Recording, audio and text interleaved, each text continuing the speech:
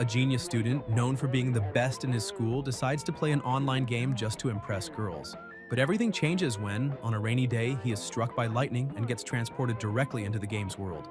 Now trapped in a reality where monsters, demons, and even gods truly exist, he realizes he can't trust anyone, and that his only chance of survival is to rely solely on his own intelligence and strength.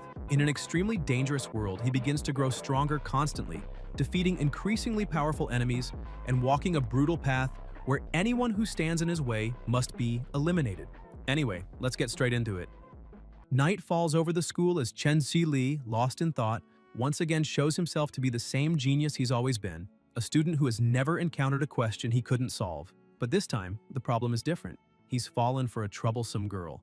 Tai Xiaomei walks up to his desk and hands him her notebook, saying she's giving him her homework again because she'll be gaming that night. The teacher notices and yells, telling her to get off her classmate's desk and stop disrupting the lesson. Chen calmly takes the notebook and says it's fine, but asks why she always does that. Xiaomei just smiles. Chen then asks if he can play with her, and Xiaomei agrees, saying she needs a healer, and setting their in-game meeting for 8:30 at the starter village, under the nickname Flaming Sweetheart. Later, the rain begins to fall and the news reports a severe storm approaching the city. Chen walks home under his umbrella, repeating her username as he goes.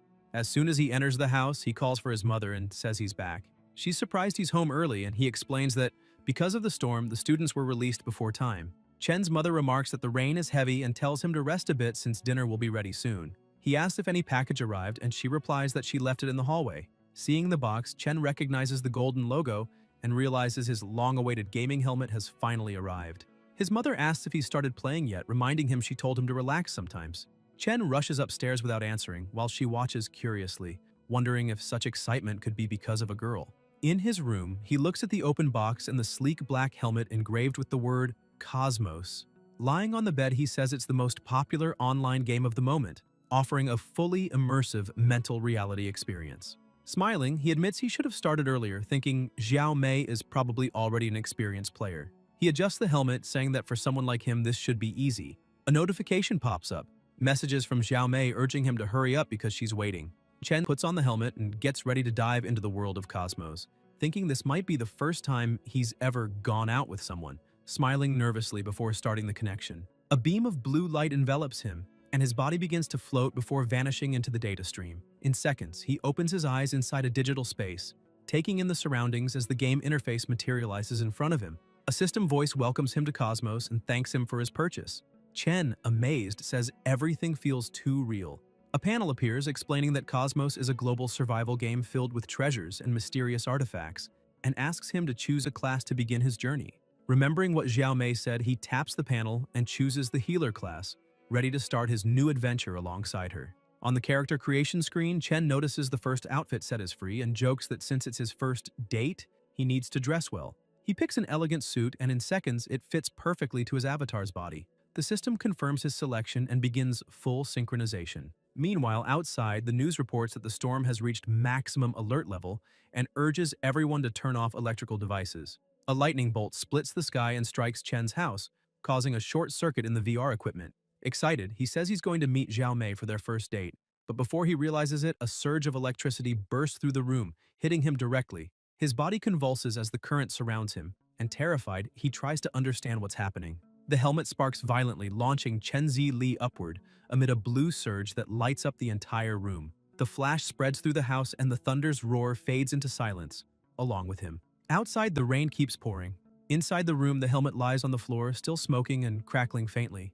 His mother hears the noise and wonders aloud why the power went out, but no one answers. She walks to her son's room, looks around, and finds it empty. Confused, she whispers, asking where he's gone, not noticing the fallen helmet beside the bed. Somewhere else, a group of dark creatures advances through the shadows, surrounding Xiao Mei, who lies on the ground, her dress torn and her face full of fear. Trembling, she screams for help as the monsters close in. Suddenly, a light cuts through the air. The creatures recoil in confusion, and among the flames rising in the forest, Chen-Si Li appears, wearing white adventurer clothes.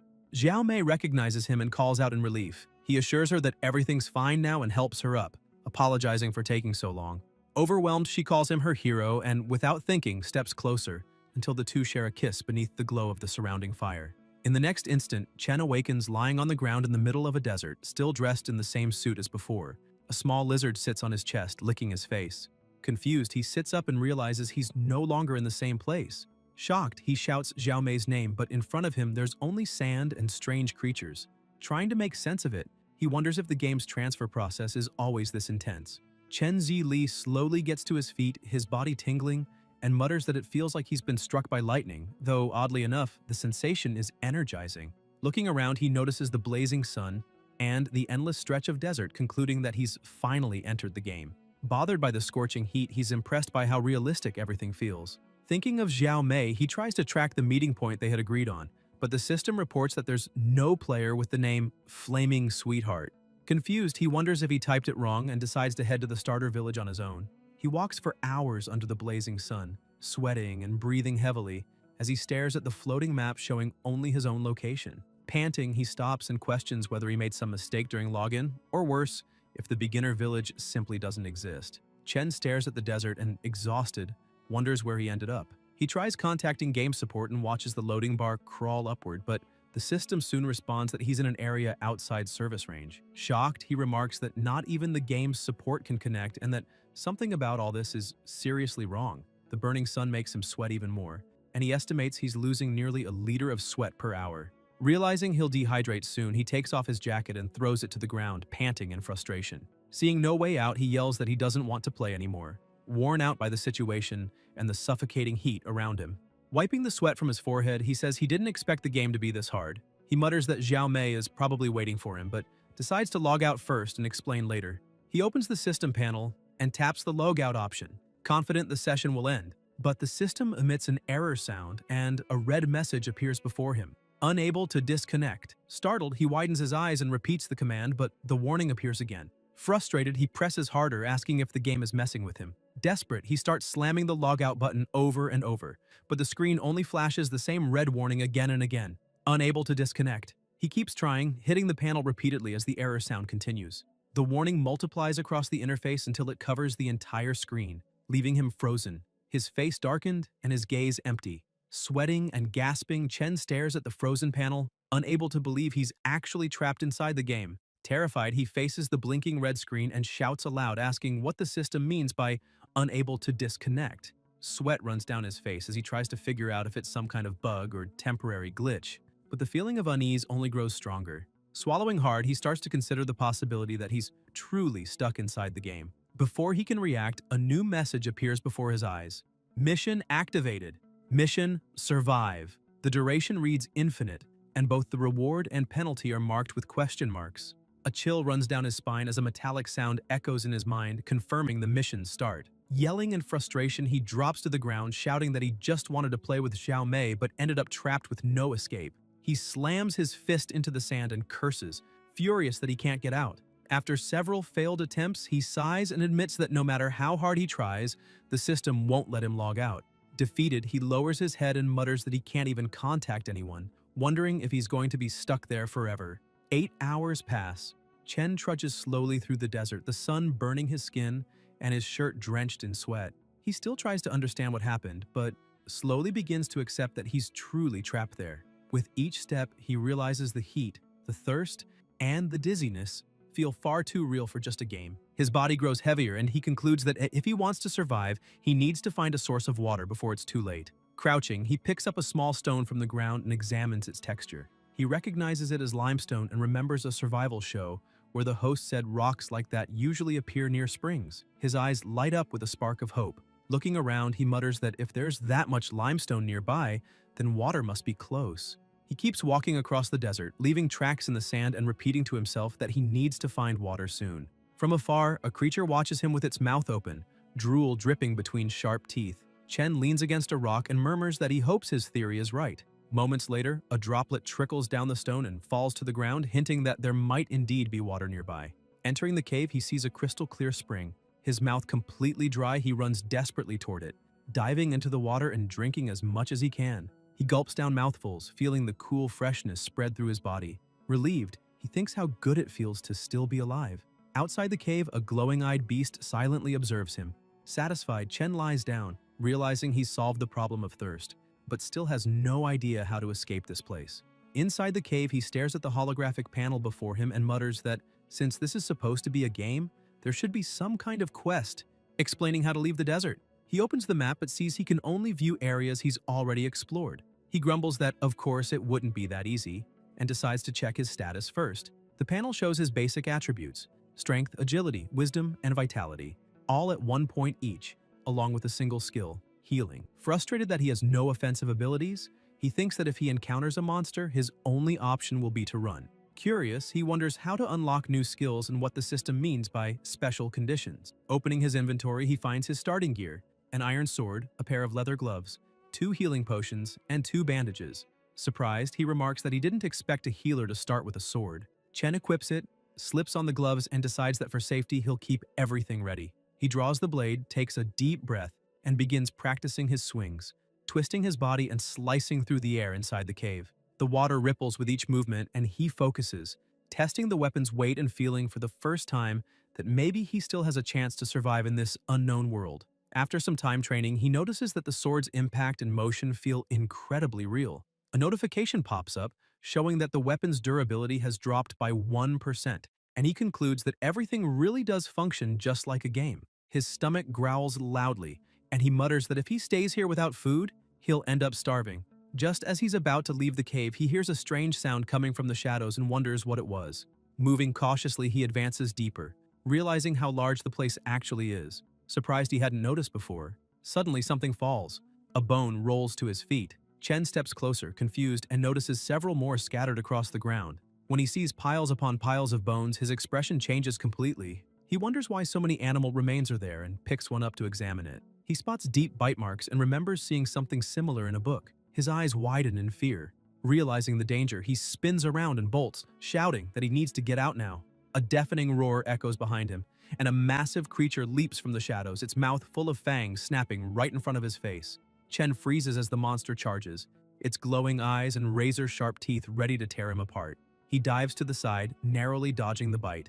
A panel flashes before his eyes, identifying the enemy as Desert Wolf Level 5, a high-endurance and high-speed beast capable of running 15 kilometers per hour under extreme heat. His heart races as the system details: main attack, bite strength exceeding 200 kilograms, weakness, lower body. Chen realizes there's a 3-level gap and the monster can deal 200% more damage. Swallowing hard, he admits that this place really does have deadly creatures.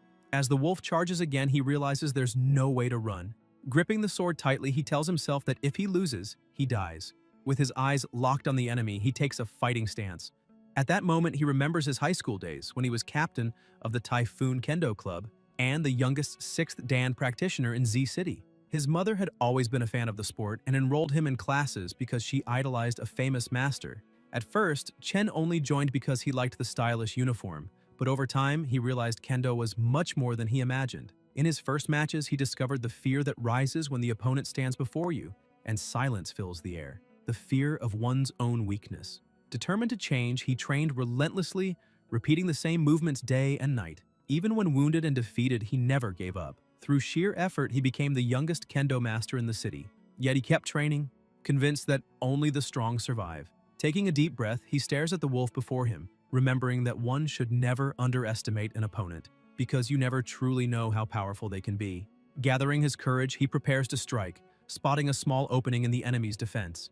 Shouting that this is his chance, he lunges forward with a swift slash, but the impact sends him stumbling back, his hands shaking. The attack did nothing. The wolf charges with brutal force, slamming into him and throwing him against the cave wall. He rolls on the ground, gasping, realizing his blade didn't even scratch it. Another alert appears. Ineffective attack. Desert Wolf's defense intact. The system highlights the creature's only weakness: its abdomen. Chen grits his teeth in frustration, realizing that even knowing where to hit, the creature's speed is insane. He can barely defend himself. Every strike targets his vital points, forcing him to retreat again and again. Weak and trembling, he leans on his sword and thinks that if this keeps up, he'll die here. The panel flashes red once more. Low HP, restore immediately. Chen glares at the warning and mutters with determination that maybe he still has one last chance. If the weak spot is its belly, then he'll have to bet everything on one final attack. He sprints down the tunnel with the wolf right behind him, the ground shaking with every step. He thinks this is his only shot at survival and steadies his breathing for their decisive strike. The wolf roars and charges. Chen twists his body just as it lunges. At the moment its jaws clamp down, he drives the sword with all his strength into the beast's abdomen, shouting to see if it can withstand that hit.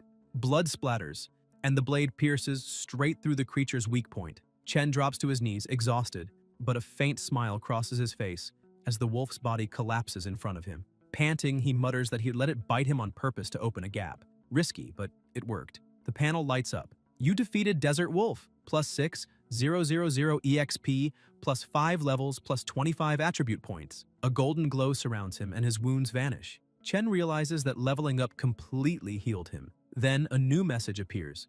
Mysterious shop system activated. He stares, surprised. Sitting on the cave floor, he sighs, realizing he's still stuck inside the game world. Remembering the experience gained from defeating the Desert Wolf and the attribute points from leveling up, curiosity gets the better of him. He decides to see what this so-called mysterious shop is and taps the blue button labeled Enter. A golden beam envelops him and he feels his body pulled by an invisible force. The scenery changes completely. When he opens his eyes, dozens of gleaming weapons float around him. Blades, armor, and all sorts of items, each with detailed descriptions. He gazes in awe at a red dagger shaped like sharp fangs called Blood Fang Dagger, boasting an attack power of 325, extra strength and speed, and a burn effect. Then he spots a golden spear, a Black Knight's armor with high physical and magical defense, and finally a sword engraved with the name Glory Excalibur. Chen blinks in disbelief and asks if this is seriously a store. The panel shifts, showing a list of categories: daily items, weapons, gear, household goods, appliances,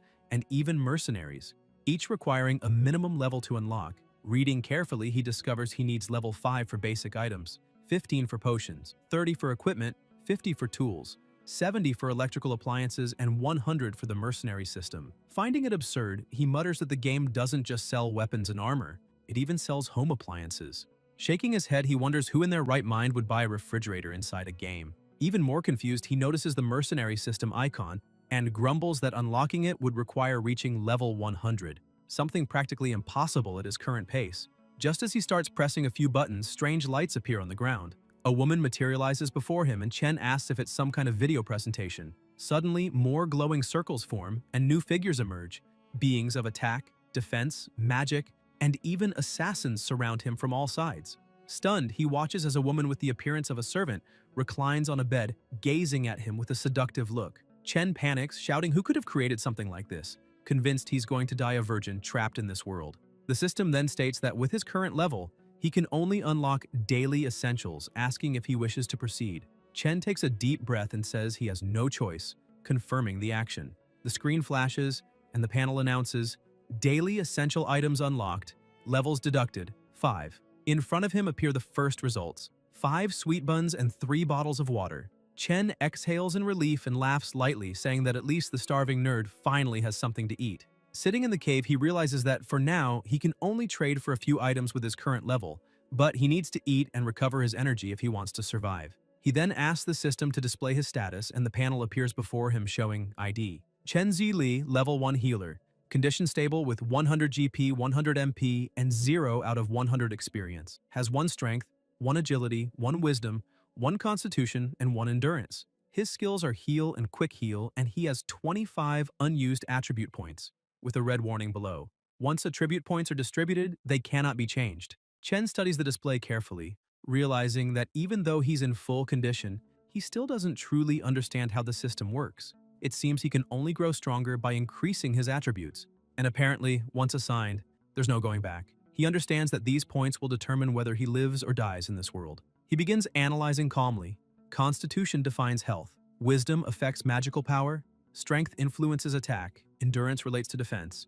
And agility determines speed. He remembers that even after defeating the Desert Wolf, there was a 5-level gap, and both its strength and speed far outclassed his own. So, if he wants to face stronger monsters later, he'll need an advantage in offense and mobility. Having made up his mind, he redistributes his points. 5 to Constitution to boost vitality, 10 to Strength for offensive power, and 10 to Agility to enhance reflexes and speed. As soon as he confirms, a surge of energy flows through his body. He feels every muscle tightening, his movements becoming lighter, quicker, and more stable. Amazed, he murmurs that he can actually feel the difference and smiles, thrilled by the sensation of getting stronger. But suddenly a noise echoes from the back of the cave. Turning around, he sees that the entire pack has returned. Dozens of wolves appear, blocking the exit, their eyes gleaming in the darkness. Chen stands up, gripping his sword, thinking it's time to test his new stats. He He charges forward, eager to measure his strength. The first wolf leaps at him, but Chen moves like lightning. One clean slash, and the beast drops dead in seconds. His eyes widen in disbelief at the result. Now he doesn't even need to strike the weak point to deal damage. As the wolves rush him, he keeps cutting them down one after another without struggle. Each defeated enemy makes the system flash with new experience notifications. His swordsmanship sharpens along with his growing attributes, and his body reacts instinctively as if he's practiced this art for years. Consumed by adrenaline, Chen leaps into the center of the pack, spinning his blade with precision and fury. The sound of steel echoes through the cave walls as he reduces the horde to a heap of corpses. Moments later, the system congratulates him. Level 15 reached, plus 24,000 EXP plus 75 attribute points. Chen smiles, sweaty and satisfied, thinking leveling up is much easier than he expected. All it takes is taking down a large number of monsters at once. Later that night, he decides to risk leaving the cave. It's late, but he has food and water, so he believes he can safely explore the surroundings. He walks through the silent darkness until he feels something under his foot. Looking down, he jumps in shock. Dozens of wolves lie dead, scattered across the ground. He crouches and studies the scene, trying to figure out why. Were they fighting each other? Hunted? Before he can reach a conclusion, a loud impact echoes nearby, and he watches in horror as another wolf is killed right beside him. Chen prepares to fight, but when he looks up, he sees something, or someone, taking down two wolves barehanded. He freezes, staring at the silhouette in disbelief. In the next instant, the shadow vanishes. Chen frowns, still staring at the panel's data, thinking how strange this is. He's certain he just saw something there, and the wolves' corpses scattered across the ground are proof it wasn't his imagination. That thought makes him wonder if there are other players trapped in this world just like him.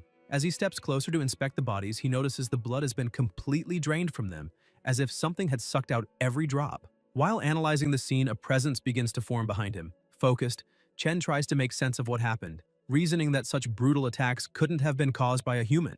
Suddenly, the system blares a red alert. Danger! Enemy attack detected! And Chen instinctively spins around, reacting on pure reflex. He slashes hard, the blade cutting into something behind him. Blood drips down the edge, and what looks like a severed arm hits the ground. The system notifies weapon durability reduced by 25%. Still on guard, Chen's pulse races as he realizes that whatever he hit was definitely not human. Before him stands a monstrous figure, vaguely human in shape, with glowing eyes and a body covered in dark markings. The creature steps forward slowly, and Chen instantly understands it must have been the one that slaughtered all the wolves. The monster raises its arm, the very one he had just cut off, and, to Chen's horror, the flesh begins to regenerate before his eyes. Within seconds, the limb is whole again. The system identifies the enemy: Wandering Dominator, Hidden Level, ruler of absolute speed within the Lucknaya Desert, feeds on the blood of living creatures. No being can escape its class. A chill runs through Chen's entire body. The Dominator's killing aura is suffocating, as if the very air around him has turned dense, pressing him into the ground. His muscles lock up. He can't move a single finger. It feels like standing before a supreme predator, and every instinct screams at him not to breathe. Cold sweat trickles down his face as he realizes this is the first time he's ever felt such genuine soul-deep fear. Then the Dominator moves. In a blink, its body disappears, and less than a heartbeat later, it's already in front of Chen, striking with impossible speed. He barely dodges, sliding across the ground. Gasping for breath, he raises his sword and shouts that no matter how scared he is, he can't back down. With all his strength, he lunges at the monster's neck, but as the blade connects, he realizes something's wrong. It passes straight through the creature as if it's made of smoke. Chen spins, disoriented, and the Dominator is already behind him. A powerful blow hits him squarely, hurling him several meters away. He stabs his sword into the ground to stop himself, his face covered in dust and blood. Breathing heavily, he mutters that this must be the absolute speed the system warned about. The Dominator walks toward him slowly, murmuring strange words in an unknown tongue. Before Chen can react, it disappears again, reappearing right in front of him and landing another crushing strike that sends him sprawling to the ground. He collapses to his knees, coughing blood, his entire body racked with pain. He thinks that last attack could have killed him, but the monster chose not to. Confused and trembling, Chen stares at the creature, wondering what it actually wants. The Dominator steps closer, speaks again in that incomprehensible language, and, to Chen's astonishment, kneels beside him. Slowly, it picks up the fallen sword, then hands it back to him. Stunned, Chen grips the weapon and stares at the being, gasping, unable to understand what it's doing. The Dominator raises its own hand, mimicking a sword, and points directly to a spot on its body, showing Chen where to strike. The protagonist remains confused, wondering if the creature is toying with him. The battle between the two resumes, the distant desert trembling with the sounds of their clash.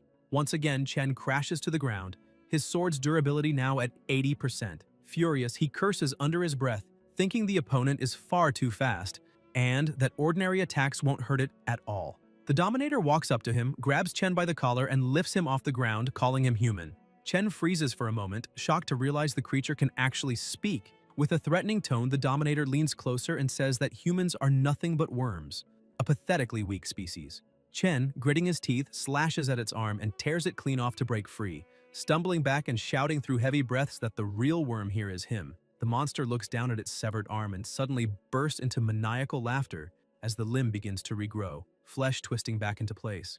Amused, it says, "This is interesting, that it's been hundreds of years since it last met a human who could make it feel this excited." Chen steadies himself, eyes sharp, and replies that he's just as thrilled. It's been a long time since he's felt so alive, so burning with determination. A surge of energy builds around him, enveloping his body completely. Memories of his family and friends flash through his mind, and he tells himself he still has an entire life ahead of him. He refuses to die here. With that resolve, he screams inwardly for his family and friends to wait for him because he will return. A beam of energy bursts from his body, shooting into the sky, the pressure shaking the land around him. His eyes, hair, and stance begin to change as the system announces, "The player's extraordinary fighting spirit has awakened the special blessing of the god Latanaya." All his attributes rise by 100 points, and Chen braces for battle. The Dominator watches in silence before muttering that this is more or less the path he should be walking, then commands him to come. Chen vanishes in a flash and reappears beside the Predator, landing a direct hit that finally deals real damage. With murderous focus in his eyes, he unleashes a relentless flurry of strikes. The system flashes red. Weapon durability, 0%. Item broken. Mid-combo, his sword shatters. Chen tosses the fragments aside and keeps attacking barehanded, landing a solid punch to the monster's face that sends it flying. Brimming with confidence, Chen shouts that he'll finish this monster off and claim all the experience he can. But as the dust settles, the Dominator is gone. Before Chen can react, the creature reappears behind him in another form and unleashes a rapid series of slashes across his body. Chen collapses to his knees again as the Dominator mocks him, saying humans truly are fools, a species no better than worms. Exhausted and nearly defeated, Chen wonders if he really still can't win, while the Dominator rises into the air, raising one hand as it gathers an immense amount of energy. A massive Reaper-like construct forms above them. With a grim tone, the monster sends it down toward Chen, bidding the human farewell. The attack crashes into the mountain, the impact deafening, engulfing Chen completely. As the power tears through him, he feels something strange, asking himself if this is how he dies. The system's cold message appears. "Player Chen HP has reached 0. You are dead." Suddenly, Chen's eyes snap open.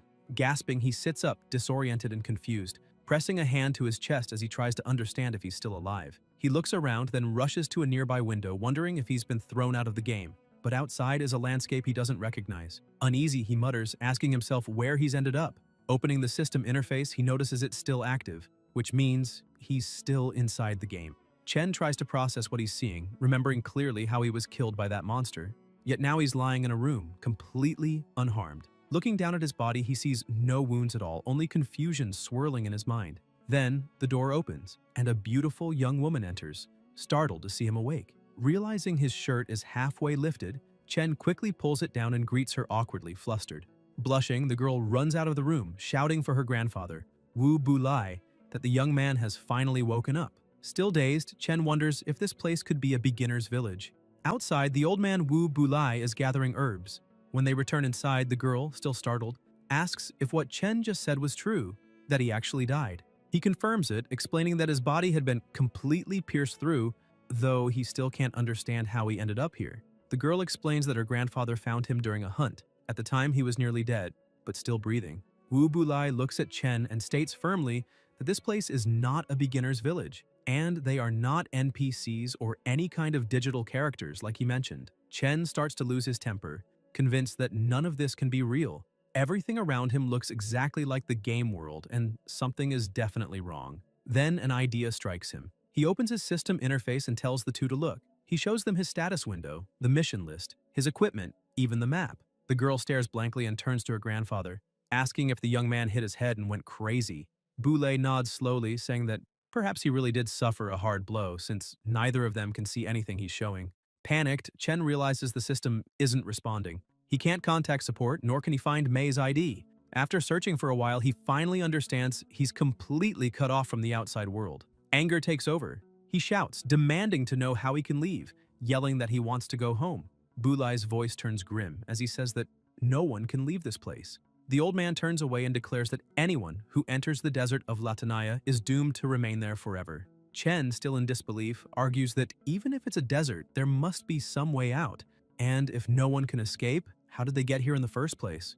The girl, whose name is Sally, explains that years ago she and her grandfather traveled to the continent of Argama to hunt a dragon, but a storm struck, and when they woke up, they were already trapped here. Bulai confirms it, saying this is the legendary desert of Latanaya, a place said to imprison even gods, and that the only way to gain freedom is to find the palace of the god Kebli. Sally, her eyes welling with tears, adds that many have tried to find the palace, but almost none ever returned alive. After so much loss, the survivors gave up and chose to live here, accepting their fate. Better to survive in the desert than die chasing freedom. Chen falls silent as Bulai walks past him and rests a hand on his shoulder, saying that new people appear here every year, but he's never seen a single one leave alive. The old man heads toward the cabin's door and says the sooner the boy accepts reality, the better it'll be for him. Before leaving, he adds that once Chen's rested, Sally will take him to the city. Chen remains still, confused and furious, refusing to believe this is the real world. It must be like in the manhwas. He's been isekai'd into his own game. Suddenly, the system chimes. A new notification flashes before his eyes. Chen stares at the screen, shocked. The system reports a new mission. Avenge the death of the god Kebli. It asks if he wishes to accept. His body trembles as new messages flood the panel. Mission introduction. You have been reincarnated under the protection of the god Kebli. Your task is to remove the seal of the god Kebli. Mission objective. Find the palace of the god Kebli in the desert of Latanaya. Defeat the monster Nabus and free the god Kebli. Reward. The key to unseal the desert of Latanaya. Sometime later, lying in the grass, Chen stares at the system panel and thinks that even though he still doesn't understand how he got here, at least he's finally found a path forward. His goal is now clear. Find the palace of the god Kebli, defeat the monster Nabus, and maybe, just maybe, escape this place. Suddenly, someone calls his name. Sally runs toward him, out of breath, asking what he's doing there. She'd been looking everywhere. Chen stands up and apologizes, saying he just needed to be alone for a while and went for a walk. Pointing at the horizon, he asks if that's the desert of Latanaya. Sally explains that it's only part of it, emphasizing that the city is completely surrounded by that same desert, stretching endlessly in every direction. She gestures around to show how vast it is. Chen then asks how long she thinks it would take to find the palace. Worried, she asks if he seriously plans to go after it. Determined, he answers yes. He has to leave this place, no matter what it takes. Turning around, he starts walking, but Sally grabs his arm, pleading that there is no palace, that it's just a legend, and if he leaves the city, he'll die for sure. Chen keeps walking, replying that he's already died once, and he'll do whatever it takes to find the palace of the god Kebli and return home. He then calls Sally and suggests they head back to the city together for now. On the way, she asks if he really intends to search for that palace, and without hesitation, he confirms. Still anxious, Sally warns that the desert is filled with powerful monsters, ones even her grandfather doesn't dare claim he can defeat. Chen smiles and tells her not to worry. He's strong too. Suddenly, attacks fly toward them, catching them off guard.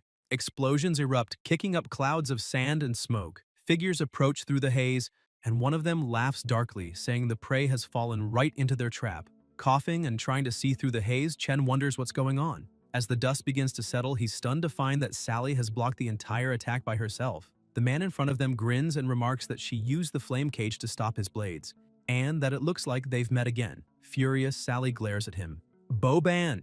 Chen, still confused, asks what's happening and why they're being attacked. Sally answers coldly that more terrifying than the monsters of the desert are the bandits. Trash who prefer hunting and robbing people instead of facing the beasts outside. Ban laughs loudly, releasing a strange energy that leaves Chen speechless, unsure what kind of ability he's witnessing. Shouting, Ban says that last time Sally managed to escape, but this time she won't get away with the same trick. Sally unleashes her own power and yells at Chen to run back and get Bulai's help, saying she'll hold them off as long as she can. Meanwhile, the old man is tending to the crops when a storm begins to form, lightning flashing across the sky. He looks up and mutters that another storm is coming, and that by now his granddaughter should have been back from the city. Ban faces Sally again, asking if she really thinks he'll let Chen run for help. He reminds her that she knows her attacks can't hurt him, so it would be better if she just came with him willingly. Maybe then he'd spare her idiot friend. Sally yells that not even in his wildest dreams should he say something like that. Ban frowns and says she can't blame him for being rough then. Sally turns to Chen and urges him again to run while she figures out a way to stop them. But he refuses, leaving her stunned. She asks what he just said, and Chen answers firmly that in his dictionary, the word run doesn't exist. Even though they just met, he's not the kind of person who abandons a companion and runs away. Ban grabs Chen by the face and slams him hard against a tree, bashing his head. Sally screams in panic as Ban presses him harder, calling him trash and demanding to know who he thinks he is to talk like that, saying that in this world people don't use words to prove themselves, only strength. Chen grips Ban's wrist and through clenched teeth asks if he really thinks he's strong, needing all that power just to make a cowardly sneak attack. He shoves back and Ban quickly dodges, retreating. Shocked, Ban realizes that Chen's raw strength alone was enough to wrench his wrist out of place. On the other hand, Chen is also taken aback, realizing Ban's speed is far beyond normal. Even with his boosted agility, he could barely follow the shadow's movement. Sally asks if he's okay, and Chen nods, telling her not to worry. She turns to Ban and demands to know what he's really after. Annoyed, Ban shouts that he's told her countless times already. He wants her to be his woman. Sally glares and says that's impossible, telling him to give up. Chen mutters that Ban's just being annoying to force her into saying yes, which makes Sally blush in embarrassment. Ban feels his jealousy boil over and growls, asking what she sees in him, insisting that the only reason she keeps rejecting him is because of Chen. Sally yells at him to stop saying nonsense, repeating that Chen is just a friend, but Ban snarls back, calling it an excuse, and challenges Chen to a fight, man to man. He swears that if he loses, he'll leave Sally alone forever. At that moment, the system window flashes in front of Chen, glowing in a different color. New side quest unlocked. Madness of Shadows. Condition: defeat the Shadow Swordsman, Boban. Reward: lost map of Latanaya. Chen stares in disbelief. Did that really just activate a quest?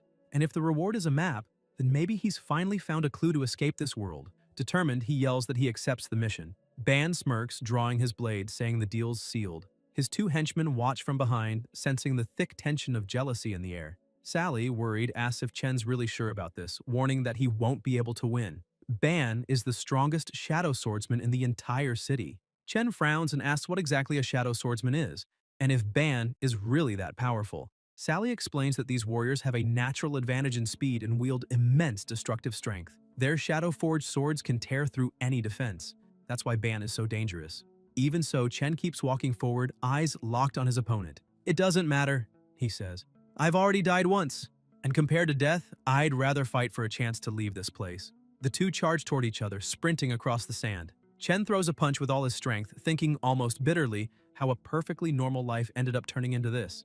If Chen could win this fight, maybe he could finally change his fate and find the map that would lead him out of this place. However, Ban dodges the strike with ease and reappears behind him. Chen reacts with a kick, but the speed of the shadows is far too great and Ban evades again. The swordsman looks at Sally with disdain and asks if the strength of the man she's in love with is really just that. Still trying to grasp the situation, Chen notices something odd. Ban isn't attacking, only defending, which makes him suspect he's hiding something.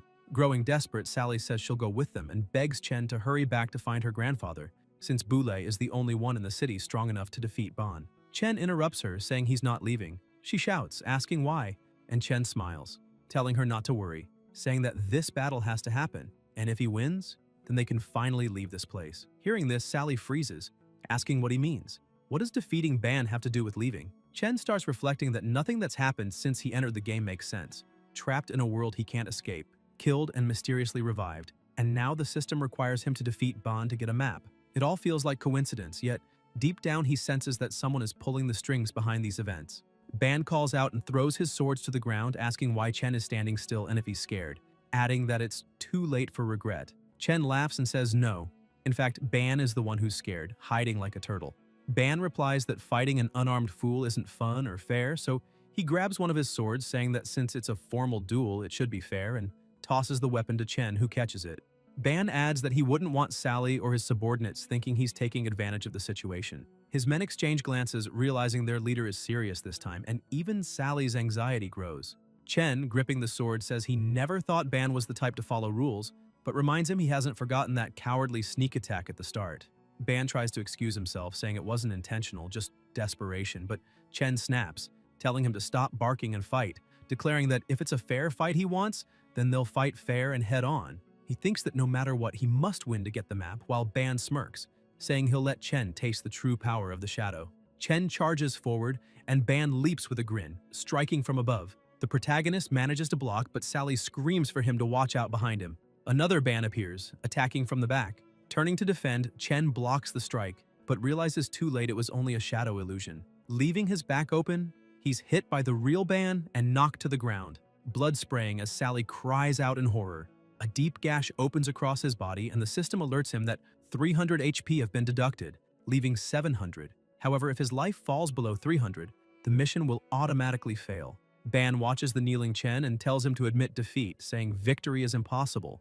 The system window flashes again, detecting physical damage and asking if he wishes to use the healing function. Chen stands up and growls that he's never once admitted defeat in his life. Looking at the system, he confirms, and his wounds close as his clothes mend. His healing level is only 1, so his HP doesn't recover much, but the bleeding stops. Ban's subordinates burst out laughing, mocking that a priest challenging a shadow swordsman is the funniest thing they've ever seen. Ban tells Chen to leave Sally and go, saying a healer isn't worthy to face him. He turns his back and starts to walk away, but Chen taunts him, asking if he's scared to be beaten by a priest and humiliated in front of Sally. Ban freezes, furious, demanding to know what Chen just said. Chen tells him to stop talking and start fighting for real.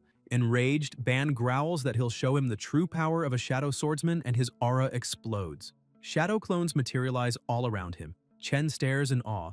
The opponent has split into 3. He realizes that shadow assassins must rely heavily on clones in battle and starts analyzing the pattern. Last time, the clone attacked from the front and the real Ban struck from behind. That must mean the clone and the real body can switch positions at any moment. He concludes that this is an extremely troublesome class to fight. Ban keeps talking, saying that Trash, who awakened as a healer, disgusts him, and since Chen wants to see true power, before dying he'll let him witness the invincible attack of the shadow assassins. Chen tells him to stop talking and use everything he's got, then charges forward. Ban, thinking Chen is just an arrogant child, orders one of his shadows to play with him for a while. Instantly, the shadow rushes forward, and when their blades clash, the pressure in the air is strong enough to make even the onlookers flinch. They keep exchanging blows, and Chen realizes that the clone is so powerful he can barely block its attacks, and there are still 2 more. Suddenly, another shadow appears behind him. Ban laughs, saying that last time Chen was lucky enough to block, but this time luck won't save him. Blood sprays through the air and Chen's sword falls to the ground, leaving everyone stunned. But in truth, the shadow that attacked from behind is the one cut in half. Ban freezes, trying to understand how that's possible. He saw Chen dodge correctly, yet the outcome doesn't make sense. Chen steps back, breathing hard, thinking that was way too close. He almost died again. Then the system floods him with messages. Congratulations! Due to your increased agility, you have obtained a new skill. Explosive Slash, Level 1, Hidden Ability. While facing a fatal strike, you unlocked a skill based on agility. Explosive Slash. Effect. Dodges all physical attacks for 2 seconds, cannot dodge magic attacks, and the next attack deals 150% of normal damage. Cooldown, 5 minutes. Chen realizes that without unlocking that skill in that exact moment, his head would have been cut off. He steadies himself and prepares to face the remaining clones. Ban laughs, saying that was interesting. The boy dodged twice, but only managed to destroy 1 clone. He declares the real fight starts now. Ban calls his sword back. The weapon instantly vanishes from Chen's grasp and reappears with its master. Ban says that pitying one's enemy is cruelty to oneself and admits he underestimated Chen. Then, shouting, he warns the protagonist to open his eyes and watch closely. The shadows begin to move, their blades merging into one. Ban activates Limit Break, Spirit Strike. The shadows spread across the ground, circling Chen. One attack comes at him. He dodges. But immediately several more strike from every direction. He uses all his agility to evade, but the barrage grows faster, more intense, until the blades start grazing him. Outside the ring, Ban laughs and mocks that Chen can dance all he wants. The system warns that his HP has dropped to 30% and urges him to heal immediately. Chen realizes he's in serious trouble. Without a weapon, all he can do is dodge. Suddenly, Ban appears right in front of him, releasing a wave of darkness straight at his chest. Smirking, Ban says the Reaper has come to save Chen's life. A barrage of attacks follows, crashing down one after another without pause.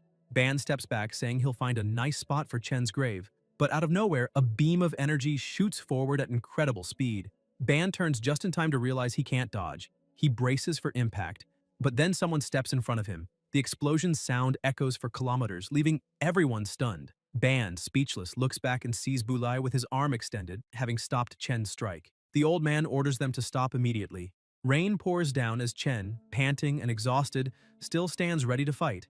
Bulai insists he stop, but Chen, still angry, only steps back. Sally rushes to him, asking if he's okay. He nods, eyes still fixed on Ban. The old man walks closer, saying they all need to leave as a storm is coming. Ban, however, starts laughing, finding the situation amusing, asking if Bulai really thinks his arrival means they can just walk away that easily. Bulai replies coldly that if he hadn't intercepted Chen's attack, Ban would already be dead. Ban hesitates, unsure if he heard right, then scoffs, saying that's impossible, that Bulai's talking nonsense because how could a priest kill him? He insists that if he hadn't gone easy, he would have finished Chen off long ago. At that moment, the system window appears once more. Mission complete. Madness of Shadows. Victory condition. Defeat the Shadow Swordsman Ban. 1/1. Rewards. Map X1, 15,000 EXP. Hidden key obtained. Chen is stunned, wondering if the system really counted that as his victory. Bulai completely ignores Ban, puts a hat on his granddaughter's head and says the storm is getting too close. They need to leave immediately. Ban's subordinates also try to convince him to retreat before the storm hits. Even so, unable to accept defeat, Ban yells for Chen to come back, shouting that their fight isn't over yet. Chen glances over his shoulder while Ban keeps calling out, demanding to finish what they started. For a brief moment, Chen just looks at him silently until Sally calls his name again, asking what he's staring at since the storm is almost there. He exhales and answers that he's coming. Sometime later, inside a cabin, Sally is treating Chen's wounds, telling him to stop moving. Bruised and battered, he replies that it'll be over soon and asks her to just hold on a little longer. Sally sighs, saying it's impossible to apply medicine if he keeps squirming. Chen apologizes, saying he's caused trouble for her and her grandfather again. She asks why he's apologizing and admits she never imagined he'd be that strong. Chen thinks to himself that even after gaining experience, his level didn't increase and his wounds still needed real treatment, making him realize he must understand the upgrade system better. He changes the subject and asks if she knows Ban. Finishing the bandage, she nods and says yes.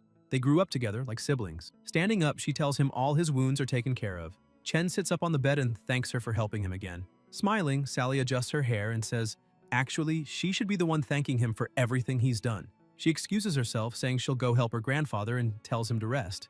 Alone in the cabin, Chen looks out at the rain and remembers another day when it poured just like this. He thinks of his mother, wondering how worried she must be, unable to find him. Then, determined, he opens the system. He tells himself he'll find a way back soon. After defeating Ban and completing the mission, he received the map of Latanaya. Now, all he needs to do is reach the sacred temple, defeat the boss inside, and finally return home. Looking at the map, he smiles, thinking this is great.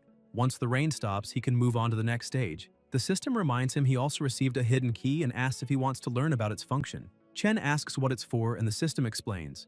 During battle, mysterious treasure chests of various colors will randomly appear. White, green, purple, red, orange, and black. Using a key to open one will grant a random jewel or equipment piece that cannot be purchased in the market.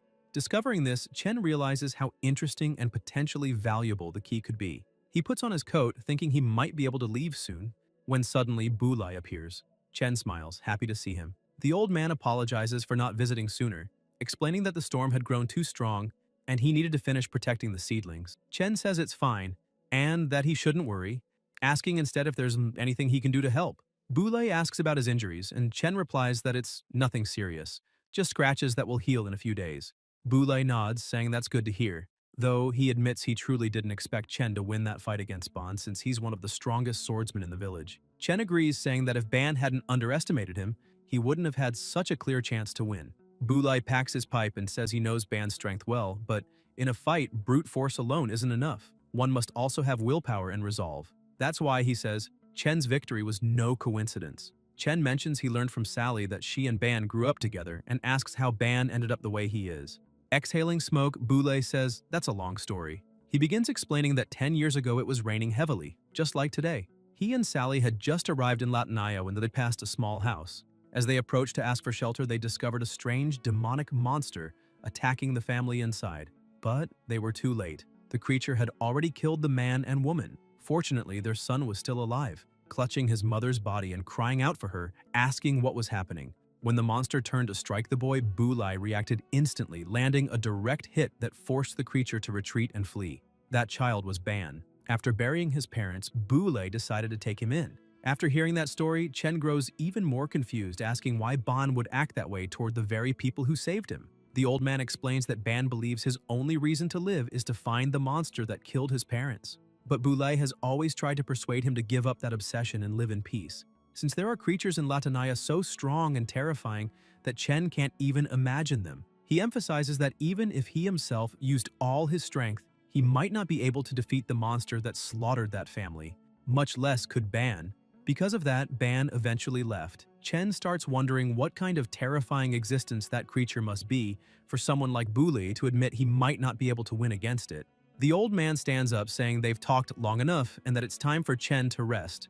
Still lost in thought, Chen keeps reflecting on the story and the existence of that monster, realizing that even though he has a map, he'll have to travel through the desert to find the temple, and he has no idea how many powerful beasts lurk out there. He'd already been killed easily by one before, and with his current strength, he could die again before even reaching the temple. The last time he fought a powerful monster, he received an attribute bonus, yet he still died effortlessly. With his current power, it's no use. No matter what, he must get stronger. Determined, he calls out to Bulai, asking him to wait a moment, and shouts that he wants Bulai to train him, to teach him how to fight, saying he needs to grow stronger to find the temple and escape that place. Bulai grabs his hat and keeps walking out of the house, telling the boy to just rest well, but Chen insists, saying he's serious and has an idea of how to get out of there. Bulai keeps walking and Chen, frustrated, slams the door, asking what he's doing. Ban and Bulai separated for this very reason, and now he'd been too impulsive to bring it up. From outside, the old man replies that when morning comes and the storm ends, Chen should meet him on the hill. If he can pass the test, Bulai will agree to train him. Excited, Chen promises to give everything he's got to succeed. Walking away, Bulai thinks to himself that he doesn't fully understand why, but after meeting Chen, his hopes of escaping that place have been rekindled. During the previous battle, the boy displayed terrifying strength. Even the Thunder Shield, his strongest defensive ability, had begun to crack when blocking one of Chen's attacks. Maybe that young man really could be the one to get them all out of there. Still standing by the door, Chen receives a daily mission reminder. 10 kilometers of weighted running, 3,000 weighted push-ups, and 2,000 sit-ups. Upon completion, you will receive 4 bonus attribute points. Except, he thinks it sounds like hellish training, but the attribute points are too valuable to refuse, so he accepts. The next morning, he ties a log to his back and starts running, thinking how thorough the system is in adjusting the ideal weight. After completing the 10 kilometers, he moves on to push-ups and sit-ups. As he trains, he smiles, realizing it's been a long time since he's felt the drive to fight for a goal, and that challenge makes him happier than solving complex problems ever did. When he finishes, he collapses to the ground, exhausted, and the system announces the mission's completion and the reward granted. Lying in the shade, he wonders which attributes to enhance. Sitting under a tree, he concludes that, considering his healing and defensive skills, the best choice would be to add 2 points to intelligence and 2 to endurance. Suddenly, he hears someone calling his name. Sally runs toward him, wearing modest clothes, and Chen stands up, asking what she's doing there. She explains she brought breakfast and, not finding him at the house, asked her grandfather, who said he was probably there. Sally notices he's shirtless and asks if he's been training, saying that if so, he must be starving, then hands him a package with food. Chen explains that Bulai agreed to train him, so he came to prepare. Surprised, Sally asks if it's true her grandfather accepted to teach him to fight. Chen confirms, and she smiles brightly, excited to see what kind of abilities he'll awaken. Confused, Chen asks if he isn't already a priest and whether he can really awaken other skills. Sally explains that yes, he can. Priest is only the profession granted by God, while elemental attributes are determined by personal affinity. Just like she uses the fire attribute, Bulai wields thunder, and Ban the shadow, each one is unique. The profession defines one's path of growth, but the attribute defines combat ability. Hearing that, Chen becomes even more eager, excited to discover what his element will be once he awakens.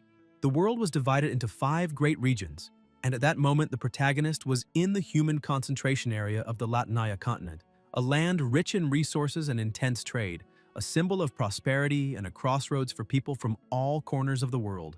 To the west lay the blazing volcanic land of Megara, birthplace of the legendary Dragon Knight. To the north stood the frozen Kessencedo, known as the Land of Winter, where giants and berserk monsters roamed mountains filled with crystals. In the east stretched the mysterious Vergama forest, home to magical elves and mystical creatures. And to the south was Chubitik, the territory of the dwarves, masters of craftsmanship and forging, also called the End of the World. Sally explained that, according to rumors, that place was connected to the infinite sea that led to the realm of the gods. It was said that by crossing it, one could reach the divine dwelling and obtain limitless power. At first, she believed it was just a legend, but upon arriving there, she began to feel it might be real. Chen crouched down and agreed with her, saying they needed to find that palace to escape the desert. It wasn't just a rumor. They really could leave that place. Sally's eyes lit up with hope, and she nodded with a faint smile. At that moment, Boulay suddenly appeared, saying he hadn't expected to see them so soon. Startled, Sally stood up, and the old man, with his teasing tone, asked his granddaughter if she had already confessed her feelings to Chen, since things seemed to be moving too fast. Embarrassed, Sally walked up to him and asked him to stop. Laughing, Boulay turned to the protagonist and asked if he was ready for the test. Without hesitation, Chen replied that he was. The old man then explained that, in the beginning, the gods created many races, attributes, and professions, but there was something common among them all: the elements, the foundation that sustained that world. He said not everything there could be seen or touched, citing examples like water, fire, thunder, earth, wood, and also intangible elements such as light and shadow. To master elemental power, the user needed to feel it and awaken it. Boulay closed his eyes and focused deeply. Soon, the energy of his element began to envelop his body. He crouched down, touched the ground, and told Chen to feel that presence within himself. Suddenly, an electric current ran through the old man, making the protagonist widen his eyes. Boulay stood up again and a magic circle shone on the ground. He explained that the circle would teleport Chen to a hidden dungeon somewhere in the Latanaya desert, one he had discovered during his hunts. Then he drew an ancient sword from his waist. "Her name is Ozil," he said. "She's been with me for many years." And he handed it to the young man. He explained that in 3 days he would open the portal again, and if Chen managed to use that sword to defeat the Beast King and bring back its head, he would have passed the test. Before letting him go, Boulay warned him never to forget. Only by awakening his elemental power could he unlock the sword's full potential and defeat the enemy. With a serious tone, the old man warned that once teleported, there would be no return. If he wished to give up, that was the moment. Chen, however, smiled confidently, gripped the sword tightly, and said he wouldn't back down. He stepped into the magic circle and declared he would return with the Beast King's head. As soon as he entered, the system notified, "Dungeon mission activated." The objective was to kill the Beast King and bring back its head within 72 hours. Chen confirmed the mission, and the system announced it was in progress. Then, a bright light surrounded him, and he vanished like lightning. Boulay watched silently and commented that the monsters in that dungeon had extremely high defense, and only those who had awakened elemental power could defeat the Beast King. He concluded that the fastest way to awaken that power was by surpassing one's own limits in moments of desperation. Amid the dark desert, Chen finally reached his destination and began walking among dunes covered in thick black sand. The sky above was heavy with no sign of light, and the air carried a rotten, repulsive stench. He frowned, but chose to ignore the discomfort. After all, his mission was clear: eliminate the monsters and defeat their king. Opening the system panel, he analyzed the situation and realized that with his current level, facing the boss directly would be suicide. He first needed to eliminate smaller creatures, gain experience, and grow stronger before confronting the king. While reflecting on this, a strange sound echoed behind him. Chen turned at the last second, dodging something that nearly hit him. Surprised, he wondered if he had already been detected so soon, but then spotted the figure ahead, a grotesque monster with a slimy body and twisted tentacles. The system identified it: Dotem, level 20, the most mysterious monster in Latanaya. Chen raised his sword, thinking that even without awakening his elemental power, he could still fight. After all, the strength of a weapon depended on how it was used, and he wanted to test the true potential of the blade Boulay had entrusted to him. Advancing without hesitation, he attacked. Each movement was firm, driven by the certainty that the experience he gained would make him stronger. Dotem countered with a ferocious strike, hurling its tentacles like spears. Chen dodged with precision, guided by a battle instinct that grew with each clash. He sliced through the tentacles with a clean strike and muttered to himself that all he needed to do was keep defeating monsters, gain experience, level up, and grow stronger. The monster attacked again, this time releasing a storm of tentacles. Chen retreated, gathered momentum, and charged forward with incredible speed. Within seconds, he shredded every one of the creature's limbs. He felt his blood rush, and a smile formed on his face. The feeling of growing stronger with every battle was addictive. He drove his sword into Dotem with full force, twisting the blade until it cleaved the monster's body in two. The system immediately notified, experience gained, 35,000 points. Level increased to 17. Attribute points gained, 5. Chen looked at the notification and smiled. It kept him focused, motivated to continue. But before he could rest, a horde of monsters appeared in the distance, charging toward him. He took a deep breath and prepared himself. the battle had only just begun. Meanwhile, somewhere else, under the night sky, Ban was training relentlessly, striking the same rock again and again until it crumbled to dust. Exhausted, he fell to his knees, panting and frustrated. "It's impossible! How could I lose?" he muttered, remembering the moment when Chen, a mere healer without elemental power, unleashed a devastating attack that made him tremble with fear. The image of Bulai blocking that blow also replayed in his mind. Even though he had never seen the old man use such a skill, Ban knew he had barely managed to stop Chen's strike, and that enraged him even more. Back in the desert, Chen continued his massacre. Each defeated monster raised his level, and the energy flowing through the system restored his wounds and vitality, turning him into a true war machine. When the last enemy fell, the system announced, "Level 25 reached. Attribute points available, 45. Medical shop unlocked. Do you wish to use 15 levels to activate the medical device?" Chen hesitated. He had no idea what this so-called medical device could do, and in the dark silence of the desert, he had to decide carefully whether it was worth the risk. He sighed, feeling a faint headache as he thought about how hard he had worked to reach that level, only to find he would need to sacrifice 15 levels to unlock the medical shop. The idea seemed absurd. He kept analyzing the system closely. If that really was the standard, then the higher he climbed, the harder it would be to reach the next level, and the cost of unlocking or purchasing items would also increase. Silently, he calculated. If he wanted to unlock all shops up to the maximum level mercenary shop, he would need around 300 levels. Still uncertain, he considered saving his levels to invest in higher tier shops later. That seemed like the smartest choice. However, the current situation gave him no choice. He needed to survive the Beast King, and some medical items might be the difference between life and death. He opened the medical shop and was surprised by the options displayed. There were potions for recovery, enhancement, function, recharge, and speed. The first caught his eye. Recovery Potion, Berserker Warrior's Release, costing 8 levels, instantly restored 50% of health and regenerated 300 points per second for 10 seconds, with a cooldown of 300 seconds. Another even more impressive one was the Enhancement Potion Burning Tears of Crumb, costing 10 levels, granting 300% critical damage, and applying a burn effect lasting 20 seconds, with a cooldown of 20 minutes. Chen's eyes widened. He realized the shop's potions scaled with his level. The more health he had, the more they would heal. If someday his health bar reached 10,000 points, he could recover 8,000 in just a few seconds. So, I could basically become invincible with this, he thought, half shocked and half thrilled. Decided, he confirmed the unlock. The system congratulated him. Medical shop unlocked. 15 levels consumed. He then purchased the recovery potion. Berserker Warrior's Release obtained. 8 levels consumed. Current level, 2. Chen looked at the sword and took a deep breath. Now, with 2 healing potions, he felt as if he had 2 lives, and that made him more confident. However, his glory didn't last long. His stomach began to growl loudly. He looked at the system and realized that after fighting for so long, he had spent too much energy. Only 2 levels remained. Curious, he opened the Daily Accessories tab and found a simple basket of bread whose effect read, "Quickly reduces hunger." He bought it without hesitation. As soon as he took the first bite, he grimaced.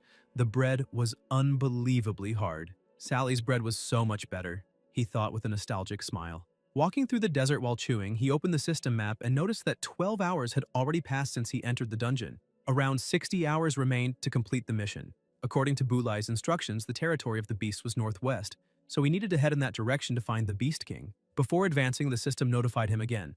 "Attention! You still have 45 unassigned attribute points." Chen blinked, remembering that he had completely forgotten about that. He opened the status panel and analyzed his stats. His strength and agility were high, but his health and defense were still low.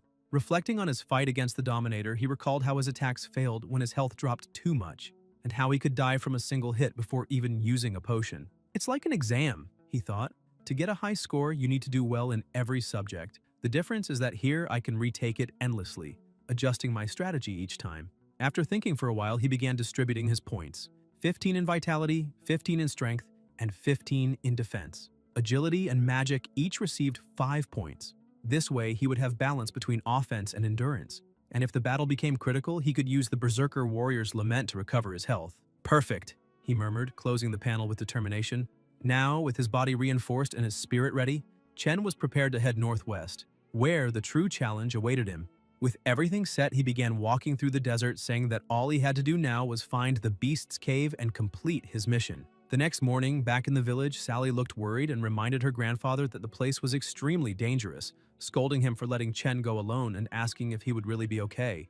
Bulai, tending to the crops, told his granddaughter not to worry, explaining that he had placed a mark on the sword and that if Chen was near death, he would be able to bring him back. Still, Sally remained uneasy and questioned why he would send the protagonist there without explaining anything, also pointing out that she had never heard of her grandfather ever visiting that cave himself. The old man stopped what he was doing and said he had only met Chen by chance while hunting. Then he stood up, saying he needed to go to the city and reminded Sally not to forget to cook the rice.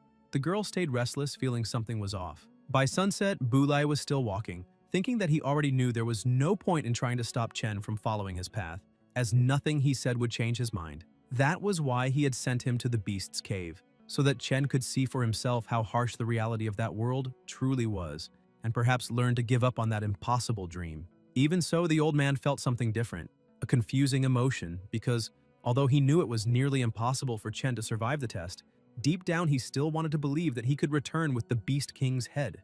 With the flame of hope burning inside him, Bulai lifted his gaze toward the horizon and murmured that if Chen truly could do that, everyone would believe he was the chosen one destined to free them, the god of that village. Meanwhile, in the desert, Chen had already been walking for about 3 hours.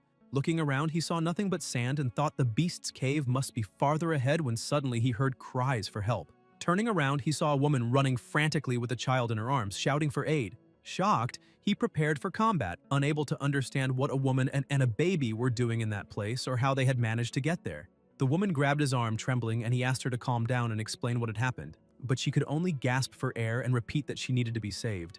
Suddenly, heavy sounds echoed through the desert and the woman began trembling even more, saying that there was a monster. Moments later, 3 creatures appeared, 2 gigantic beasts and 1 smaller figure. The 2 larger ones were demonic beasts from the Latinaya desert, creatures of overwhelming strength and endurance, tank-type monsters with slow movements. The smaller one was a barbaric beast man at level 40, a low-intelligence beast tamer capable of controlling the giants and commanding them in battle. Chen was surprised to finally encounter a beast man and told the woman to step back, realizing that this opponent was far stronger than any monster he had faced before, and worse, possessed intelligence, just like the kidnappers he had fought earlier. Despite the danger, excitement stirred within him, for the presence of a beastman meant that their lair must be nearby. Before the battle began, he glanced back at the woman and her child, wondering if they too had been teleported there, just like him and the old man. The woman, panicked, held her child tightly, and Chen knelt beside her, assuring her that he would keep them safe. The beastman began to mock them, calling them foolish, cowardly insects, and Chen grew irritated, thinking this was becoming a joke. The last enemy he killed had called him the exact same thing. "Why does it always have to be insect?" he muttered before hearing the barbarian shout that they should stretch their necks and enjoy the pleasure of being chewed down to the bone. The beastman laughed loudly and commanded his monsters, saying it was time to feel the thrill of slicing those insects into pieces. However, before he could even finish his sentence, Chen charged forward and struck one of the giants with a devastating kick, sending it flying backward and slashing it repeatedly with his sword. Spotting an opening, he delivered another powerful strike, hurling the ogre far away. The woman, still clutching her child, watched in shock, astonished by the protagonist's strength. Chen realized he had indeed grown much stronger after leveling up. The beastman stared at the scene in disbelief, turned to the remaining creature and shouted, demanding to know why it was standing there like an idiot and ordering it to attack the human at once. But upon seeing its fallen companion, the ogre began to tremble in fear and then fled. Furious, the beastman roared, asking what the hell was going on, but quickly regained his composure, snarling that it didn't matter. He would show, all by himself, how to exterminate a worthless insect. In the blink of an eye, Chen's sword was already pressed against his neck. He ordered the beastman to drop his club and not move or his head would fly. With no choice, the barbarian obeyed, and Chen demanded to know why he had been trying to kill the woman and child. The enemy answered arrogantly, claiming to be a servant of God and warning that if he died there, his god would curse Chen for the rest of his life. Chen then turned the blade and struck him across the face, making him scream in pain, warning that next time it would be the edge. He then asked where the beastman's dwelling was. Trembling, the barbarian pointed toward a mountain and said it was there. Chen looked in that direction and realized he was probably telling the truth. It matched the same point marked by the system, the Black Rock Mountain, where the lair was likely located. Noticing Chen's distracted gaze, the beastman suddenly lunged toward the woman and her child, grabbing them. Laughing hysterically, he shouted that Chen had been working too hard to protect those 2 insects, and that now he would watch as he devoured them slowly, savoring their blood. A dark energy began to radiate from his body. Enraged, Chen focused entirely on the target and charged, But before he could act, another man appeared beside him. Seeing the two of them, the barbarian realized it was over. Both struck simultaneously, sending the monster flying. Chen was stunned by the stranger's sudden appearance. The man smiled and complimented him, saying his move wasn't bad at all. Moments later, several others arrived, rushing to help the woman and child. Still confused, Chen asked who they were and how they got there. The blonde man explained that he and his group had been mysteriously transported to the desert 3 days earlier and had been under constant attack from the beastmen ever since. During the chaos, one of their companions was captured, so they had followed the tracks until they found Chen. He introduced himself as Bros, a warrior, and said it was a pleasure to meet him. Behind him, a hooded man named Philoga, an assassin, and a green-haired girl named Rachel, a healer, were introduced. Chen shook Bros's hand and introduced himself as well.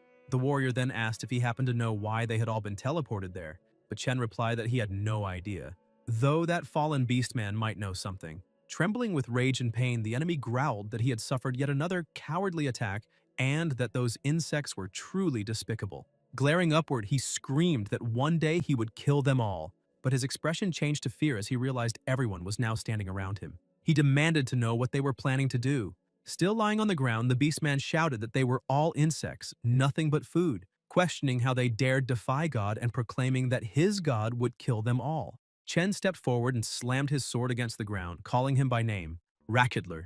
The beastman froze, startled, wondering how that human could possibly know who he was. The protagonist kneels down and says he has a few questions to ask, warning that Rakidler had better be a good boy and answer honestly if he wants to stay alive. Moments later, Rakidler was shouting that he had already told the whole truth, begging the protagonist to believe him. He had said everything he knew. As a lower-class member of the tribe, he only knew so much, but he confirmed that their god had indeed captured everyone to serve as food, and that he was merely following orders to guard that place. Beyond that, he knew nothing else. Suddenly, an extremely bright lightning bolt lit up the entire sky. Inside a church in Delktown, several people were murmuring that Boule must have gone completely mad, since even after all these years he still believed those rumors. They questioned what he intended to do even if he did find the palace. Hicks, a high-ranking mage of the wind element, claimed that they could never defeat the monsters guarding the palace, and yet the old man was placing all his hopes on a child who hadn't even awakened his elemental power. He also reminded everyone that Boule should know the consequences of angering God. The entire village could be in danger. Hicks urged the old man to heed his warning. Kill the boy in the beast pit, then quietly reflect, pray, and beg for mercy and forgiveness. Boulai grew irritated, asking if this was some kind of joke, and pointed out that the so-called God Hicks spoke of tortured them at will and treated them like worms. He added that Hicks sacrificed innocents in exchange for this so-called peace, while the villagers hailed them as heroes, when in truth they were nothing but failures who lived by sacrificing others. Offended, Hicks shouted, demanding to know what Boulai had just said. Unleashing his power, he declared that he would execute the old man right there in God's name and charged to attack. But Boulai stood his ground, defending himself with his thunder shield. The attacks had no effect, and he ordered Hicks to leave immediately. Hicks rose, even more enraged and confused by what was happening. Boulai began to walk away, apologizing, but thinking to himself that he could no longer live at the cost of others' sacrifices for an illusion of peace. He decided to rely on his own strength to find a way to escape and protect the innocent. Determined, he vowed to do whatever it took to achieve that goal, even if it meant defying the one they called God. Hicks, humiliated, insulted him, telling him not to look down on them as if he were superior. But a person beside him ordered him to stop immediately, and though furious, Hicks didn't dare disobey. Back in the desert, Chen stared at the mountain and said that treating people like worms and throwing them into Latinaya as food for monsters was outrageous. He thought that as a player, he could simply see it all as part of a game setting, but after meeting Sally, Boulay, and the others, he realized he couldn't think that way anymore. Everyone there was alive, human, not mere NPCs, and for that reason, he couldn't abandon them. He needed to find the palace of the god Kebli and free everyone from that place. He remembered his time in the library reading about Egyptian legends, recalling that the god Kebli was one of the most powerful incarnations of the god Rashin. However, he couldn't understand why such a mighty deity would be sealed in a place like this. The words of Rakitler echoed in his mind. He had said he was guarding that area under the god's command, and that made Chen suspect that the palace of the god Kebli might be near the beast lair. He opened the system to confirm his theory, but soon realized he was mistaken. That location and the god's palace were in completely opposite directions. Even so, he couldn't understand what was so important about the area that required such protection. wondering if perhaps another god might be sealed there. Bros called out, telling him everyone was ready and asking if they could head out to the beast lair. Chen glanced at the group and silently began to walk. He thought to himself that he didn't know what kind of monsters awaited them along the way, but in theory, the place should be safer. He watched everyone ahead without saying a word. Bros explained that although Rachel was a healer, she could also create magical barriers and amplify elemental attack power, so she would stay at the rear, protecting the group. She reassured everyone not to worry, promising to keep them safe until they returned. With everything settled, Bros announced it was time to move out. Ratchetler tried to stop them, shouting to Chen that he had already warned them. If they went to the beast lair, they would all be devoured by high-ranked creatures. Chen walked past him and replied coldly that, from the sound of it, Ratchetler was afraid of being eaten along with them. Enraged, the Beastman tried to attack, demanding what the protagonist meant and insisting he was no cowardly Beastman. Bros pulled the rope and said that if Ratchetler truly wasn't a coward, then he should shut up and start walking. The Beastman grumbled but eventually followed, shouting that everyone there was completely insane and that this was nothing short of suicide. He kept insisting that they should let him stay behind, saying he could guard the exit while they went inside, promising he wouldn't run away. The group ignored him and he continued to mutter that he didn't want to go. Meanwhile, deep inside the cave, several beasts lived in eerie calm, carrying humans trapped in cages. The beastmen set the cages down and bowed before their king, saying that this was all the food they had gathered that day and awaited his command. The Beast King observed them in silence, until a deafening explosion suddenly tore through the cavern, freezing all nearby creatures.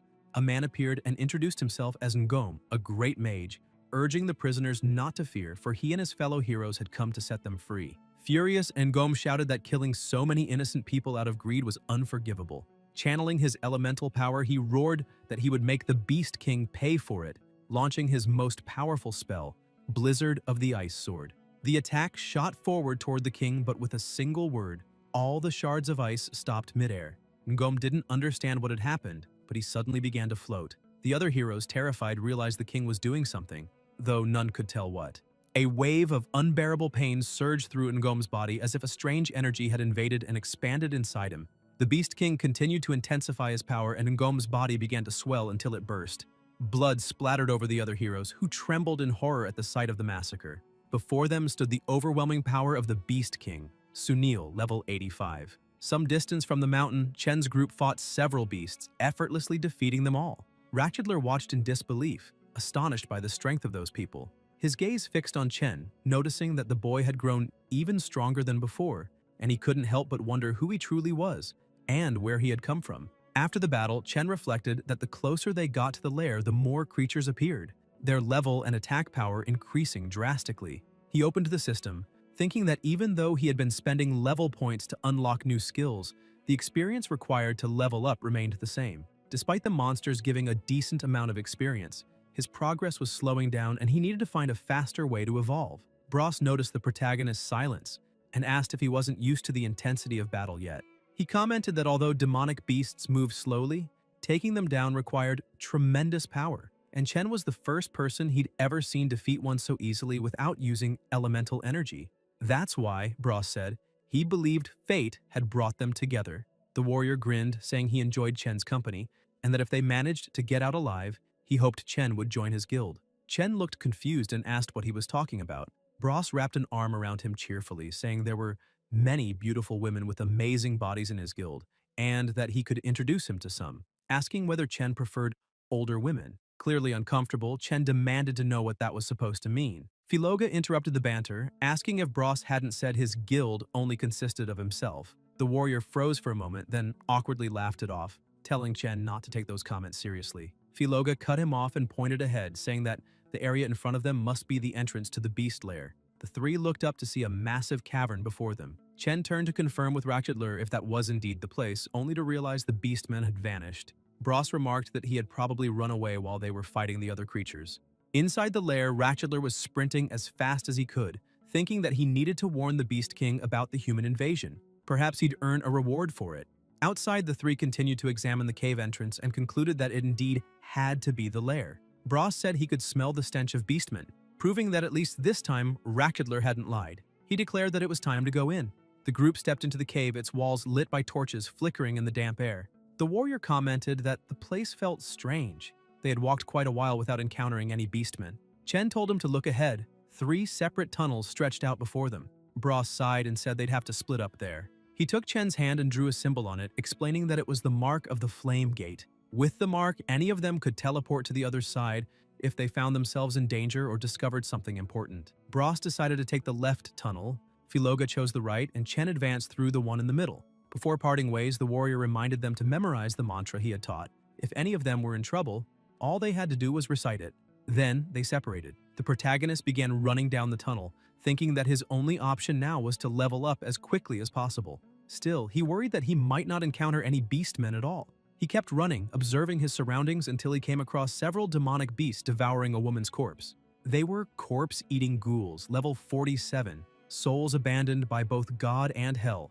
They possessed an incredible bite force, feared sunlight, lived in groups, and never appeared alone. As soon as they noticed him, Chen grinned. He had finally found what he was looking for. Then, countless more emerged, surrounding the entire area.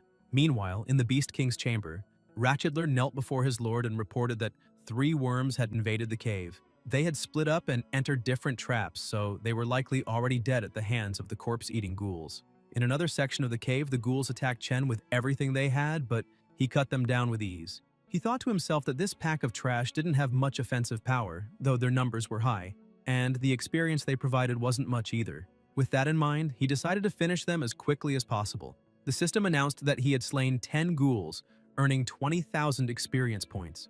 Realizing that killing them one by one wasn't efficient, he sped up his attacks. Soon, another notification appeared. 30 ghouls defeated, 60,000 experience points.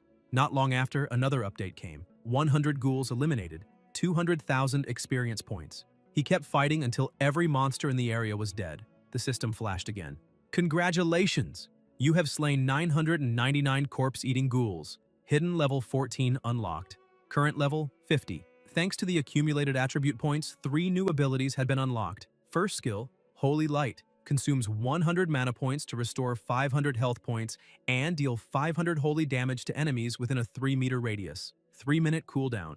Holy damage ignores armor and magic shields. Second skill, Annihilation. Slash consumes 100 mana points to instantly attack enemies within a 5-meter radius, dealing up to 60% critical damage to a maximum of 20 targets at once, restoring 5% of health based on total damage dealt. 4-minute cooldown. Third skill, Blessing, consumes 70 mana points, removes all negative effects, and increases speed by 20% for 40 seconds. With each enemy killed, the user recovers 3% of health. 2-minute cooldown. He could only choose 2 of the 3, so he began analyzing carefully. Blessing and Holy Light seemed like a good balance between healing and survival, but Annihilation Slash and Blessing formed a devastating offensive combo with built-in regeneration. Chen noted that all 3 skills were designed for close combat, allowing him to use Blessing to boost his speed and close the distance, then follow up with Holy Light or Annihilation Slash. However, the range of Holy Light was too short. If he wasn't close enough, it wouldn't deal damage, making its healing effect unreliable mid-fight. He dismissed that option and chose Blessing and Annihilation Slash. The system confirmed his decision. Professional skills acquired. Blessing and Annihilation Slash. Holy Light discarded. Chen began to worry, wondering if his 2 companions were safe or facing similar problems. But when he looked at the flame mark on his hand, he saw no signal, meaning for now, they were likely unharmed. As more monsters appeared, he decided to keep moving forward, cutting through them without hesitation. Meanwhile, in the left tunnel, Bros stomped his feet and unleashed hellfire, incinerating every monster that dared approach. Suddenly, he heard something strange. It sounded like music. The monsters seemed to hear it too, and immediately turned toward the sound, bowing and trembling in fear. From within the smoke, a figure began to emerge. Chains wrapped around her feet, sharp claws on her hands, and a woman approached, singing softly. Bros demanded to know if she was the one sending all those monsters and warned that if so, he would turn everything there into ashes. The woman only smiled. Then, the ground beneath him cracked open, and from the darkness below, countless black hands reached out and seized his body. He tried to break free, but his strength was gone. It had to be the effect of the song he'd heard moments earlier. The woman laughed darkly, her hungry eyes gleaming. Her tongue, long and grotesque, slithered out as she whispered that it had been ages since she'd tasted such a delicious little worm. Then she drove her claws into Bros's abdomen. He struggled to move, but his body refused to respond. Panic rose within him as he realized he couldn't do anything. The woman laughed louder, saying she would save her every second, and Bros wondered if this was truly how he would die, devoured by such a monster. Suddenly, a flash cut through the air like lightning. Chen appeared, slicing off both of the woman's arms in a single motion. The shadowy hands holding Bros dissolved instantly. Smirking, Chen asked his companion if his timing was perfect. The woman staggered back in shock, demanding to know how he had escaped from Dakar. Chen tossed something toward her and replied, "You mean this?" A severed monster's head rolled to her feet. He remarked that Dakar had indeed been stronger than the ghouls, but even so, killing him hadn't been difficult. Enraged, the woman screamed and unleashed her sonic magic. Bros tried to warn him, but the spell hit before he could react. The system identified it. Death Spirit Sorceress. Skill, Enchanting Cry. Effect, Paralysis. The sorceress started laughing, saying that now the two of them could, but she never finished. In an instant, Chen activated Blessing and moved so fast that he decapitated her before she realized it. He commented coldly that her voice was so irritating he had to silence it. Bros was left stunned by the sheer speed and power he had just witnessed. Then both of them noticed the flame gate mark glowing brightly, and instantly shouted Filoga's name, sensing danger. In the right tunnel, a hell serpent, level 55, a monstrous being covered in infernal flames capable of spewing devastating fire, was rampaging. Filoga fought desperately, managing only to defend. The difference in strength was enormous.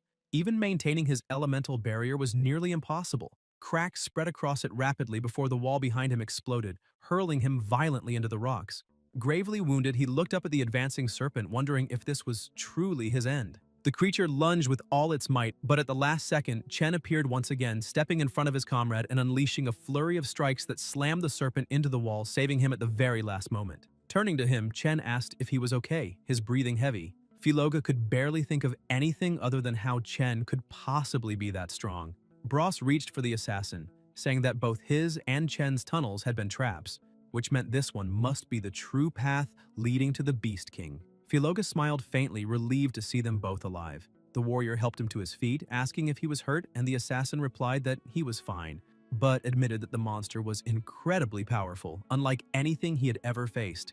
It seemed like one of the creatures from old legends. Filoga warned that if they encountered the Beast King now, all of them would die there. Bros began to waver with fear, but Chen interrupted him, saying the Beast King wasn't the greatest danger, their own fear was. The two men fell silent as Chen continued, explaining that in battle, fear only drags you closer to death. Confident and resolute, he declared that it didn't matter whether it was the Beast King or something worse. He was getting out of Latanaya no matter how many monsters he had to face. Even if it cost his life, he would fight to the end. The serpent rose again, flames burning hotter than before. Chen shouted for them not to let fear control their emotions. The three prepared themselves and charged at the creature.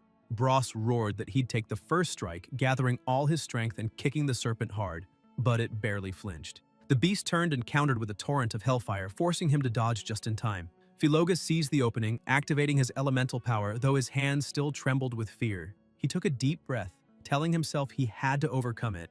He couldn't be a burden. He had to fight with everything he had. Concentrating, he invoked Jizzo's hand, and a massive spectral hand rose from the ground, gripping the serpent tightly. "Now, Chen!" Bros shouted. The protagonist leapt from a cliff, sword in hand, driving it into the serpent's head, but the blade barely pierced its scales. The system flashed. Hell Serpent's scale armor durability reduced by 20%. Chen pulled the sword free and kept attacking. Armor reduced by 50%, then 80%. Finally, he broke through the creature's defenses. Channeling all his strength, he dragged the blade down, splitting the serpent clean in two. The group erupted in cheers, shouting that Chen had done it. The system appeared again, announcing that he had defeated the Hell Serpent and gained 200,000 experience points, leveling up. He had slain the hidden boss and obtained a secret weapon, the Infernal Flame Gauntlet, which added 15 to strength, 15 to physical, 10 to magic power, and 35 burn damage, with durability 100 out of 100. No unique skill.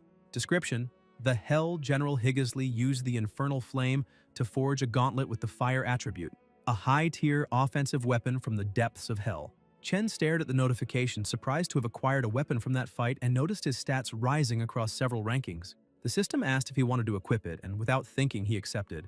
The Infernal Flame Gauntlet integrated with his body. Bros watched from a distance, impressed. It had been only a few hours since they split up, yet Chen's combat abilities had skyrocketed. He wondered how such a thing could be possible. Meanwhile, the system asked if Chen wished to hide the new weapon's appearance. He confirmed, and the gauntlet vanished from his hands while remaining equipped. The warrior kept watching, intrigued, and asked who that man could possibly be. Suddenly, a new noise echoed through the cavern. The protagonist and the warrior exchanged a quick look and attacked at the same time, repeating the tactic from the previous fight. Bros asked Rakudler what he was doing there. The Beastmen tried to play it off, saying he was lost because the Beast King must have triggered the traps. Chen thought it made sense now why they had encountered so many monsters along the way. None of it was coincidence. Rakudler rose slowly, saying the three of them were lucky to still be alive. The warrior stepped forward and kicked him, shouting that he'd better lead them to the Beast King, warning that if he tried to run again he'd be killed without hesitation. The Beastman replied that it was fine and that this time he would guide them there. Bros added in a threatening tone that if he tried any trick he'd be castrated on the spot. Rakudler muttered something strange and a magic seal began to glow over the gates, causing them to open before them. Meanwhile, in the village the storm grew increasingly violent. Bulai looked out the window, then turned with determination and opened his old wardrobe. Inside was his ancient battle armor, something he hadn't touched in years. Just then, Ban appeared at the doorway, remarking that after avoiding that place for so long, the old man had finally opened it. He recalled that in the past, Bulai never allowed him or Sally near that room.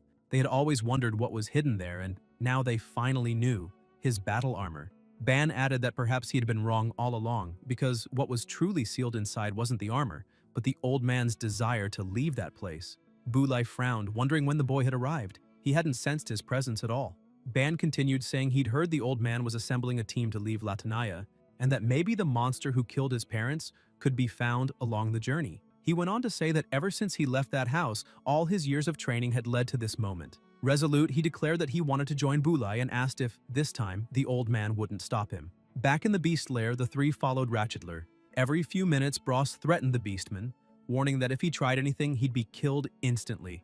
Rakudler swore he wouldn't and pointed ahead, saying that the grand hall of the beastman's nest lay before them, where the Beast King awaited. Chen asked if he knew where the captured people were being held, and Rakudler nodded, saying he knew the place well. Chen then began walking, telling the others he would head for the beastman's hall while they focused on rescuing the prisoners.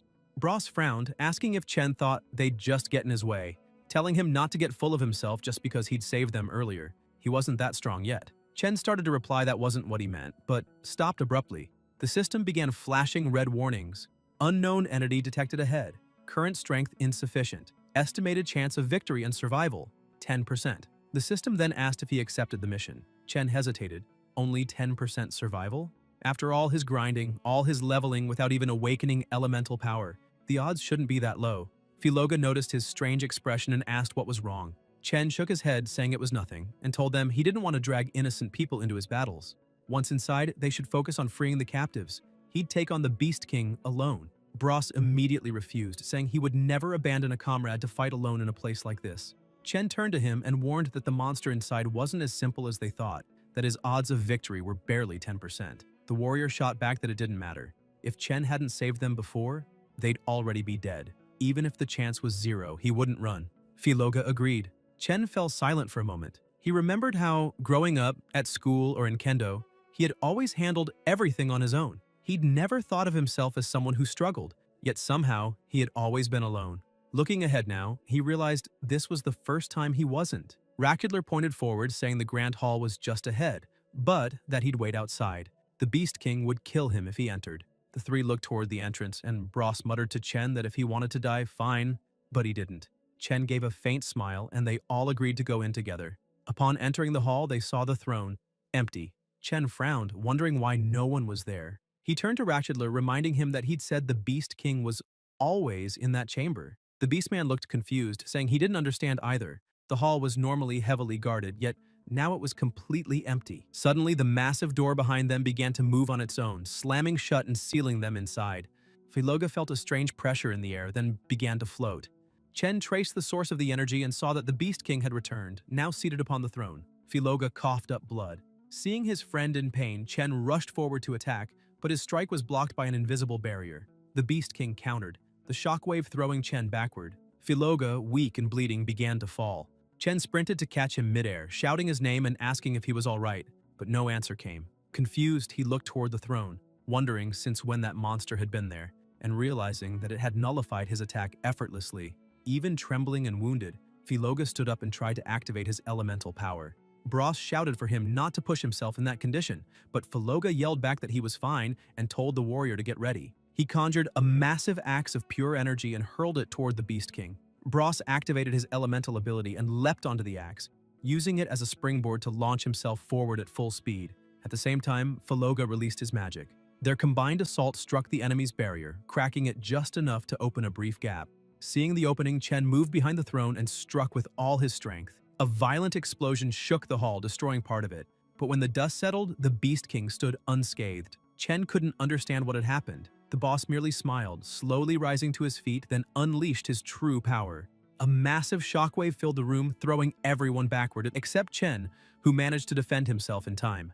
Excited, Ratchetler began cheering, saying the Beast King truly was incredible. Chen was stunned to realize the enemy's defensive ability covered his entire body, and that his attack power was terrifying. Faloga and Bros got up, injured, and Chen asked if they were all right. They both said yes, but Chen was frustrated. He still didn't know what abilities the boss possessed, making it impossible to plan an effective attack. Suddenly, the Beast King started laughing, a dark aura radiating around him. Calling them insects, he said they were amusing and that he would play with them a bit longer. A black mist spread through the air and the Beast King vanished before their eyes. Chen looked around, trying to locate him until he noticed something and shouted for Bros to be careful. The boss appeared right in front of the warrior and landed a brutal punch to his stomach, making him kneel in agony. Bros tried to fight back, but the Beast King grabbed his arm and snapped it effortlessly. The warrior screamed in pain and tried to kick, but the enemy dodged and headbutted his leg, breaking it. Helpless, Bros collapsed to the ground. The Beast King watched for a moment, then launched another devastating strike, causing a massive explosion. Faloga shouted his comrade's name. When the dust cleared, the boss realized his attack hadn't hit. Looking to the side, he saw Chen carrying Bros's body and laying him down carefully. Faloga ran over to help, and Chen told him to take care of the warrior. Then, the protagonist turned back and walked toward the Beast King. Even with his body wrecked by pain, Bros tried to rise, apologizing for being a burden again. Chen gripped his sword tightly, his eyes firm, and declared that from here on, they could leave the rest to him, because he swore he would kill that piece of trash. The Beast King smiled again, saying this was only the beginning and that those useless worms were worth nothing. This time, Chen realized he was going to try the same trick as before and fixed his gaze firmly on the opponent. In the blink of an eye, the boss appeared beside him, shouting that it was time to die. Chen blocked the strike with the gauntlet.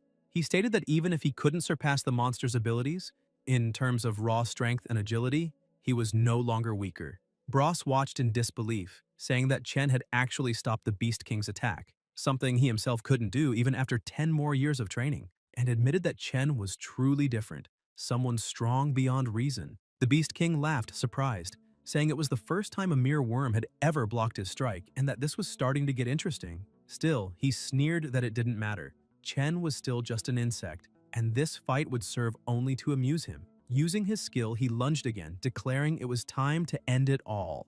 Chen deflected the blow with his sword and, in a steady voice, promised that first he would make the monster pay for everything he did to his friends, and then he'd cut off his head. He activated Blessing and vanished before the boss's eyes, reappearing beneath him and launching him upward with a crushing strike. Mid-air, Chen unleashed a relentless flurry of slashes, shouting that he'd show him what an insect was capable of. He kicked the Beast King in the head, yelling that he'd make him regret ever underestimating humans.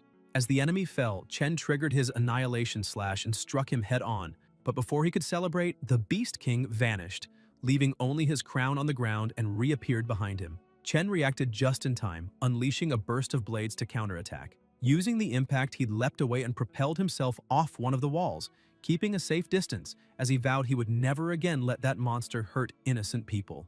Everyone watching was stunned. The boss was hurled to the ground, causing a massive shockwave, but quickly rose again, now enveloped by an even denser aura. Ratchetler, terrified, shouted that the Beast King had begun to release his elemental power and that they were all doomed. The boss's body began to change, completely surrounded by pure energy. His speed increased to a terrifying level. He charged forward, and while Chen tried to defend, the Beast King appeared above him. Chen saw the movement but had no time to react. The blow struck him directly. His sword flew from his hand and the explosion shook the entire floor.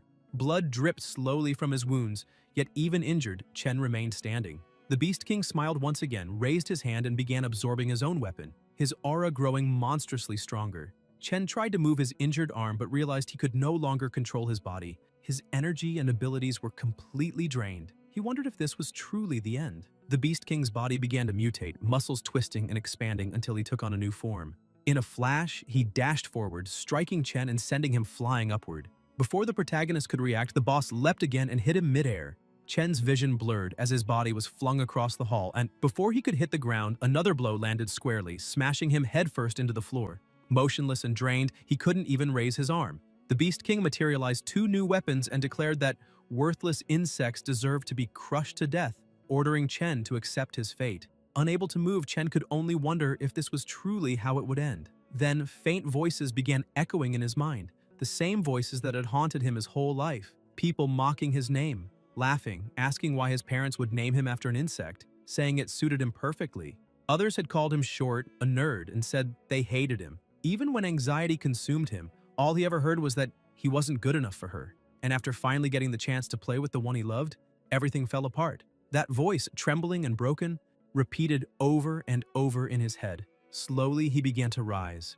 The air pressure shifted, the ground cracked, and stones around him started floating. Then he remembered his mother's face, pleading for him to come home. Suddenly, a dark aura engulfed his body, expanding violently as everyone nearby hid in terror of what was coming. When the darkness cleared, a completely different sword appeared in his hand. The Beast King watched as the energy around Chen formed into ribbons of shadow that wrapped around his body like armor. A mark appeared across his face and one of his eyes turned black. Moments earlier, Chen had heard someone calling his name, urging him to wake up. He opened his eyes and found himself floating in a void. Looking around in confusion, he asked what was happening because moments ago he'd been fighting the Beast King. Then he noticed something moving below and shouted, asking where he was. When no one answered, he looked at his own hands and wondered if he was dead. A voice answered that he wasn't. Not yet.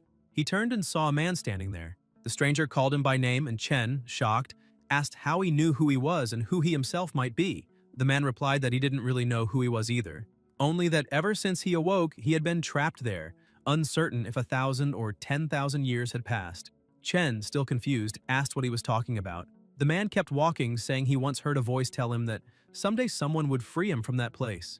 And it seemed Chen was that person. Still bewildered, Chen asked only that he tell him how to leave. The man then knelt, extended his hand, and begged Chen to accept him as his disciple. He explained that the voice had said only the one he recognized as his master could leave, so he pleaded for Chen to take him as his teacher. Without hesitation, Chen agreed, saying he'd accept him as a disciple, but he wanted to leave immediately. The man smiled and the two clasped hands. Instantly, the man's aura began flowing into Chen's body. Back in the present, Chen realized he had truly returned. That meant the man hadn't lied. Moreover, he felt an overwhelmingly powerful energy surging through him. He wondered if this was the result of accepting that man as his disciple. The system notified him. Element awakened. Chaos. Seeing the message, Chen thought it all made sense. That mysterious man must have been the embodiment of his elemental power. The Beast King couldn't believe it. That worm not only survived, but seemed stronger than ever. The system announced that with the activation of his elemental power, all his abilities had been enhanced and a new one unlocked. Obliterate. Effect. Sacrifice 90% of health to activate the power. Drains 100 health points per minute while the chaos element remains active. All attacks become infused with chaos energy, ignoring defenses and dealing true damage. All skills are elevated to the elemental level. Duration, 5 minutes. Cooldown, 30 minutes.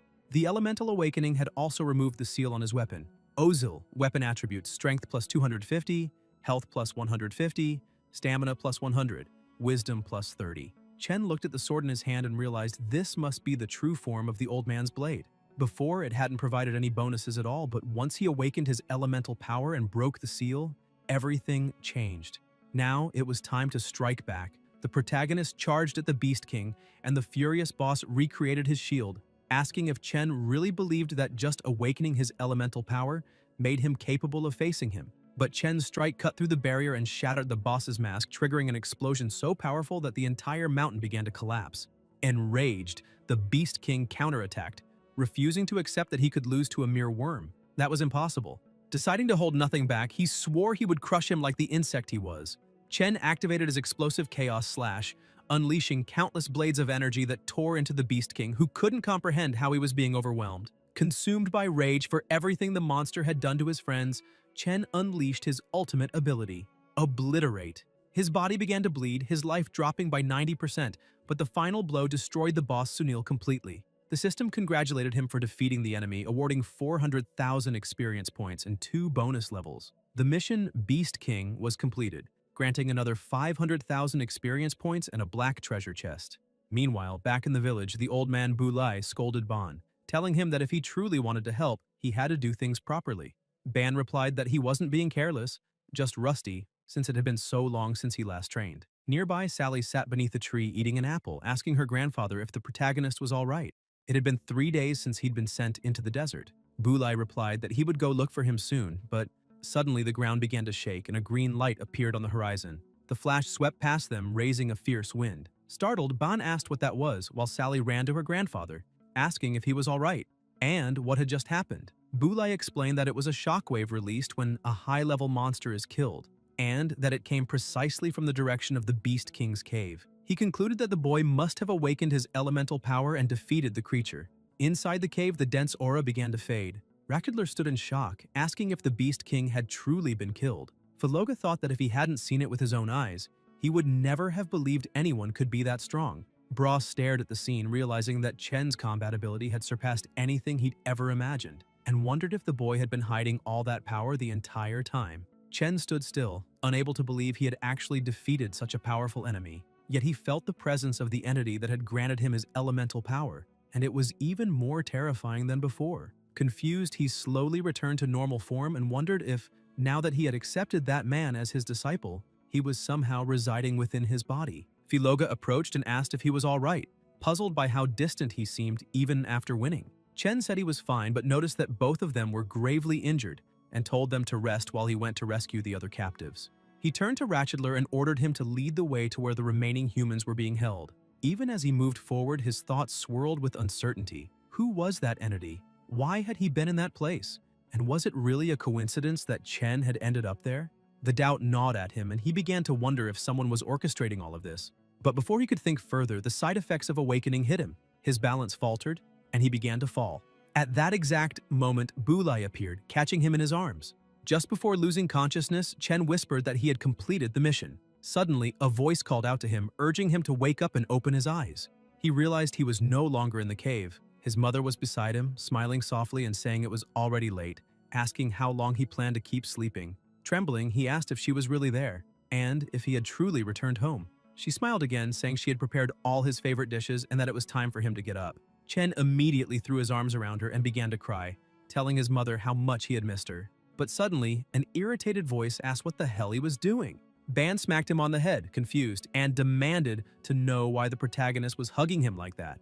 Chen froze, realizing in embarrassment that he hadn't gone home after all. Flushed red, he pulled away and sat back on the bed, asking Ban what he was doing there. Ban crossed his arms and replied that it was nothing. He had just agreed with the old man Bulai to help take care of Chen while he recovered. However, he warned that as soon as Chen was back on his feet, they'd be finishing that duel they left unfinished. Still embarrassed, Ban left, telling Chen to eat and regain his strength, and that he'd go inform Bulai and Sally that he was awake. Left alone, Chen sat in silence, confused and trying to figure out whether everything that happened had been just a dream, and how he'd ended up back there since he remembered seeing the old man right before he passed out. He wondered what had happened to Bros and Filoga, but the headache pounding in his skull made it impossible to think straight. At that moment, the system interface appeared before his eyes, notifying him that he still had an unopened treasure chest and unassigned attribute points, urging him to manage them immediately. Chen wondered if the chest was the same one he'd received for defeating the Beast King. Then he remembered the silver key he had earned after defeating Ban and thought maybe he could use it. The system confirmed. To open the chest, the silver key will be consumed. Proceed? Chen answered yes. Use successful. The mysterious chest is being opened. Calculating current experience. 135,000. Calculating obtained items. A rapid stream of notifications filled his vision. Obtained Centurion Boots. Obtained Depraved Knight's Chestplate. Obtained Mithril Chestplate. Obtained Fine Gladiator's Glove. Obtained Gauntlet of the Brutal Tribe. Obtained Arcane Weaver's Glove. Obtained Explorer's Ring. Obtained Golden Ring of Fortune. And finally, congratulations! You have obtained the legendary Ring of Sunil's Protection. All attributes plus 10. Upon equipping, gain the ability Beast King's Protective Shield. Chen's eyes widened in shock, out. But before he could celebrate, another notification appeared. A hidden legendary item has been obtained. Excited, he frowned moments later as he read what it was. What? My legendary reward is an egg? Is this thing edible? He muttered in disbelief. Suddenly, the egg began to crack before his eyes. Chen grew excited, thinking it might hatch into some kind of rare beast or powerful familiar. But to his utter astonishment, what emerged from inside was a child. The tiny being smiled brightly, looked up at him, and shouted with joy, "Daddy!" before leaping straight into his arms. Chen froze, nearly having a heart attack, completely unable to comprehend what was happening. His legendary item was calling him Dad. While the child kept screaming, Chen thought it might be better to open the system and find out what she really was, trying to understand if she had any kind of special usefulness. After all, who would receive a child as a reward for opening a chest? The system then informed him that he didn't have enough authority to identify the living being and that it would need to be updated first.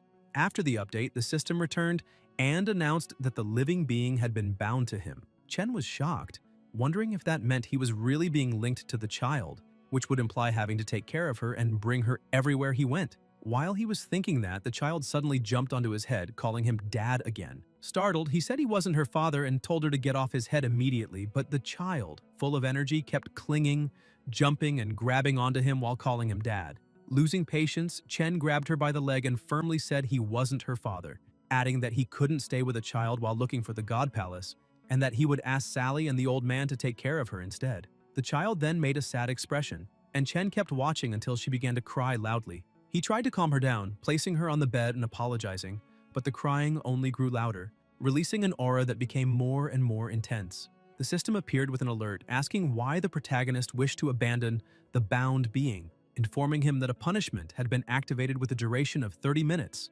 and that the countdown would begin immediately. When the timer started at 10, Chen panicked, asking aloud what kind of punishment that was.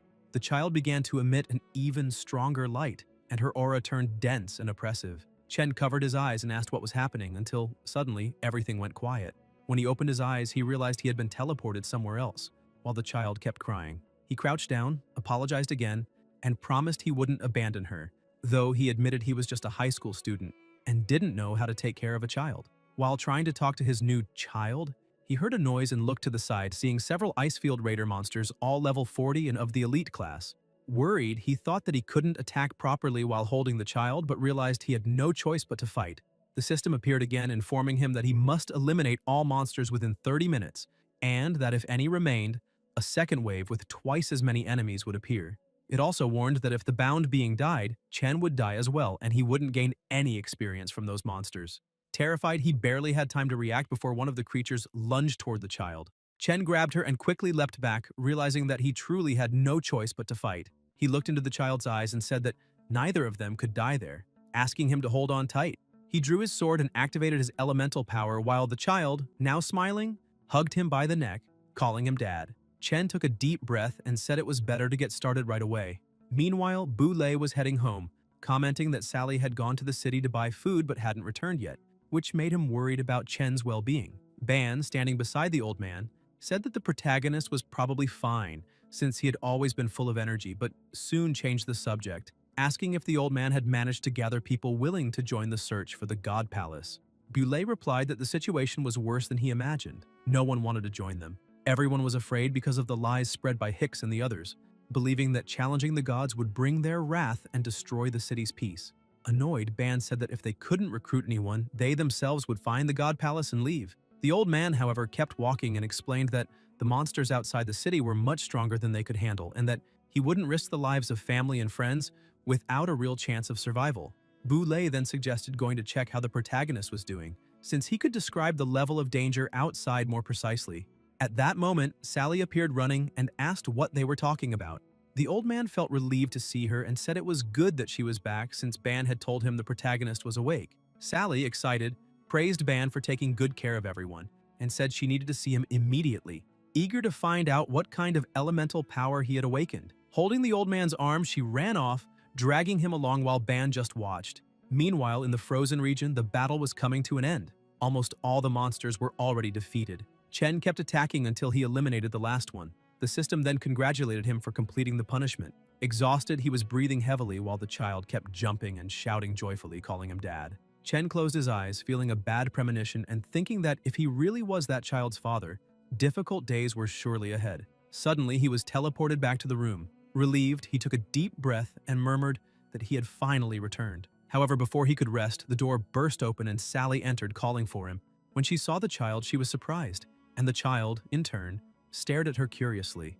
Sally quickly approached, picked the little one up and started playing, charmed by how cute she was, asking where she had come from. Chen replied that the little one had come out of an egg. Laughing, Sally told him to stop joking since she had never heard of a child being born from an egg. Chen, on the other hand, thought that it didn't make much logical sense either, but he couldn't send her away or leave her with anyone, which only made things more complicated. Soon after, Boulay and Bon arrived. The old man asked why there was so much noise, saying he could hear the shouting from far away. Sally lifted the child and excitedly explained that Chen had brought her from somewhere, asking if she wasn't adorable. The two were shocked, and Ban commented that he hadn't seen any child with him before, asking what had happened. Trying to play it off, Chen joked that maybe she had crawled out of bed, but deep down he knew there was no way to explain it, and even if there was, no one would understand. So he decided to just say that he had rescued the child from the beast's cave. Boulay sighed and scolded the protagonist, reminding him that he was still recovering and shouldn't be causing such a commotion.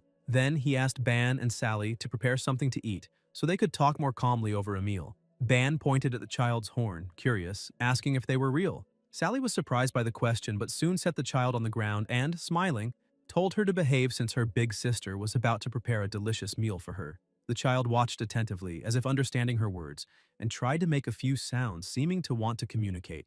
Outside as they walked, Ban asked Sally if she had ever thought about being his girlfriend. Without hesitation, she refused, saying she wasn't interested. Inside the house, Chen noticed the child calling him insistently, saying she was hungry. He crouched down and asked if that was true, explaining that they just needed to wait a little longer since the big sister was cooking. The child then started running and playing around the room, and Boulay took the moment to approach and apologize to the protagonist. Surprised, Chen asked why. The old man explained that he had been careless not to imagine that a high-level monster was hiding inside the beast's lair, and that the boy had almost died because of it. Chen told him not to blame himself, saying that going in there had been entirely his own decision, and that, in the end, that mission had given him more clarity. Thanks to it, he had understood the old man's words, and realized that his arrival in that place hadn't been an accident. He told him that when he was about to die fighting the Beast King, he ended up entering some kind of spatial dimension, where he met a mysterious man who said he had been waiting for him for a long time.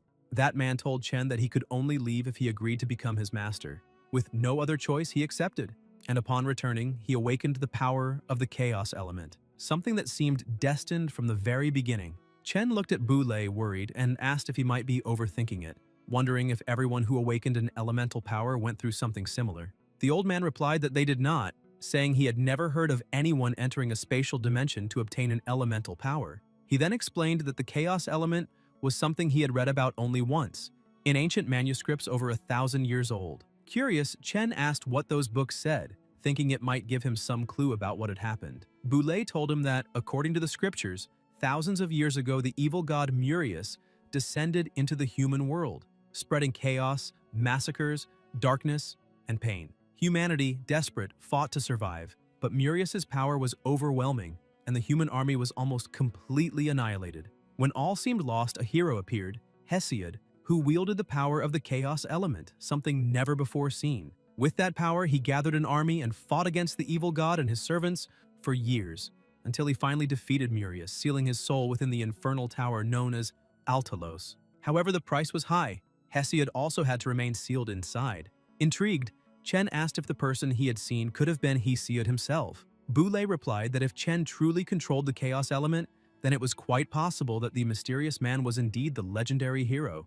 Elsewhere, beneath a dark and turbulent sky, a dragon cut through the clouds toward the lower world. On a castle balcony, a man toyed idly with a flower until he saw the creature land. The dragon took human form, and Hades smiled, saying that Argolis had finally arrived. The dragon man asked why he had been summoned so urgently, and Hades replied that he had completely lost the connection with Sunil's energy in Latonia, as if he had simply vanished, and therefore strongly suspected that Sunil was dead. Argolis grew irritated and demanded to know if that was true, insisting it was impossible for him to be dead, since none of those weaklings could ever defeat him. Hades replied that he knew that, which was exactly why he wanted Argolis to go to Latonia and find out what had truly happened. Sunil had been stationed there to guard the seal, so they needed to understand what went wrong. Argolis nodded, said he understood, and declared he would depart immediately.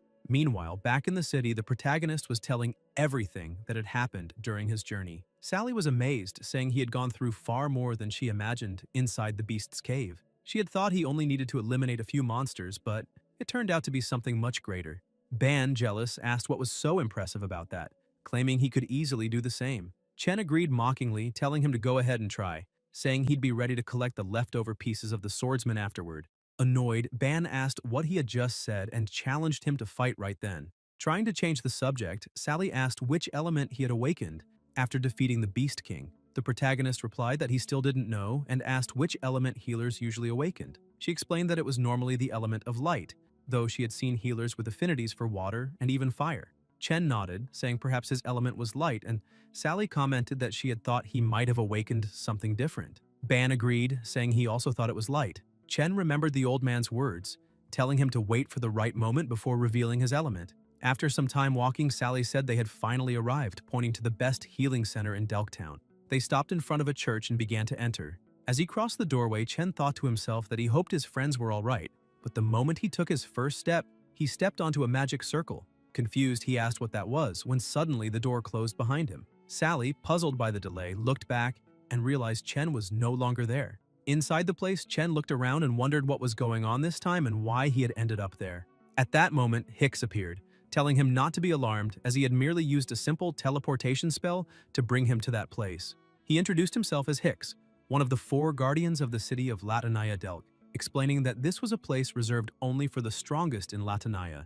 Chen asked why he had been brought there, and Hicks explained that he knew Chen had defeated the Beast King and wanted to invite him to join their ranks, promising to grant any wish he desired. Chen began to walk slowly and replied calmly that he wasn't interested in joining anyone, that he just wanted to leave. Hicks started to grow angry, thinking to himself that he had already told everyone that Brat was just like the old man, but they insisted he try to persuade him. Now clearly a complete waste of time. He thought his people were already on their way to eliminate all enemies and then turned to shout at the protagonist, saying he would give him one last chance. If he didn't accept the invitation, he wouldn't leave that place alive. Chen then released his power and firmly said he would also give Hicks one last chance, making it clear that if he didn't find Sally and the others when he got out, the Guardian would die. Hicks, the Guardian of Wind, prepared for battle. Outside, everything seemed normal. The children played, people walked peacefully through the streets, and nothing indicated what was about to happen. Sally, still confused, asked what was going on and where the protagonist had gone, since she was sure he had been right behind them. Suddenly, Ban smells something strange in the air and yells for Sally to be careful. In an instant, something rushes toward her, but Ban reacts quickly. He uses the shadows to pull her close and summons one of his clones to block the attack, then asks if she is okay, and Sally, still shaken, thanks him for saving her. Ban then glares at the man in front of him and, furious, asks how he dares try to hurt Sally, warning that now he will be torn to pieces. But the man remains motionless, staring at him in silence. Meanwhile, inside the church, Hicks continues launching attacks at the protagonist, who dodges every blow while protecting the child in his arms.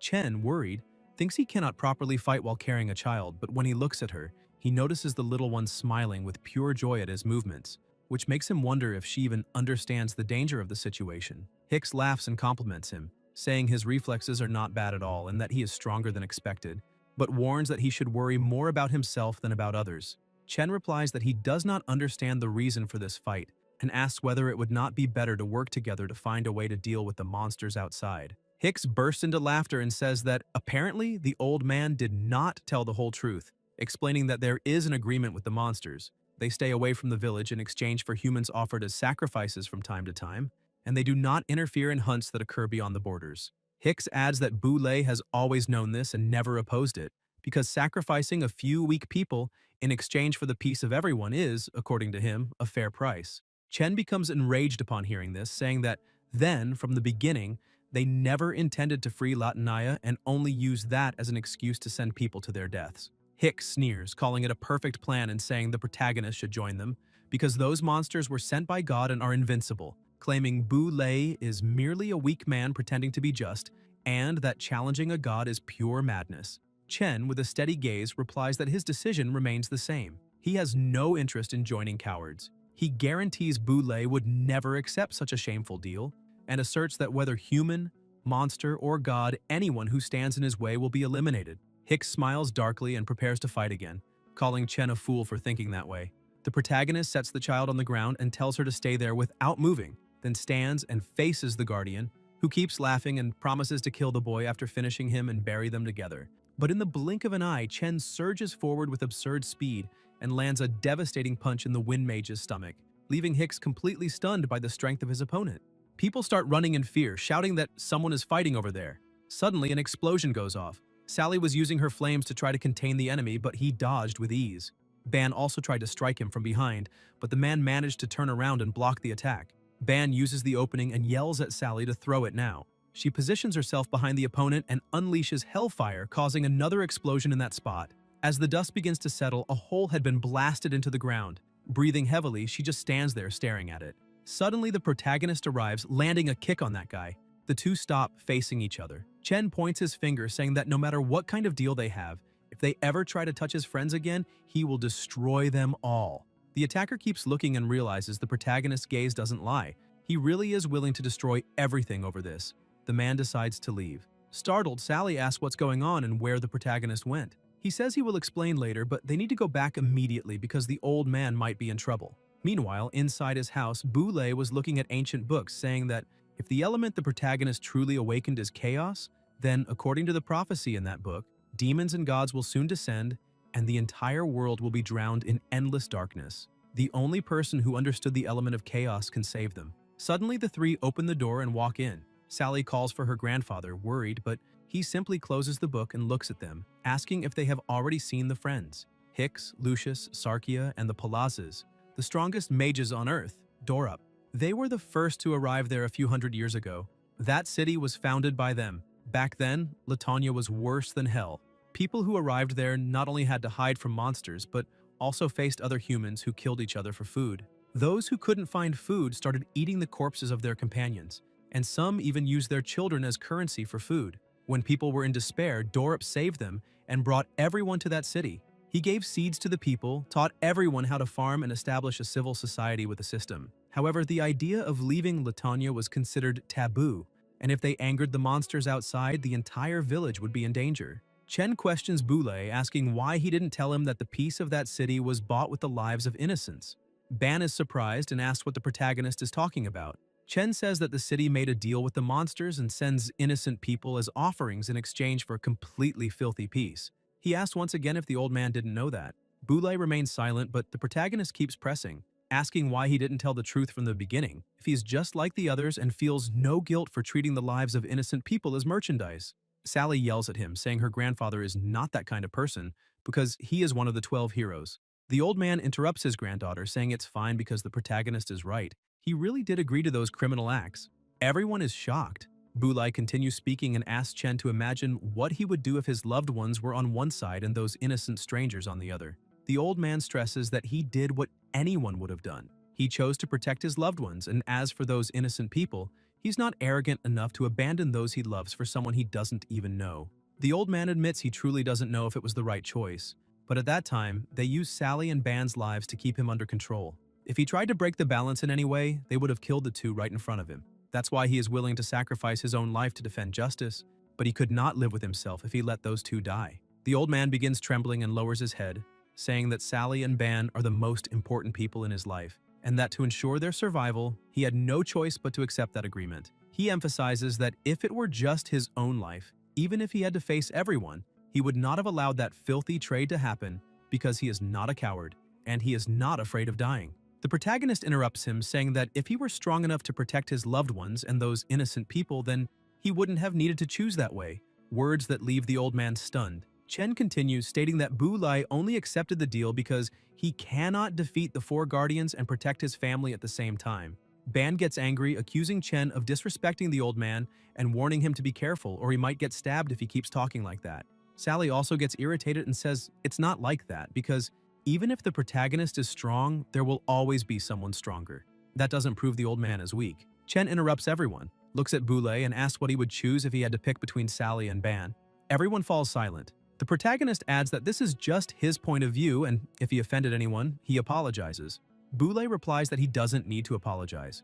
In fact, the one who should be grateful is him, because Boulay had already accepted staying there forever until the protagonist appeared and rekindled his desire to leave that place. He emphasizes that Sally and Ban are already adults, and so he must allow them to make their own choices, making it clear that if they don't want to take the risk, he will prepare everything right there to protect them. Sally declares that no matter where her grandfather chooses to go, she will always follow him. Ban states that no matter what the old man plans, He will always stay by Sally's side to protect her. Chen stands up and says, it seems the time has come to fight back, that they will fight for the innocent residents who are gone, and for those who still live, for their loved ones, and for freedom. That's why they will fight together. Boulay is moved and immediately gets up, saying that if they want to leave the city, they must first defeat all 4 guardians. The Wind Mage Hicks is the weakest, but defeating the other 3, Lucius, Sarkia, and the combat specialist Dorop, will be the greatest challenge. From what he understands, they will come after them as soon as Hicks recovers. So their time is extremely limited. If they can't beat the Guardians, trying to find the Palace of the Gods will be suicide. The old man says that the 3 need to surpass their limits here and now, because from this point on, whether they survive or not will depend solely on their strength. The protagonist thinks that maybe it really has to be this way, since very few people could survive his true, complete master. Suddenly, he receives a system notification, a message from Bursting Sweetheart X100. Surprised and confused, he wonders what is going on and whether he really received a message from May. Still suspicious, he opens the message, thinking that maybe he can communicate with the outside world now. When he opens it, he reads, Chen Zile, are you online? I'm near the gate of the Floresas Church in the newbie village. Come quickly or I'll get mad. Hey, Chen Zili, why are you ignoring me? I've waited for you for a long time. If you keep ignoring me, I'll get mad. If you keep ignoring me, I'll teach you a lesson at school. I already finished my quests and logged out. I sent you a message on WeChat and you still didn't reply. Don't pretend to be offline, just wait. I'll make you pay at school. Chen Zili, why didn't you go to school today? Did you get addicted to gaming? If you don't answer, I'll call the police to your house to find you. Today, Xu Yuzhe and Zhao Feng also didn't come to school, and I don't know why, but the police showed up in our classroom. Do you know what happened? Chen Churile, today a bald uncle came here and said, you and your mother are moving to another city. Why didn't you tell me? Is it because I keep pestering you to help me with homework? Are you mad at me? If you hate me, you could just ignore me, but don't leave. The truth is, I like being with you. If you see my message, please answer. Signed, Xiao Mei. After reading all that, the protagonist is confused, asking himself if the game is showing that he is still online, and why his mother would be moving if he doesn't even know who that bald uncle is. He doesn't remember any man like that among her friends. Suddenly he gets scared, thinking something must be happening in the real world and that maybe because his consciousness is stuck inside the game, his physical body has entered a vegetative state. He keeps staring at the messages as he gets lost in thought, imagining whether his mother intends to sell the house and move to another city for some reason, but soon realizes that makes no sense since the best hospital in the country is in City B, and with the wealth she has, she wouldn't need to sell anything. These thoughts begin tormenting him, and he yells, asking what the hell is happening and how he is supposed to find out the truth. At that moment, a child picks a flower and approaches, calling him dad and trying to hand it to him. But the protagonist reacts aggressively, saying he doesn't want to see anything or anyone right now, pushing the child and knocking him to the ground, telling him to go play alone. The child lies still and suddenly, with glowing eyes, screams that, yes, he is his father, a bad father, and that it is true. Hearing that, Chen panics and apologizes, begging the child not to cry, but it's useless. The child opens his mouth and begins screaming loudly. The system notifies that a punishment is being activated because the living being educated by the protagonist is feeling sad and unhappy. He watches the child crying and asks what he did to deserve all of that, saying his life is already hard enough. Suddenly, a bright light appears around him and the teleport effect activates. He's taken to a mountain surrounded by lava with massive explosions on the ground, and a monster appears before him. Chen holds the flower and gives it to the child with a sincere look, saying he is sorry for what he did and asking if he can be forgiven. The child forgives him, and with that he transforms, saying that now it is time to end all of this. Meanwhile, in a house, Bros looks out the window deep in thought, unable to believe that Boulay is also there, and wondering why he asked them to hide the details of that fight. What was his intention? He remembers the conversation they had in which they said the old man is one of the 12 heroes, the one who defeated the demon Quink in the Battle of O'Brien, the strongest lightning warrior. He emphasizes that he never imagined seeing someone like that in person, and cannot understand how someone of that level could be trapped there. Boulay says all of that is in the past, and now he is just an old man. Besides, he has been in that place for a long time, so he asks Bros not to mention anything about his past. Still astonished, Bros replies that he cannot believe he is seeing the hero from the legends right in front of him and asks if Boulay looked for him for any particular reason. The old man confirms, saying yes, because he needs him to promise something. Bros is surprised and asks what the great hero wishes, since it must be something important for him to have come personally. Boulay then reveals that it is about the protagonist and asks that if anyone asks for details about how Chen killed the Beast King, everyone must be as discreet as possible. He insists they should not reveal any important information about the boy. Bros answers that he can rest assured because even without understanding why Boulay wants to hide that, he promises not to tell anyone anything. The old man stands up saying he understands and thanks him, stating he will not bother him anymore and asking Bros to recover quickly.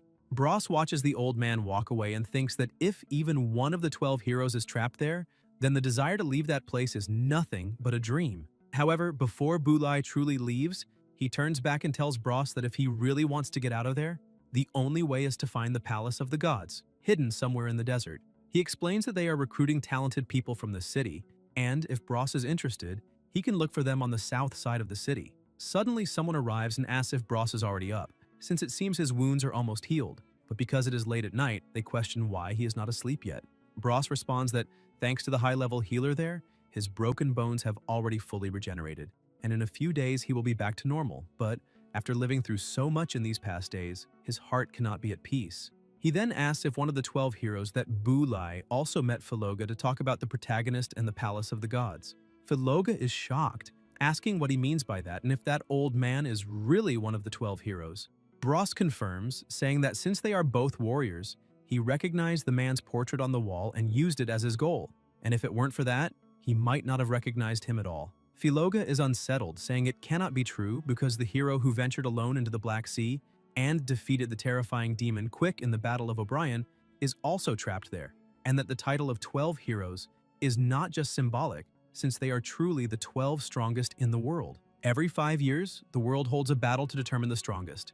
All guilds send 5 heroes to fight, and the 12 finalist guilds choose the supreme champion. That is how the 12 heroes were born. That year, the Black Horse and Thunderbird guilds shocked the world when Boulay made everyone remember his name through his own strength. Even though Boulay's Thunderbird guild lost to Chen Butong's Yunze and Azarsk's Phoenix, both won by a small margin, and their 5 heroes had already been 12 heroes in previous tournaments, being much older and more experienced. Even so, the newly formed Thunderbird defeated almost all former 12 heroes with Boulay as the main victor. But shortly afterward, the rising star of the guild disappeared after the Battle of O'Brien. Some say that besides the old man, everyone else died in that battle, and that Boulay went alone to the Black Sea to face the terrifying monster Quick, ending the war. Bros, upon hearing the story, is so shocked that he can barely think, and comments that Chen's abilities are equivalent to those of the heroes. He remembers that back then, Boulay shouted for his companions to be careful, but the enemy attacked quickly, knocking 2 of them down,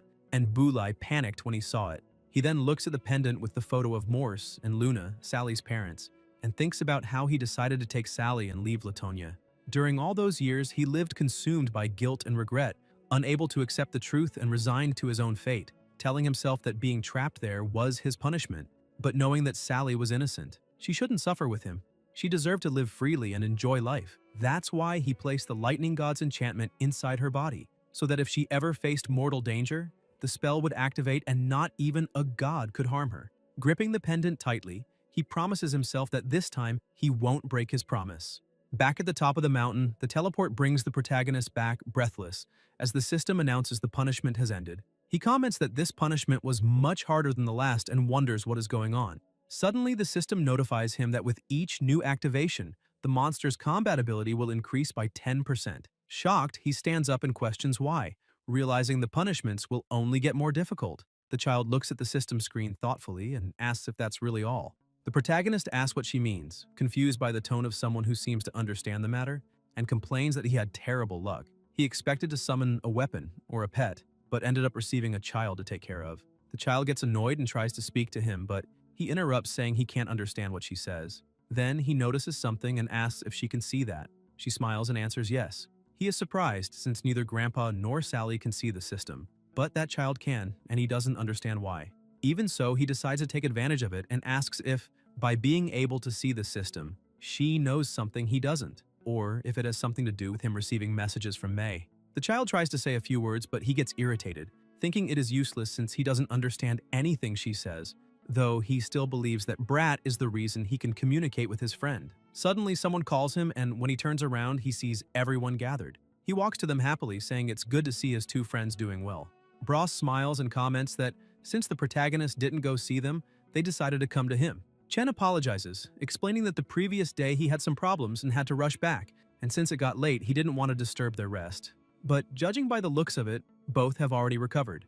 Bros confirms, saying that thanks to Sally and Ban, they were able to recover so quickly. Ban, confused, asks who took care of them and if they know them, and Bros, embarrassed, asks him not to bring that up there. Chen changes the subject, saying the important thing is that everyone is fine, and asks why they came there. Filoga explains that they also want to join Bulai's expedition because they don't want to remain trapped in that place. Bros approaches, curious, and asks who that child is, saying he never imagined the protagonist was already a father. The child bites his finger, and the protagonist is left speechless as she strikes a pose and says, "Ya Luca." The protagonist takes the chance and says, "Yes, that is her name, Luca." Bon interrupts, impatient, asking what they are doing, reminding them they came there to talk because Grandpa is about to begin the training. Bros hugs the protagonist, saying it has been a long time since they last saw each other, and that they could chat a bit. Ban keeps getting irritated and yells for them to stop fooling around, saying they must take the old man's training seriously. Boulay, watching the scene, starts laughing. Bros asks what he's laughing about, and Boulay replies that it's nothing, only that since arriving there, he hadn't felt so excited, and that moment made him feel alive again. Sally watches silently, amazed, thinking that it's the first time she's seen her grandfather smiling so happily. Suddenly, he stops laughing and says that for now they can relax, but warns that when training begins, he won't let anyone escape, not even if they cry. At the end of the day, a man asks the old man if he wants anything to eat, since he is preparing the meal so the three can dine together. Luca, beside him, was playing with the vegetables, and the man asks if the child can't play somewhere else, because if Luca gets hurt while he is cooking, the protagonist will kill him. Boulay comments that the cook should prepare enough for 20 people, not just 3, which leaves the cook shocked, asking if he is expecting so many guests. The old man answers that's not the case, and suddenly the door begins to open. Everyone walks in, completely exhausted from the training, saying it lasted a bit longer than they expected. The old man, however, asks if the training is already over, finding it too quick since only 30 minutes have passed.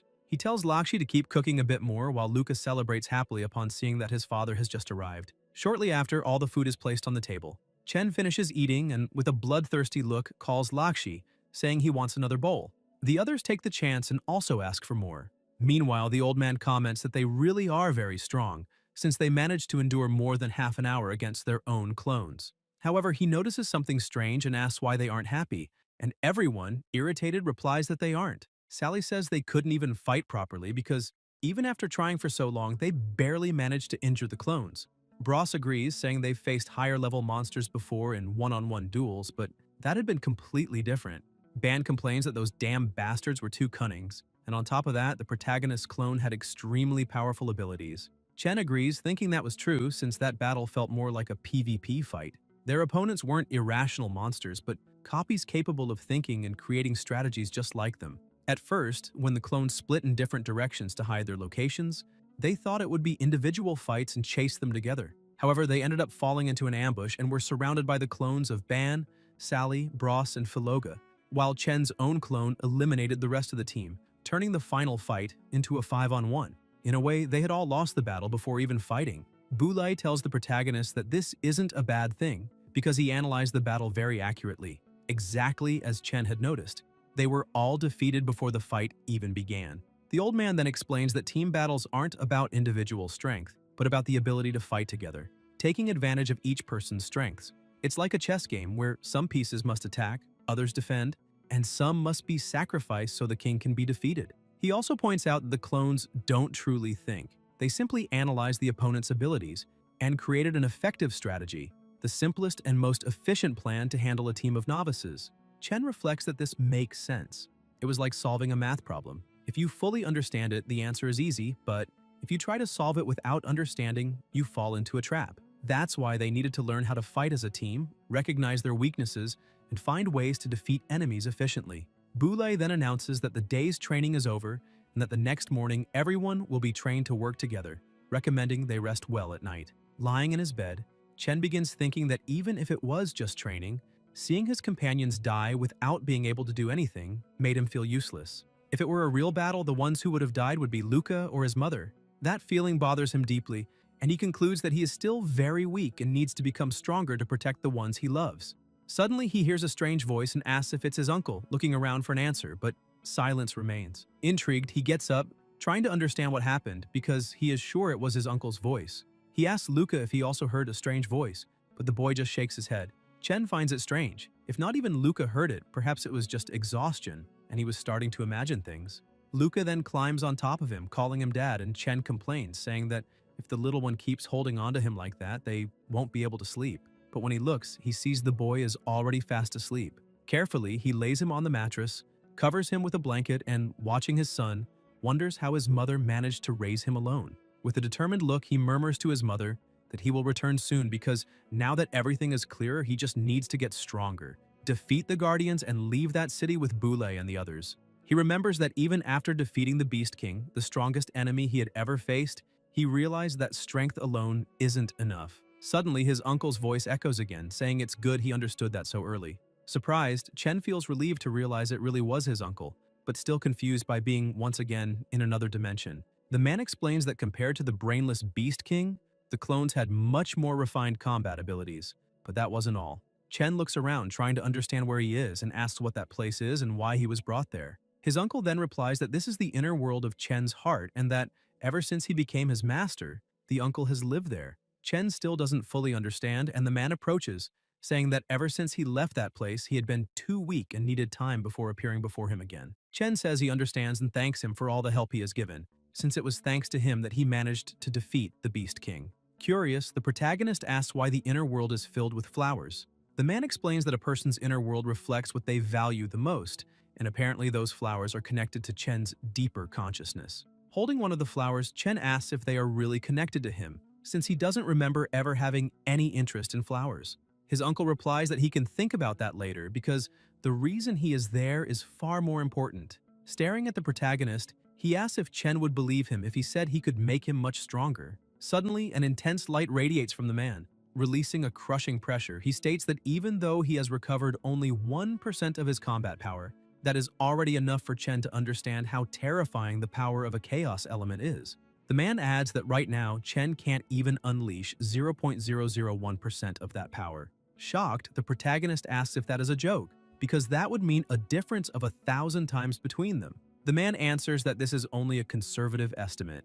Surprised, Chen asks whether he meant conservative or exaggerated, and the man explains that he wants his disciple to learn how to access the true power hidden inside him and become the strongest, because if Chen dies, both of them will cease to exist. Suddenly, the system notifies Path of the Chaos, Element Master, Mission Requirements. Survive for 3 minutes against your opponent. Reward 400,000 experience points. Shocked, Chen thinks he only needs to survive 3 minutes to receive such a reward. The Chaos Master then asks if he is ready. Chen transforms, pulls his sword from within his own body, and declares that it's time to fight. Meanwhile, in the church, a healer was treating Hicks and commented that the protagonist must be truly powerful because he had never seen Hicks so injured. The Wind Mage, irritated, retorts that Chen is weak and that he only got injured because he was careless.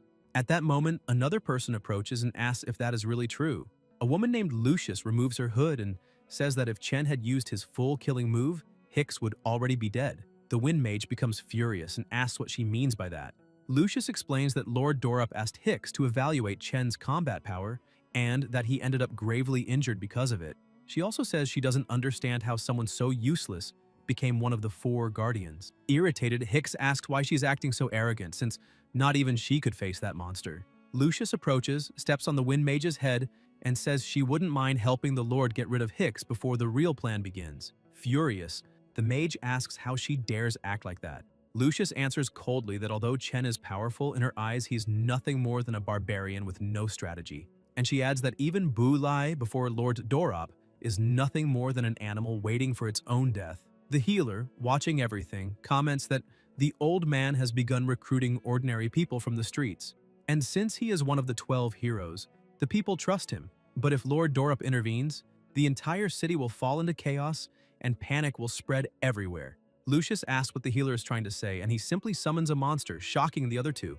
It is a waiterer of Latanya. The man orders the wolf to go and enlighten those people of the city quickly, and the wolf runs off to carry out its mission. Meanwhile, inside his subspace, the mission timer was at 2 minutes.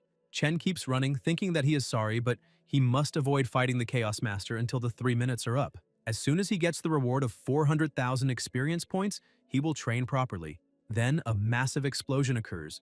Throwing him far away, he tries to hold on by driving his sword into the ground, and when he looks ahead, he cannot believe it because a massive fissure has opened. He asks how that can be considered training, and wonders if the Chaos Master is trying to kill him, because he had to use the Beast King's protection shield to dodge the attack. Otherwise, he would already be dead. The Chaos Master on the other side of the fissure asks if the protagonist is trying to avoid direct confrontation. He notes that he truly didn't expect the boy to dodge that attack, and apparently he underestimated him. However, he warns that those tactics will no longer work. Chen asks the Chaos Master who is behind him, and the moment the Master turns to look, the protagonist bolts off again, saying he just needs to stall things a little longer to finish the mission. However, he realizes he might be caught again, so he tries asking if they could rest for a bit, promising they can continue fighting as soon as he catches his breath for a few minutes.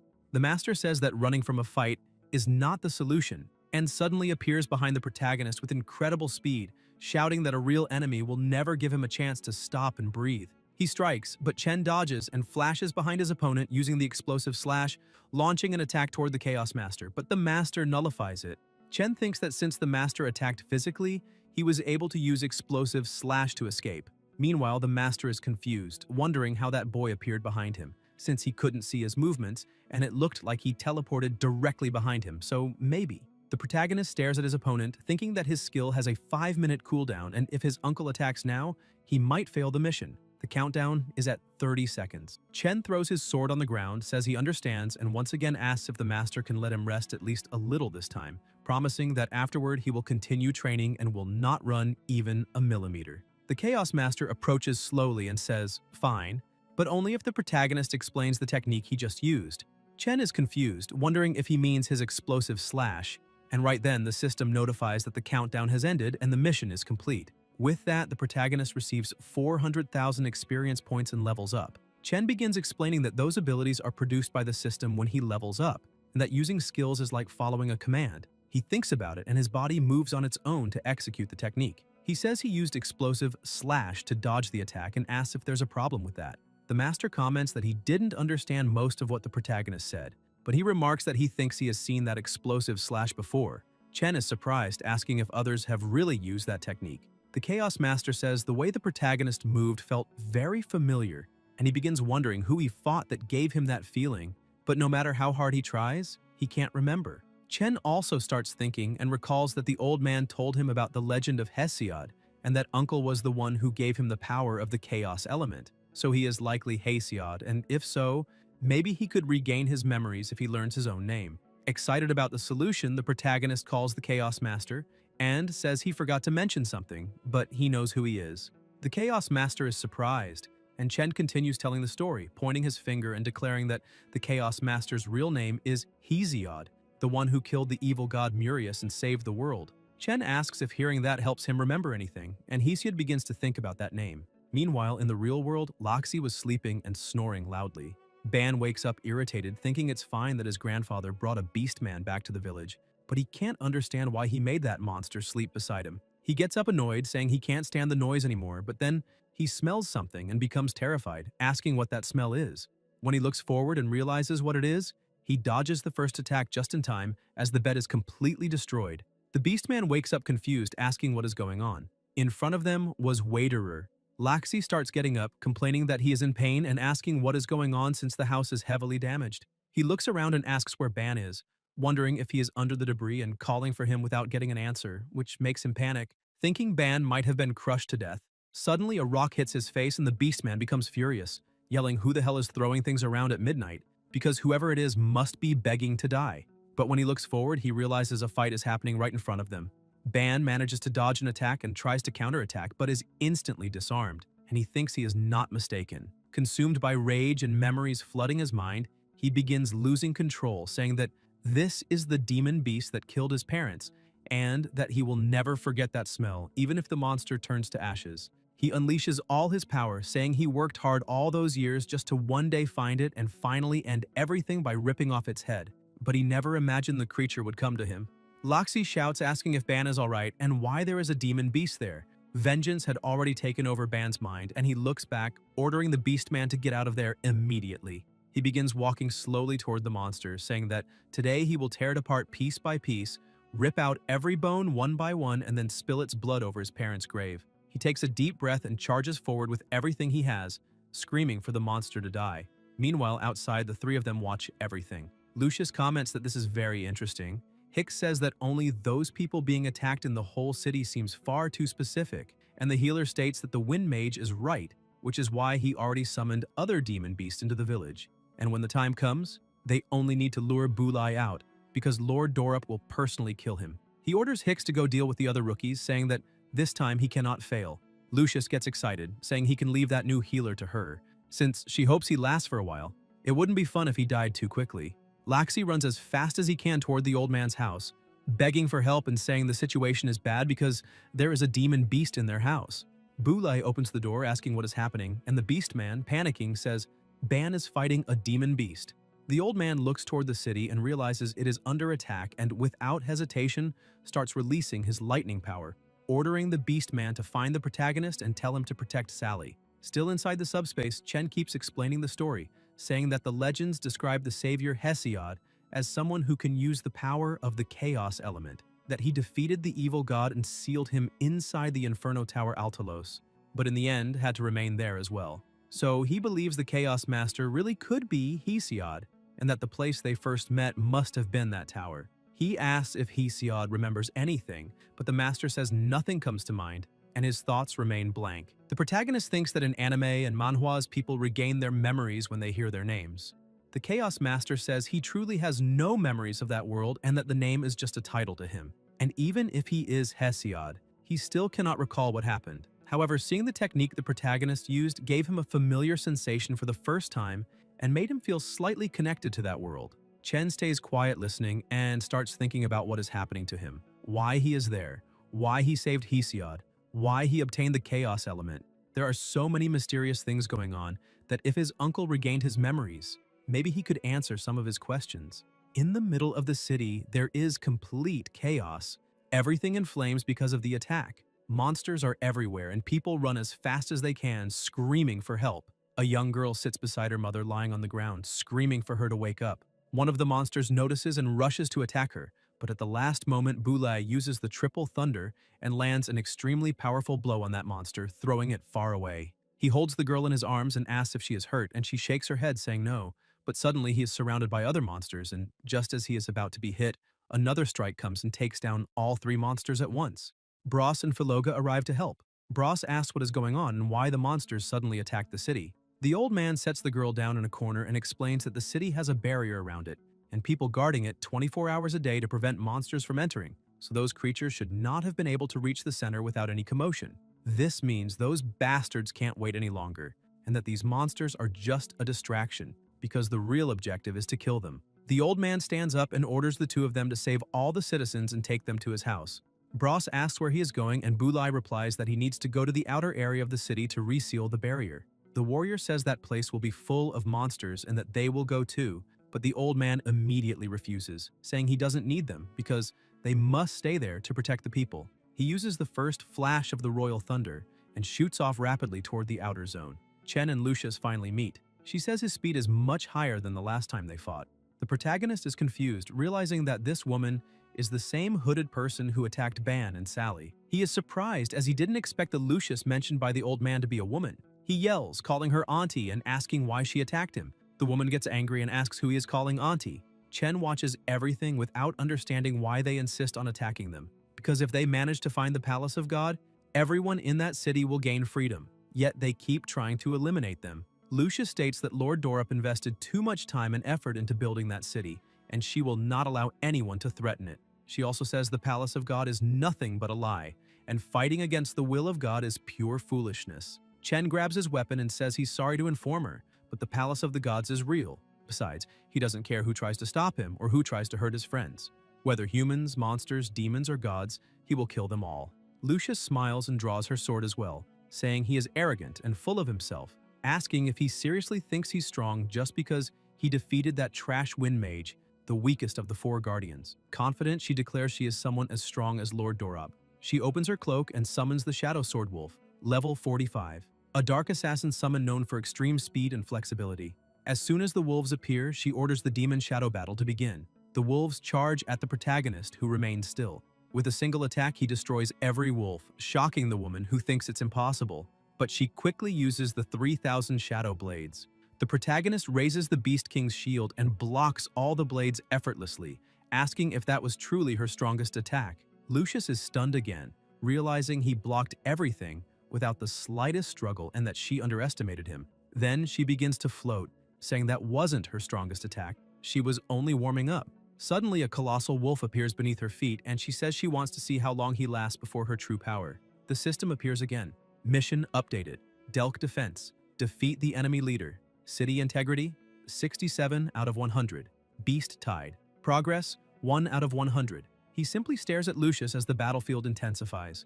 On the outside, the city barrier now had a small opening, and some monsters were managing to cross.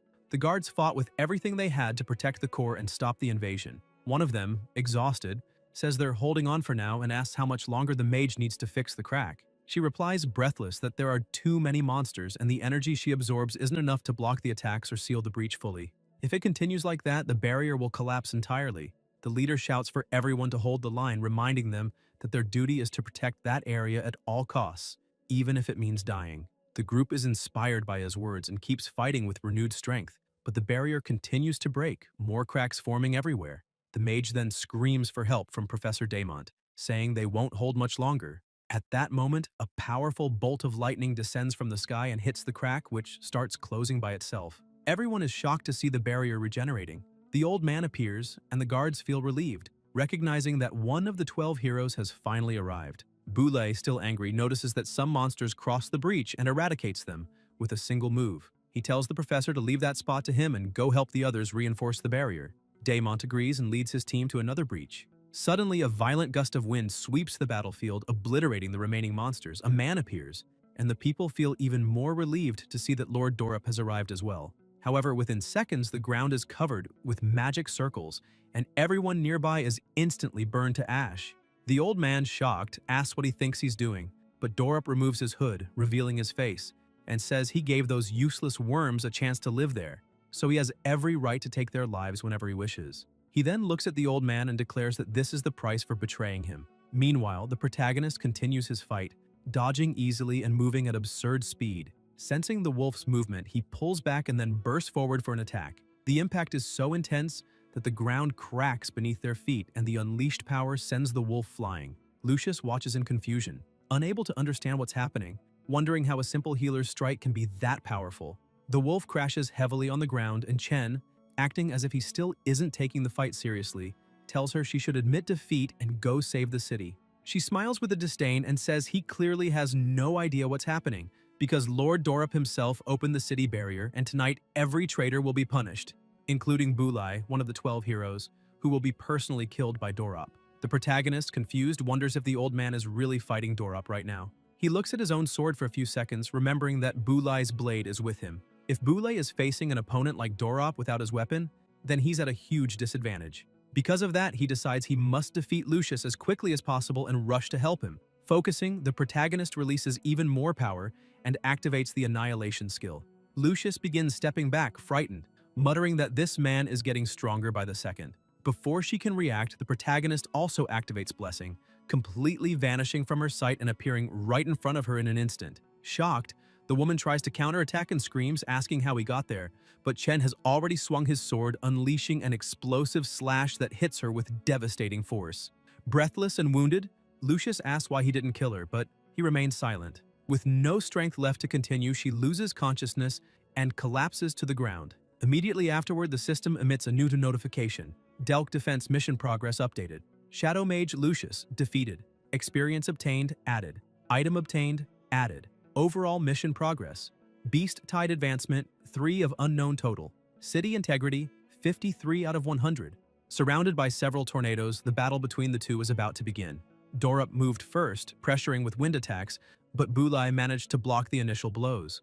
Dorup provoked the old man, asking if he really believed he could defeat him, saying the era of the 12 heroes was long gone, and that now he was nothing more than an old relic, while he himself was a true god, watching insects like Boulay die slowly in the end. Even knowing that fight was nearly impossible to win, Boulay didn't retreat and kept resisting the attacks. But Lord Dorup increased his strength even further, creating a devastating storm of winds. The pressure was so great that he believed victory was guaranteed.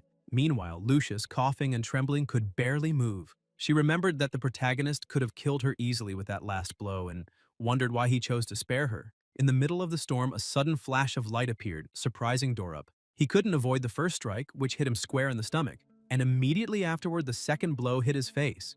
A flurry of attacks hurled him to the ground, completely destroying a house.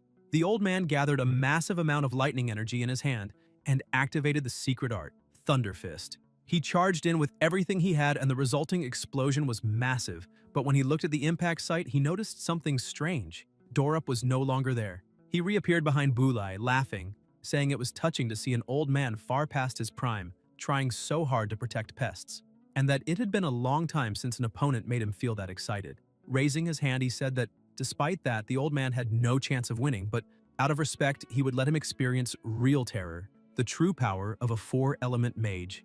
Dorup unleashed his abilities, destroying everything around them, and four elemental monsters appeared at his side, ready to fight. In the middle of the city, Bros and Philoga were eliminating the remaining monsters to protect the citizens. The shadow assassin sheathed his daggers, realizing there were no enemies left nearby. The warrior commented that it looked like the old man had managed to repair the barrier and asked if his companion was all right. Philoga replied yes, but said it was the first time he had seen so many high-level monsters.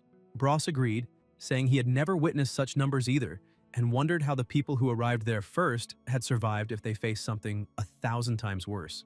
He said it was time to help the people in the outer zone, since they must be going through even worse situations. Suddenly, both of them noticed something in the sky, the giants summoned by the Lord. The shadow assassins, stunned, said they looked like elemental summons of water and fire, and that it was unbelievable since he had never seen summoned creatures that large. He never expected to find such a powerful elemental mage in that city. Bros explained that many mages can use different elements, but their power is usually weaker than those who specialize in a single element, which limits their combat ability. However, that mage was different, the only one capable of controlling so many elements with that much strength. The warrior became tense, convinced that someone with such power could only be him. Philoga then noticed something descending from the sky and told the warrior to look. It was the old man, still fighting fiercely. Even before Dorup's overwhelming power, Bulai still managed to dodge every attack. He got close enough to use Triple Thunder, but at the moment he launched the strike, Dorup smiled, calling him naive. The earth creature tried to attack Bulai from behind, but the old man swiftly dodged and countered with a sequence of powerful blows, destroying the monster. Before he could catch his breath, a water elemental appeared behind him and fired a spear made of waves. The attack was devastating, but Bulai barely escaped. Before he could recover, another strike came his way.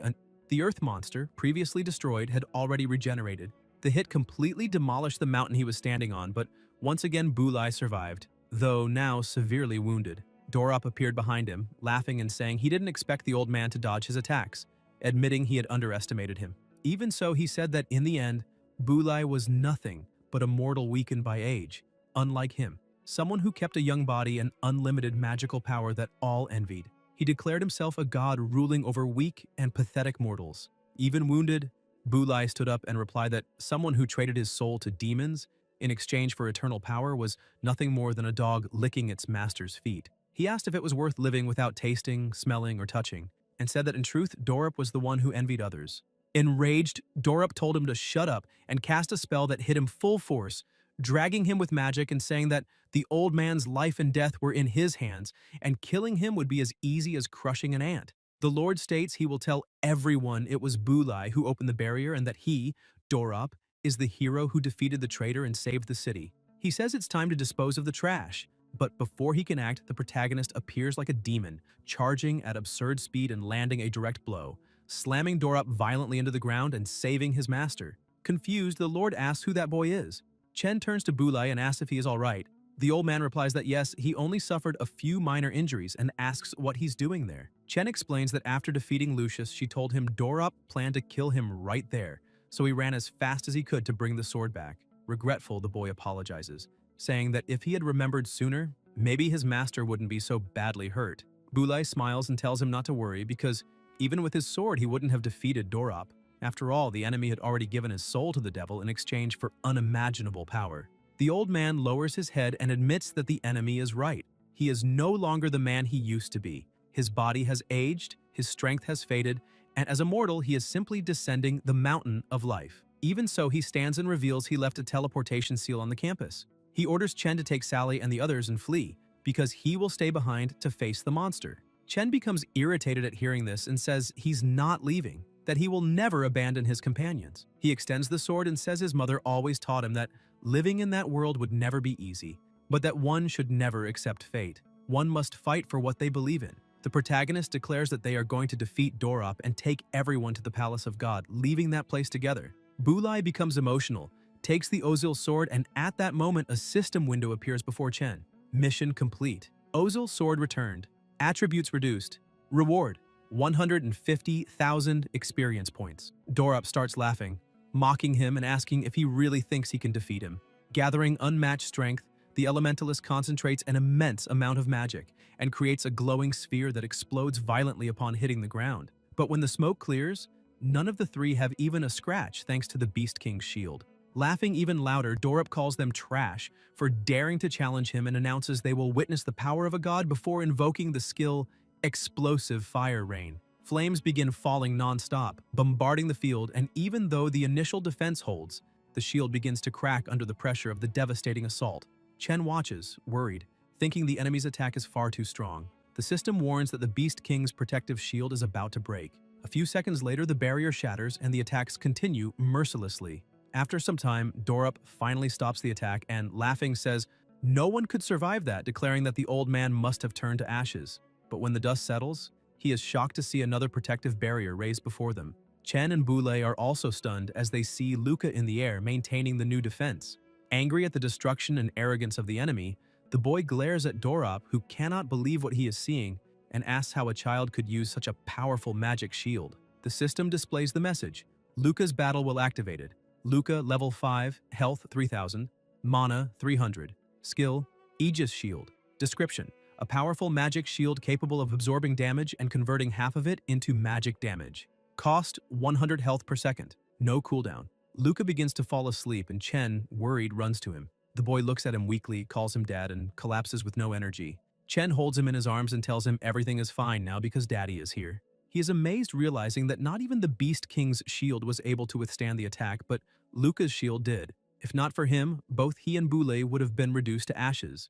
The system notifies that Luca's battle will has dissipated and that he will enter storage space to recover, which may take up to 24 hours. Luca begins to turn into energy, and the protagonist thanks him, wishing him a good night's rest and promising to take care of the rest. The system confirms Luca has been stored. The old Boulay comments that Dorop used too much energy casting so many spells in a row, so he must be in a cooldown period. He says he will draw the enemy's attention so that Chen can get close and use his strongest attack. Boulay charges forward and Chen watches, thinking he wishes he knew Dorop's level because clearly he is stronger than the Beast King. He tries to analyze his status, but nothing appears, which irritates him, reminding him of the time he fought the Dominator. Dorop sees the old man approaching and angrily says he is as irritating as a pest. The two stare at each other. Boulay raises his sword and tears off the bandages wrapped around it, declaring that it is time to settle everything once and for all. A red energy begins pulsing from his body, surrounding him completely. Dorop mocks him, saying this isn't a fight but a one-sided massacre. Boulay simply replies that they will find out. He then charges forward using the second form of lightning charge. Dorop says the old man is nothing but an overrated relic and invokes the power of Earth, raising a massive barrier in front of him. But Boulay slices the wall in half with a single strike. More barriers appear one after another, yet the old man keeps advancing without hesitation, cutting through all of them as if they were paper. Dorop begins casting the fire element and unleashes a sequence of violent attacks, but Boulay charges relentlessly, dodging everything with precision. Two elemental monsters appear to block him, but he destroys them with one blow. Dorop keeps a smirk on his face and tells the old man to conserve his strength, saying he will never truly get close. However, the protagonist suddenly appears beside him and, without hesitation, lands a punch straight to his face, sending the enemy flying.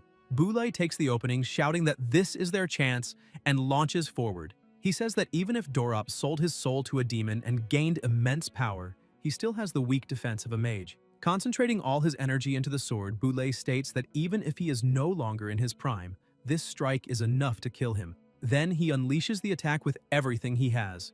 A massive explosion engulfs the sky, hurling Dorop into the ground and triggering another detonation that destroys everything nearby. The energy released is so intense it reaches the clouds, warping the vision of the fighters.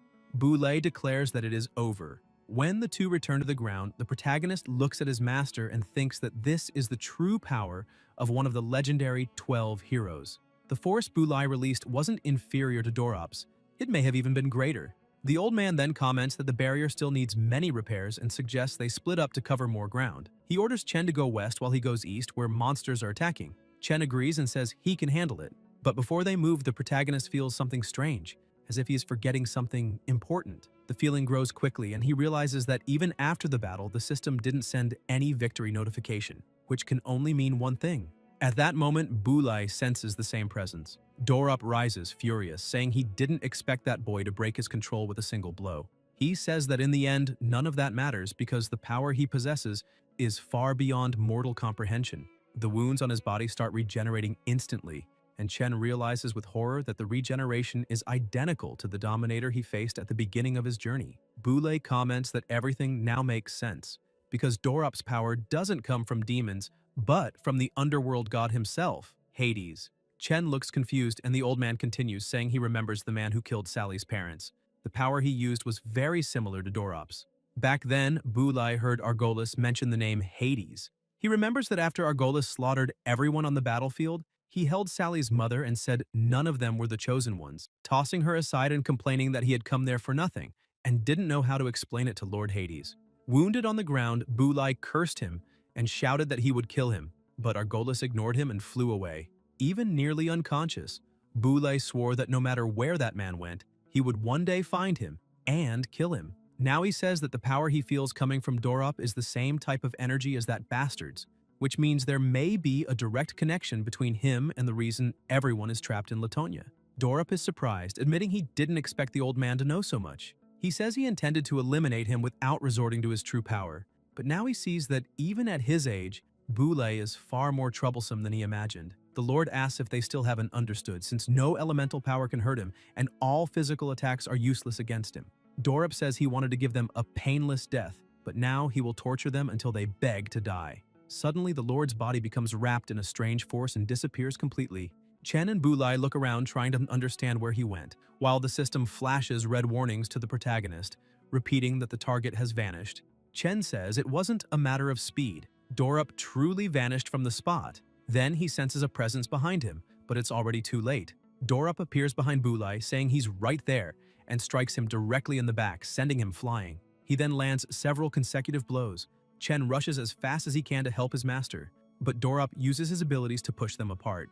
Even so, the protagonist recovers and charges for a counterattack. Just as he is about to hit the Lord, Dorop simply disappears again. Chen can't understand what is happening, since his punch passed through the opponent's head as if it were air. Then the Lord reappears, landing a devastating strike on his abdomen and mocking him, asking where he is looking. Dorop laughs and keeps attacking, calling the protagonist a useless existence and saying it's pathetic that he dares challenge him. Countless blows hit him, crushing him with overwhelming pressure until Chen is hurled violently against a boulder. He gets up with difficulty and the system informs him his health is below 10%, asking for immediate recovery. Hurt, Chen thinks that bastard really must have an invisibility skill, and that the previous strike was absurdly powerful. He watches the Lord and concludes that even receiving only a fraction of a god's power has pushed both him and Boulay to the brink of collapse. Then he realizes that is the true power of Hades, the underworld god. Chen becomes furious, wondering if to the gods they are nothing more than insignificant ants.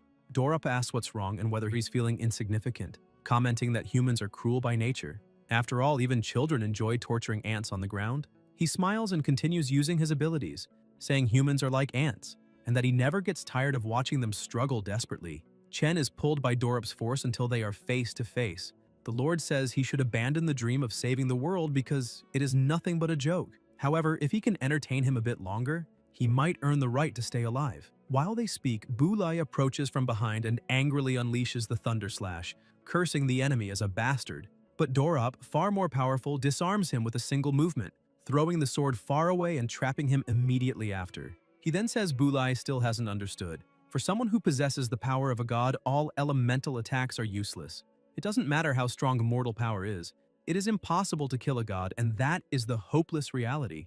Chen begins to wonder if elemental attacks are truly useless against gods, and whether this scenario is really part of the game Cosmo. Meanwhile, Dorop wraps the sword with his power and raises it before the protagonist, saying he had promised one more chance, and that chance had arrived. Laughing, he proposes a cruel game. If Chen kills the old Bulai with his own hands, then everyone can leave alive. Without hesitation, the protagonist refuses. Dorop then changes his tone and says that, in that case, he will have to watch the old man being tortured to death, and his companions will be next. The Lord pulls countless stones and begins crushing Bulai's body slowly, mocking him and asking if Chen can feel the pain the old man is suffering, provoking him to end his suffering quickly. Chen shouts for Dorop to stop, threatening to kill him if he touches Bulai. The Lord simply smiles and says there are only two choices. Either everyone dies, or Chen kills the old man to save the others. Bulai screams in pain and Dorop insists, asking what the choice will be. The protagonist is torn, wondering if there is truly nothing he can do except watch everyone die. He thinks of his son, of the friends he made, and of his mother, remembering that he still hasn't gone back to understand what happened in his house. Doubt consumes him until a voice rises inside his heart. Hesiod laughs, calling Dorop trash and asking how something like that could be considered a god. Surprised, Chen is pulled back into his subspace, the same place where flowers float everywhere. He asks himself if he's really inside his consciousness, unable to believe he ended up there at such a moment. Hesiod asks if he's going to give up, saying it would be shameful if the master he chose died to a worm like Dorop. Chen answers that it's impossible to hurt him, since he possesses the power of a god, and elemental powers were granted by the gods themselves. Hesiod agrees, but asks why would the gods who rule over mortals give them a power capable of killing them? Naturally, common elemental powers cannot affect them. Chen then notices the tone in his voice and asks if he has something up his sleeve. Hesiod smiles and says that if Chen dies, he will also disappear, so he cannot allow them both to be beaten by someone like Dorop. He says the power of the underworld god is truly terrifying, but what matters is that Dorop recognized Chen, and that changes everything. Confused, the protagonist asks if they are really talking about him. Hesiod explains that yes, common elemental powers are useless against gods, but Chen is not an ordinary mortal. The chaos elemental power he received is the only one capable of killing gods, and now it is time to show just how terrifying that power can be. He raises the chaos energy to 3% of its total strength. Outside, Dorop continues laughing and taunting, saying that if Chen has given up, then he will kill them both, starting with the old man. At that moment, the protagonist interrupts him and asks whether the one who should die there isn't actually him. The system warns, Divine Blessing successfully recharged, Holy Strike ready. Chen activates Divine Blessing, and the system announces that all negative effects have been nullified. His speed is increased by 20%, and he will now absorb life with each strike. Dorop laughs even harder, saying the human is entertaining, but will always remain nothing more than an insect before him. He tries to attack, but Chen, eyes firm and unwavering, grabs the blade of Dorop's sword with his bare hands. Dorop freezes in shock, unable to believe what he is seeing, but before he can react, he takes a punch straight to the face. Chen shows no mercy and continues attacking non-stop, blow after blow, crushing Dorop's health completely until he lands a devastating kick that slams him into the ground with terrifying force. At that moment, Hesiod's aura appears behind the protagonist, explaining that if the power of the gods can be compared to fire, then the chaos elemental power is like water, something capable of extinguishing that divine flame. The system reappears, showing several notifications. The skill Elemental Extinction has risen to level 12. Now, the chaos power at that level can injure even enemies who possess the power of a god. When the protagonist enters extinction state, each damaging strike reduces the cooldown time of Divine Blessing and Holy Strike by 15 seconds, and when 10 strikes are accumulated on the same enemy, he will take 20% additional damage from the Chaos Elemental Explosion. Eliminating elite or insane level enemies instantly restores all cooldowns. Hesiod then says the protagonist is now a true Godslayer. The system indicates Extinction active, 20 seconds remaining. Bulai watches from afar, impressed, asking if that is truly the power of the Chaos element. The protagonist asks Hesiod why he only released that power now, and he replies after reflecting for a moment, if the enemy had not used divine power, he would never have revealed the god-killing power because it is an absolute taboo.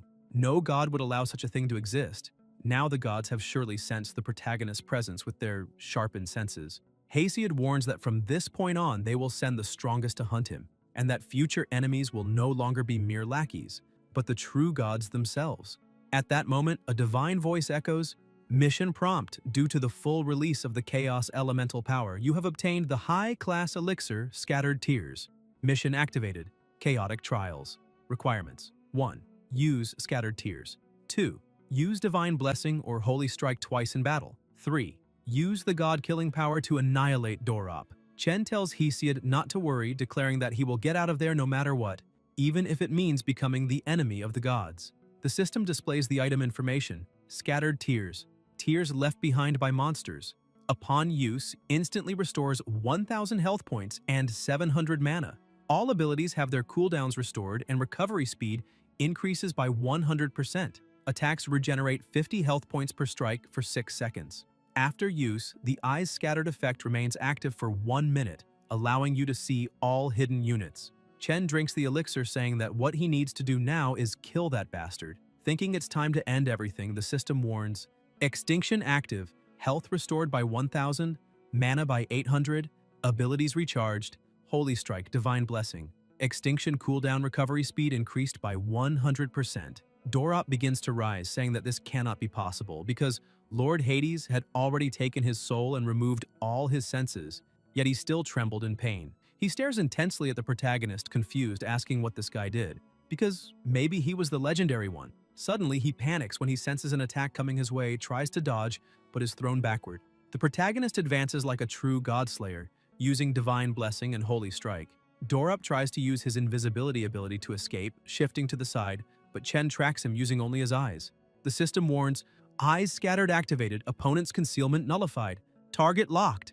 Desperate, Dorop begins to wonder if that man could really see him. The protagonist's attack hits him, and Chen keeps striking non-stop. The system shows 3,600 health deducted, 30 attacks accumulated, explosion damage tripled. Dorop keeps losing health rapidly. The system announces the cooldown of Divine Blessing is complete. Chen uses it again, removing another 3,000 health. Opponent's health below 10%, the system indicates. Scattered Tears effects end in 2 seconds. Extinction State ends in 5 seconds. Chen gathers all the remaining energy in his body for one final attack, shouting for Dorop to go straight to hell. But before striking, he notices Dorop is smiling and asks whether that is truly the power of a godslayer. Chen launches his maximum attack, generating an explosion so intense the entire forest trembles. His companions far away notice the light streaking across the sky. The system announces Dorop has been completely annihilated. The protagonist has obtained 3 million experience points. Items acquired: Red Key, Wind Elemental Stone, Ice Armor, Earth Ring. Level up. Requirements fulfilled. Use of Scattered Tears during battle, use of Divine Blessing twice, and use of the God-slaying power to annihilate Dorop. Mission complete. Chaotic Trials. Additional reward: 1.5 million experience. Item acquired: God Essence. Level up. New features unlocked: Composite Forging System, Illustrated Manual, Map, and Detection. The battle finally ended. Chen returns to his human form and Boulay runs to him, asking if he is alright. With a faint smile, he looks at the old man and says he managed to win. Exhausted, he collapses right after. Meanwhile, in the underworld, several souls were trapped in bottles behind the Lord of the Underworld. Suddenly, one of them begins to fade. Hades notices and wonders if Dorop's soul truly disappeared, since he was the guardian of Latonia. With that, he is certain the Godslayer has truly resurfaced. At that moment, Argolis should already be in the middle of the infinite sea. Sailing, he begins complaining that the boat is so slow it's irritating, but it's the only possible way to cross that sea. He asks Cecil how long until they arrive, and she replies they're almost there. Argolis then smiles as he sees the portal that connects the underworld to the other world.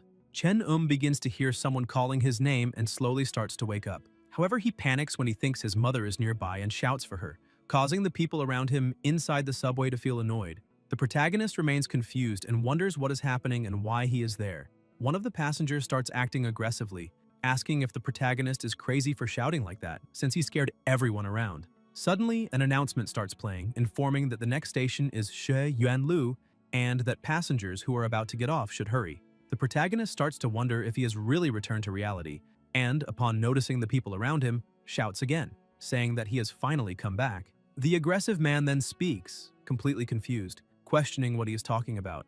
Another announcement informs that the train is arriving at the station, and that everyone should keep away from the doors. The protagonist apologizes, saying that he just had a nightmare. However, the system issues an alert about a nearby danger, warning him to be careful. The protagonist becomes confused, wondering why he is still hearing system alerts after having returned to reality. Some people farther back begin to ask what the two of them are doing. The bully gets irritated, saying that the kid is ignoring him, and that it seems he wants to get beaten up. Suddenly, someone shouts for Chen to run and get out of there. The protagonist continues to understand absolutely nothing, questioning himself about what is happening and whether the voice he just heard telling him to leave really does not belong to his mother. Suddenly, he is teleported and the bully starts asking why that guy simply disappeared. The men in black who were approaching ask the bully where that high school boy went. The bully replies that the boy simply disappeared, asking if they did not see that happen. However, the men in black only observe without saying anything. Suddenly, the protagonist wakes up again, sitting up in shock and breathing heavily.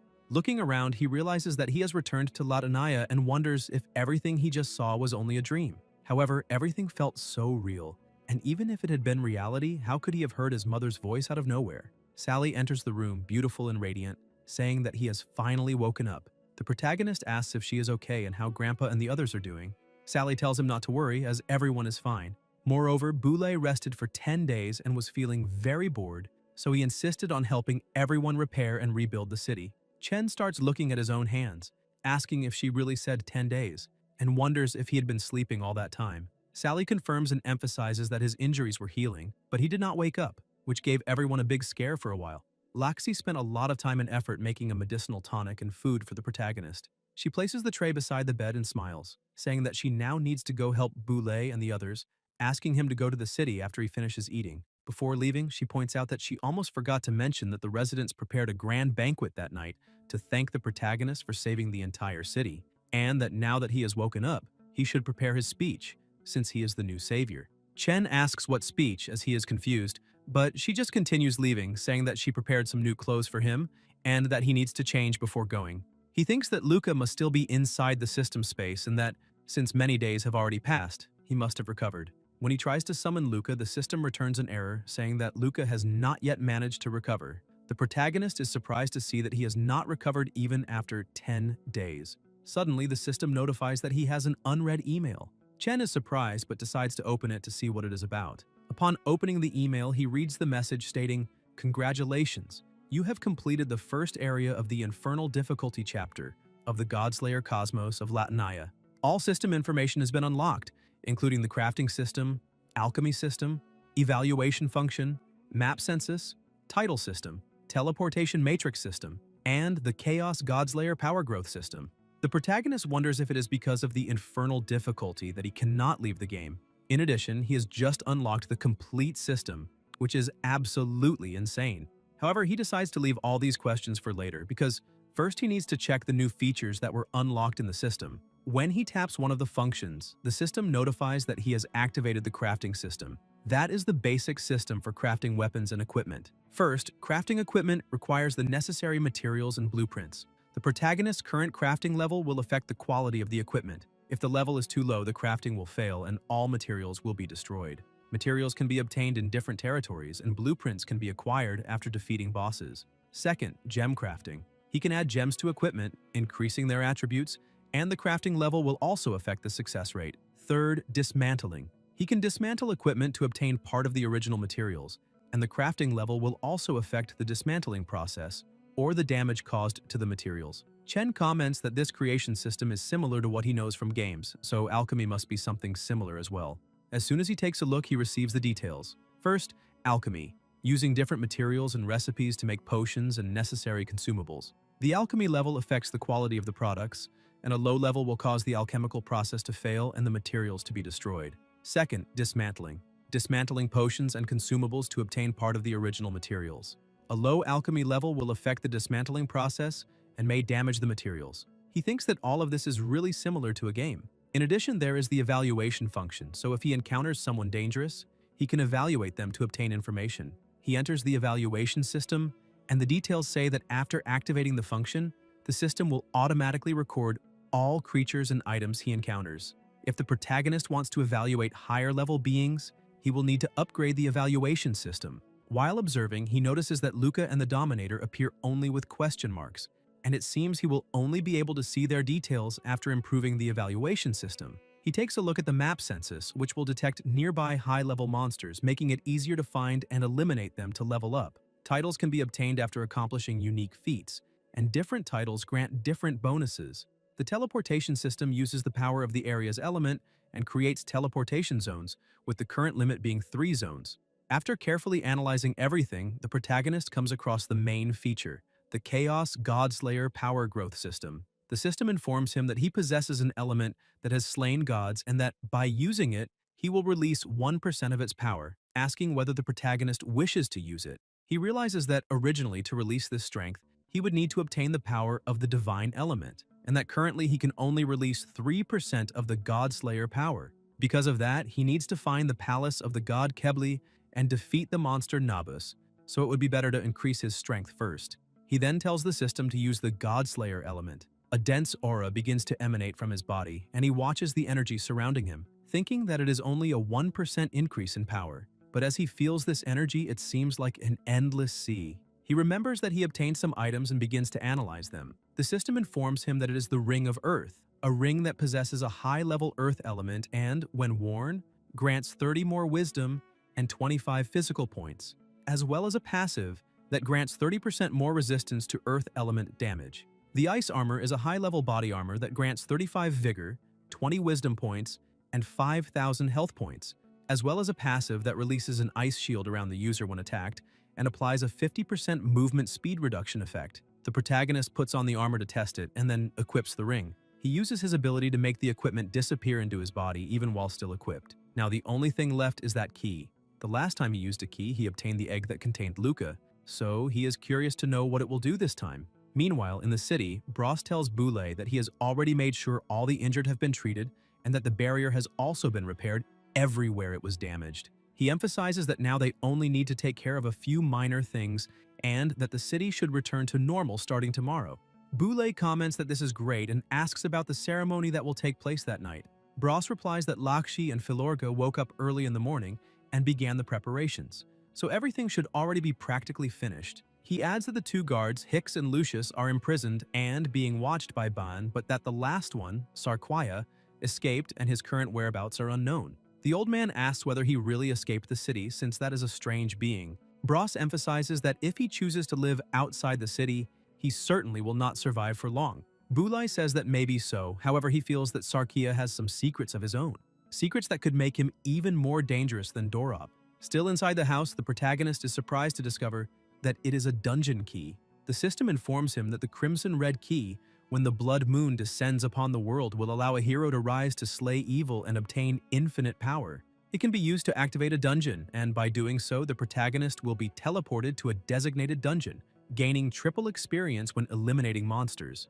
Once he manages to defeat the dungeon boss within the time limit, the mission will be completed. The rewards will be random, legendary grade equipment. Note: if the character dies, the real body will also die. The system asks whether he wishes to use it now.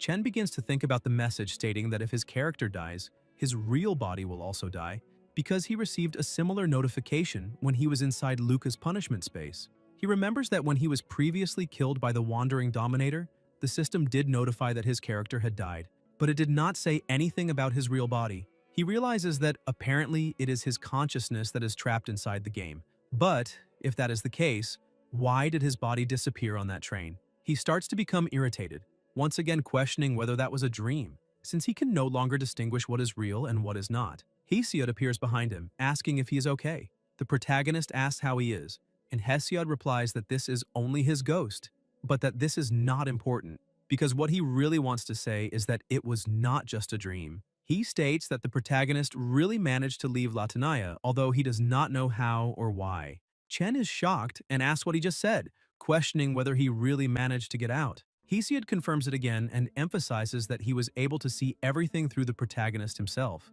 Chen comments that that bald man was looking for him and that apparently he seemed to know that the protagonist would appear at the training, and that suddenly he heard his mother's voice telling him to get out of there as fast as possible.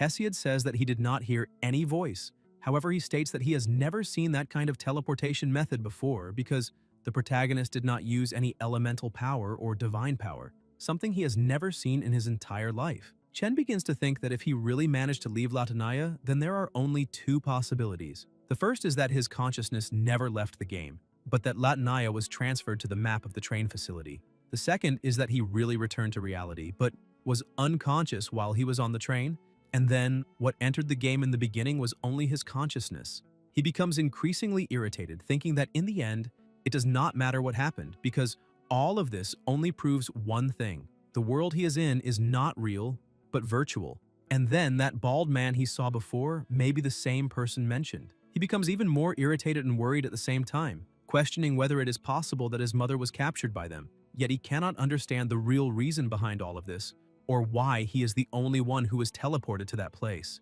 He starts to lose control and shouts, cursing everything and everyone, questioning why this is happening to him. Hesiod notices that the protagonist is starting to lose control and shouts for him to stay calm. The system asks once again whether he wishes to use the red key. The protagonist falls silent, and the system informs him that if there is no response within 10 seconds, it will be used automatically. Chen calms down a little and tells Hesiod not to worry, saying that he is fine. However, he asks him a question, commenting that apparently in the past, Hesiod had already managed to defeat a true god, and asks what would happen if he recovered all of his strength and whether it would be possible to defeat the strongest god in that world. Hesiod thinks for a while, sighs, and apologizes to the protagonist, saying that unfortunately his mind is still blank and that he cannot answer that question, but he states that he truly must have eliminated a god before, because if that had not happened, there would be no reason for him to have been sealed in that place.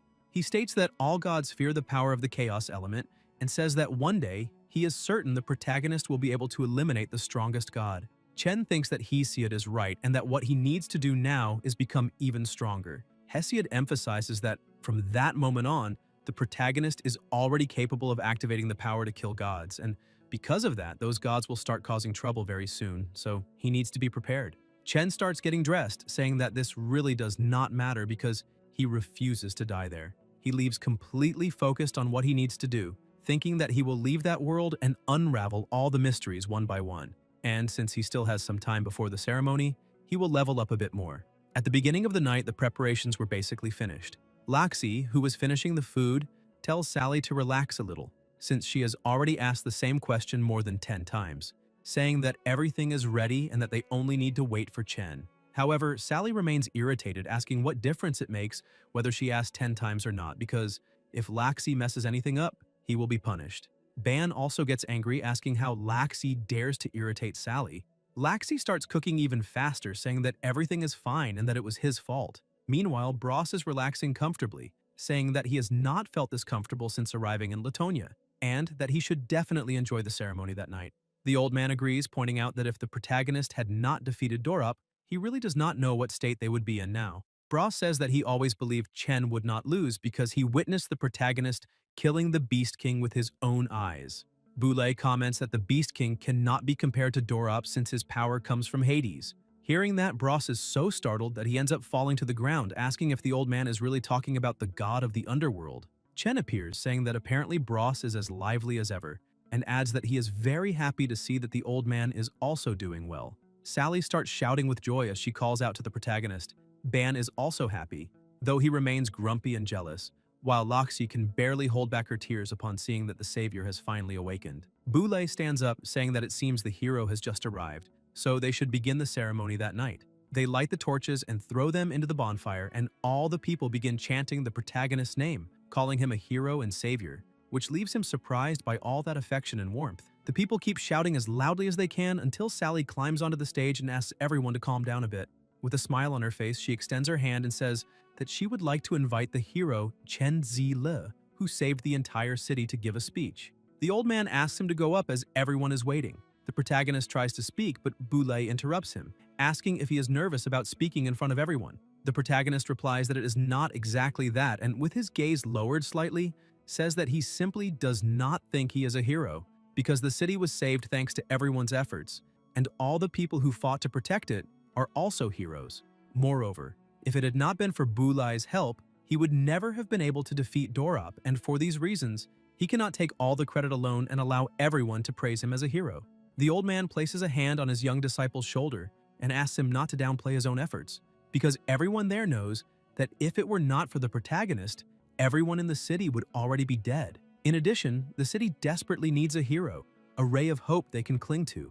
The old man looks deeply into the protagonist's eyes and says that he is the embodiment of that hope. His companions smile and say that they believe in him. Boulay asks him to go and pass that hope on to the people, because now he needs to be the light that will guide everyone out of that cursed place. Those words deeply touch the protagonist. He walks toward the stage thinking that everything the old man said is right, because the city's residents have just experienced a small-scale war and what they need now is someone they can trust. And since everyone sees him as a hero, he needs to become much stronger to protect all the people who are placing their last hope in him. Being a hero is really not easy, but the feeling of being loved and praised feels very good. As soon as he reaches the center of the stage, everyone begins to shout even louder. He greets everyone and introduces himself, saying that he is not really sure if he is a hero, however, he is sure of one thing. He declares with absolute conviction that he will leave that place and that if everyone believes in him, he will lead them all out of that hell. Argolis arrives at his destination and asks Cecil to stay there and wait, saying that he will return shortly and that even after hundreds of years, the time in that place remains extremely bad. He begins to smile, saying that now he can find out what really happened to Sunil, as well as finally learn who the being strong enough to kill him truly is. Argolis transforms into a dragon and begins to scour the area. Meanwhile, Chen is sitting alone on top of a building, drinking his beverage and thinking about life. Suddenly, his friends begin to approach, and Bros praises him, saying that the speech was truly good, because he never imagined the protagonist could remain so calm and composed while speaking in front of so many people. Ban points out that it was nothing special since anyone can say pretty words and they do not mean anything useful, so Chen needs to prove it through his actions. The protagonist stands up, saying that if the speech had been given by Ban, everyone would still be irritated and sulking by now, then asks where the old man and Sally are. Ban becomes irritated by that, but Bros tries to calm him down, saying that they do not need to argue over something like that and adds that Bulai drank too much, so Sally ended up taking him home. Philoga is taking food to Lucius and the other prisoners. They fall silent for a moment, then Bros asks whether the old man said anything about what their next step will be and when they will go to the Palace of the Gods. Chen says not yet. However, before they leave, he needs to further increase his combat abilities and become much stronger. Otherwise, even if they find the Palace of the Gods, they will not be able to defeat the guardian beast that lives there. Ban is confused by this conversation, and Bros asks what kind of beast that is. The protagonist replies that, from what he has learned, compared to the guardian beast, Dorop should be nothing more than a weak child. Therefore, if they truly want to overcome this challenge, everyone needs to find a way to become even stronger than they are now. After saying all of that, he jumps off the building, stating that he is going to rest and that they should also go to sleep early. The two watch the protagonist leave, and Bros comments that it seems he is becoming more and more mysterious. Chen goes to the edge of a cliff and begins to look at his system interface, thinking that after defeating Dorop, his level or cultivation reached 708, and now he also has 41 levels available to use. In addition, he has 65 undistributed attribute points. The upgraded Obliterate skill reduces the cooldown of all other skills, however it consumes a lot of energy and he needs to increase the attribute related to his energy, which is Wisdom, as well as use the Ring of Earth to further boost this attribute. After analyzing the situation, he decides to increase Wisdom by 15 points and divide the rest between Strength and Agility, leaving 25 for each. However, he realizes that he still does not have a weapon, and even after unlocking the weapon shop, he will only have 11 levels left to use, but he has no other choice. Thus, he decides to unlock the weapon shop and try to find something decent with the remaining budget. As soon as he unlocks the weapon shop, the system notifies him that he has just spent 30 levels to unlock that function, and several pieces of equipment begin to appear before him. He takes a good look and comments that the gold level Light of Glory does not seem bad. However, it costs 40 levels, and even if he could buy it, it still would not be comparable to Ozil. He continues browsing and finds the Elite Magic Sword Karthus, which costs 10 levels, increases Strength by 30 points and Agility by 45, and also grants 150 MP, with the equipment level being 70. It has a special effect that causes every successful attack to restore 3% of the user's MP, as well as generate magical burns, causing attacks to deal additional damage equal to 2% of the enemy's MP value. The protagonist thinks that even though it has no special attribute, the MP recovery effect is something he likes very much, so he decides to take it. The system informs him that he has just spent 10 levels to exchange his weapon for the Elite Magic Sword Karthus.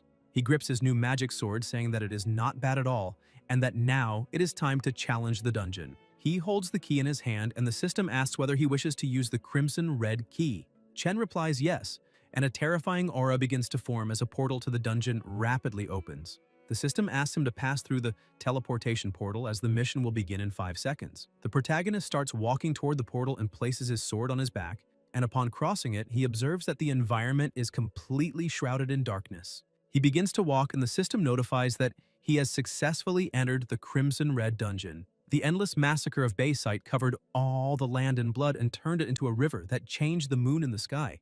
And the protagonist starts wondering why the name Bayside sounds so familiar to him. The system instructs him to find the evil Bayside of the moon and defeat it, with the mission reward being a random legendary weapon or piece of equipment, a purple moon key, and 10 million experience points. Chen thinks the reward is extremely generous. A legendary weapon and 10 million experience is very good, because afterward, when he levels up, he will be able to buy things in the shop. However, before obtaining the reward, he needs to find Bayside, yet he has no idea where to start looking for information, since the place has no markings or signs at all, so he does not even know which direction is which. Chen starts thinking that if he searches without a plan, he will definitely get lost before finding his target, but then he realizes that he must find Bayside before moonset, and as soon as he focuses on that, he gets an idea of where his objective might be, because this is a riddle, and the phrase before the moon sets does not only indicate the time, but also the location where his target is. While he looks at the moon, he feels something appearing in front of him. A fog begins to emerge out of nowhere, and a powerful monster appears, bringing with it countless smaller monsters. The system informs him that it is Bayside, a spiritual undead, a level 60 beast. The monsters begin to slowly approach, quickly surrounding the protagonist. He draws his magic sword and looks around, saying that it seems there are many level 60 undead spiritual beasts, and that if it were in the past, it really would have been difficult to deal with them. One of the monsters tries to attack, but he easily dodges and eliminates it with a single strike. He begins to move and wipes out all the monsters around him, as if they were absolutely nothing, thinking that at his current level, those monsters are nothing more than free experience being handed to him. Meanwhile, on a mountain some distance away from the city, Argolis is observing everything and confirms that Sunil was indeed killed, and even if he did not possess that divine power, he should not have been killed so easily. He begins to smell a very strong scent of insects, but then realizes that the smell is familiar and wonders if it could really be him, because that should be impossible. After all, he should have died a long time ago. Argolis starts to smile, wondering if that bastard really did not die and is hiding among the insects. In Delktown, the old man is reading a book and realizes that the sealing of the evil god Murius is not the end of the story, but the beginning of everything. The appearance of Hesiod and his absolute power made the gods fear humans, and according to what the goddess Jeffin saw in the Book of Prophecies, a godslayer will appear among humans and judge the gods, and then the world will be reset. The gods became enraged that humans had created their own power that could threaten them, so they massacred and slaughtered humans, and the oppressed humans eventually resisted and fought back. It is then that the Godslayer will appear and lead humanity to defeat the gods, and after the battle with Dorop, the old man no longer has any doubts that the Godslayer is the protagonist. He begins to wonder whether humans and gods will truly go to war, but suddenly he senses a massive threat approaching. He quickly opens the window, asking if the barrier is under attack, but instead he sees an enormous fireball in the sky, creating a huge explosion. He rushes there, and when he looks to the side, sees that it is the same trash that killed Morse and Luna. The two stare at each other, and Argolis asks the old man if he is the guardian of that place, and demands to know where the bastard who killed Sunil is, saying that if he tells him where he is, he will die without pain. Otherwise, he already knows what will happen. Meanwhile, the protagonist is focused on completing his mission, and as he begins to release his power, he manages to destroy the monsters in front of him. The system informs that the magic sword dealt an additional 300 points of damage, and with that he eliminated 3 undead spiritual beasts of Bayside and obtained 30,000 experience points. He pauses for a moment and looks at his sword, saying that if only the Annihilation Strike could also stack passively, then he would have unlimited MP. He leaps into the monsters, saying that it is better to have that than to have nothing, so he will try it. Chen activates the Annihilation Slash skill and begins to deal massive damage to the monsters, but this confirms exactly what he was expecting. The MP he used recovers very quickly, so he does not need to worry about MP at all, and this will greatly increase the efficiency of his hunting. He continues annihilating all the monsters around him, and a short while later the system notifies that he has successfully eliminated all the spiritual beasts. However, he realizes that he did not level up, and when he looks at the system screen, he understands why. He eliminated 25 monsters, gaining a total of 250,000 experience points, but he needs 500,000 points to evolve, so it is no surprise that he did not level up even after killing so many spiritual beasts. With this amount of experience required to advance, if it continues increasing at this rate, then even the 10 million experience from the mission will not help much with leveling up. The current durability of his weapon has also dropped to 93%, and the note indicates that when durability reaches 0, the weapon will be completely destroyed. He stares at the sword, thinking that for a moment he almost forgot about weapon durability, and that this sword wears down very quickly, since he barely fought spiritual beasts, and its durability has already dropped significantly. Even though he can fight monsters without using a sword, it is difficult to avoid relying on it, because back when he had to choose professional skills, there was a sacred skill that could increase weapon durability, but its damage was very low, so he ended up not choosing it. The biggest question on his mind now is whether he will truly be able to obtain even stronger skills as his level continues to rise. Suddenly, Luca appears on the system screen, extremely happy, calling him father. The protagonist is also delighted to see that he has awakened and decides to release him from the system space. Luca immediately starts hugging the protagonist, repeatedly calling him father, and Chen replies that he missed him a lot as well. His son asks if he is alright, and the protagonist tells him not to worry, saying that everything is fine now because he defeated that trash and they are safe. Then the protagonist says that he still had not been able to thank him, and takes the opportunity to do so, thanking Luca for saving both him and Grandpa. Luca flies around happily with his energy, thrilled by the affection he received. Chen watches him with satisfaction until Luca comes back and asks where they are now, and the protagonist explains that they are inside a dungeon to complete a mission and need to find the boss and eliminate it as quickly as possible, so it is time to move forward. The two of them begin advancing rapidly. Meanwhile, in other cities, a major commotion is unfolding in an emergency department. Doctors rush while carrying a person and shout for everyone to move aside. The person brought in from the woods appears to be in critical condition. The doctors say the heartbeat is extremely weak and that they need to inject aspirin immediately. Then they rush into the emergency room. They do everything they can to save him, but just a few seconds later, they realize there is no longer any heartbeat. After declaring the death, an assistant goes to Chief Sue and informs her that this is already the third person who has died of cardiac arrest that month, all of them men around 20 years old, and the cause of the cardiac arrest is still unknown, since no abnormalities were found even after the autopsy. She asks whether these people have anything in common, such as the same schools, universities, or residential areas, and the assistant replies that there is no apparent relationship or connection between them. However, according to the investigation, all of them played a game called Cosmos. The chief is confused and asks if all these people played the same game and then died, because that seems like more than a mere coincidence. The assistant adds that there is another case related to the game Cosmos. Last month, a woman went to the West District Police Station to report that her son, Chen, disappeared while playing the same game, and initially the report did not receive much attention. However, last week, someone posted a video in which a young man suddenly appears inside a train, emerging out of nowhere, and then disappearing. And the video quickly went viral on TikTok. After analyzing the case, they confirmed that the young man in the video is Chen. The assistant asked the chief how they should proceed from now on, and she begins reviewing the reports, saying that first they need to remove the video and control discussions about the protagonist. In addition, they must ensure that public panic does not spread.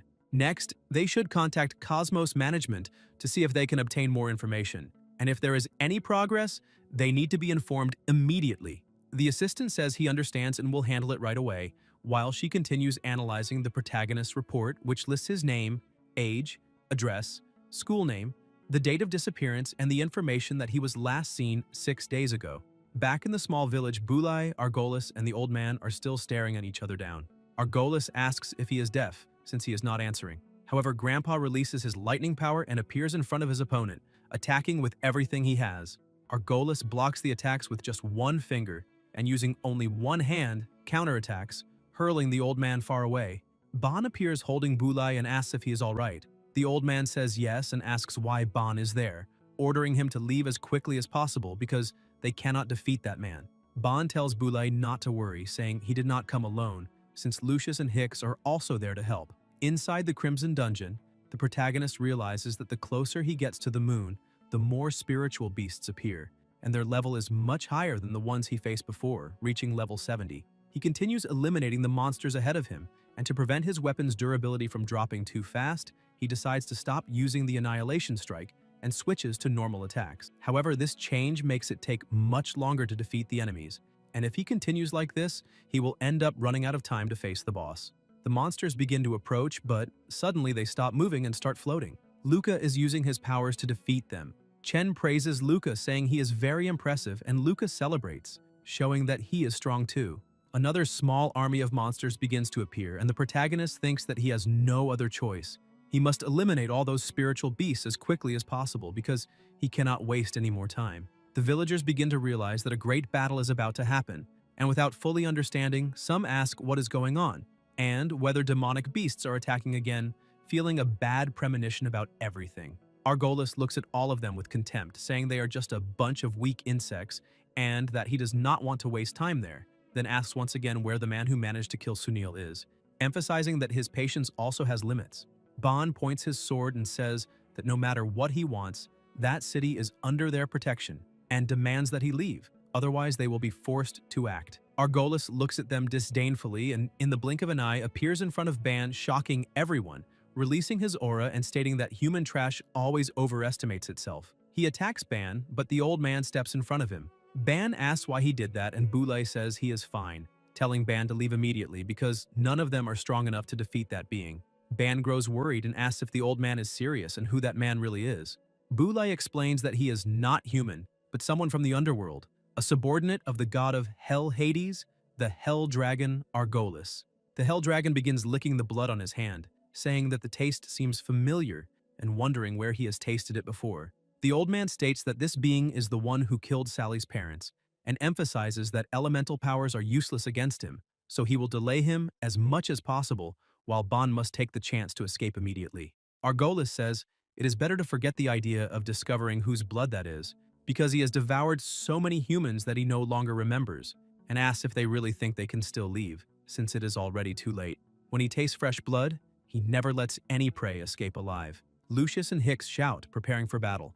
Lucius apologizes to Boulay but states that they will not leave, and Hicks says that unfortunately they are still the guardians of that village, so there is no way to run. Ban is also consumed by anger, saying that that bastard killed Sally's parents, and that whether human or god, he will not be forgiven, claiming that if they attack together, they will surely be able to defeat him. The old man says that since it has come to this, there is no turning back, and everyone prepares to enter combat. But Argolis begins to smile, saying that insects are always all the same. A gigantic dragon starts to rise behind him. Meanwhile, inside the dungeon, the protagonist breathes a little easier and the system notifies that he has leveled up. He asks Luca if he is okay because they need to rest a bit, and even after killing countless beasts, he only managed to level up once. In addition, his weapon's durability is also nearly at its limit, and with his current attributes and skills, he is very strong in one-on-one duels, but not very effective at defeating many monsters at once. And when it came time to choose skills, he could only choose 2 out of 3 options, and he chose the ones with higher damage, even though Holy Light has lower but fixed damage. However, it was an area of effect skill that could also reduce the rate at which a weapon's durability decreases. And if he could choose another profession, he could obtain better and even stronger skills. Still, he could not understand why he was only allowed to choose 2 skills instead of all 3. The system explains that when the player's hidden level reaches 100, a new skill slot will be unlocked. He is surprised to learn that he will gain a new skill slot as soon as he reaches level 100, which means that after defeating the boss of that dungeon, he will be able to unlock it. He looks toward the horizon, saying that they need to speed up and defeat that guy as soon as possible to obtain the new weapon and equipment, and with a new skill slot, it will be easier to fight Nabus of the Palace of the Gods. He calls Luca to move forward again, but a monster suddenly appears, letting out a deafening roar. Chen asks if that monster could be Baysite. The pressure in the space and the wind begin to change. An aura twists into a vortex, and a monster emerges from within it. That is Baysite, terrifying level 120. The protagonist starts laughing, saying that it seems it is just another big kitty. He tells Luca to be careful not to get killed, saying that he will protect himself as well. Luca gets irritated and says that he is very strong. The protagonist replies that he knows his son is strong, but it is still good to be cautious. He looks at the big cat and says that it is time to end this once and for all. In City B, the news is reporting that in recent days, many cases of death with unknown causes have been reported all over the world. Some speculate that there has been an outbreak of a deadly virus that the government is trying to hide, while others say it is related to nuclear contamination. However, one theory that is gaining traction is that the cases are connected to Cosmos, the latest metaverse game. At present, people are protesting against the game company and demanding that the government investigate and provide an explanation. That afternoon, the government invited Country K, Country J, Country A, country Y, and many other countries to an emergency conference to address these deaths. The government stated that it would provide an explanation for these special cases of death at a press conference that night. Suddenly, someone collapses in the middle of the broadcast. The reporter is startled and says that she is Lu Yao, and together with Neo TV will continue bringing everyone the latest updates. Lee Yuman, a PhD and medical expert, explains that all victims in these death cases were thoroughly examined by multiple medical specialists, but no viruses or signs of poisoning were found. However, during the autopsies, they discovered something. Those victims did not die of cardiac failure as initially believed, but what they found was illogical and far more complex than that. He emphasizes that the victims' organs were damaged by something sharp, as if by a weapon or something similar, and therefore he believes that all those victims were killed by illusions produced by their own brains. Everyone in the room is confused, talking among themselves, unsure whether such a thing is even possible. Human continues saying that he is currently part of a brain laboratory project in Europe.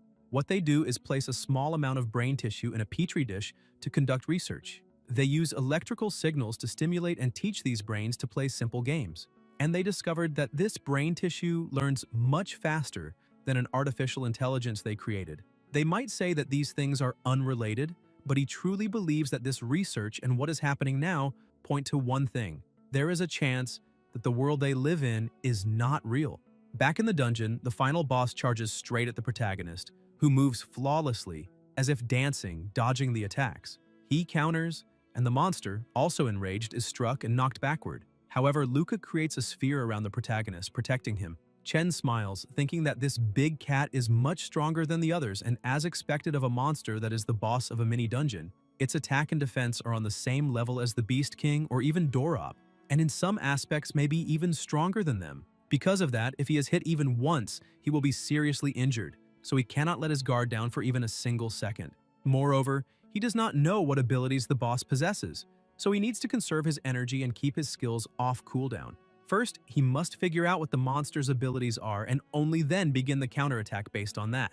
With the plan set, he charges at the monster again, but the protagonist suddenly notices that something strange is happening and wonders why the monster is not attacking. He keeps advancing and leaps onto the creature, but while he is still in the air, he realizes that the monster may be trying to lure him closer. Suddenly, the boss begins to growl, its eyes glow, and several monsters appear around the protagonist. He realizes that this is the moment and uses the Annihilation Strike, charging at the boss and landing a direct hit on its head. Chen says that with the Annihilation Strike, he can evade the opponent's magical attack and counterattack at the same time, forcing the monster to use other abilities.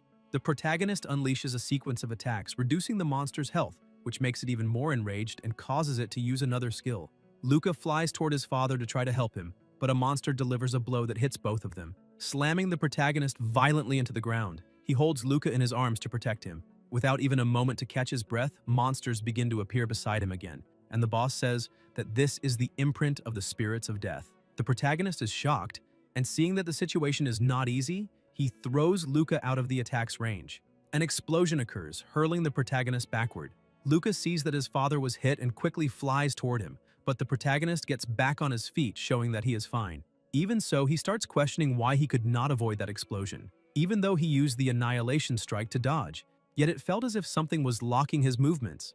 The system informs him that base seat's attacks apply a mark effect, and after being marked by the imprint of the spirits of death, the attacks become locked onto the target. The protagonist begins to understand what really happened, which is why the boss did not attack earlier and waited until he got close, then tried to kill him with the imprint of the spirits of death and used explosions to deal damage. This is essentially a critical counter against someone like him, who relies on close combat.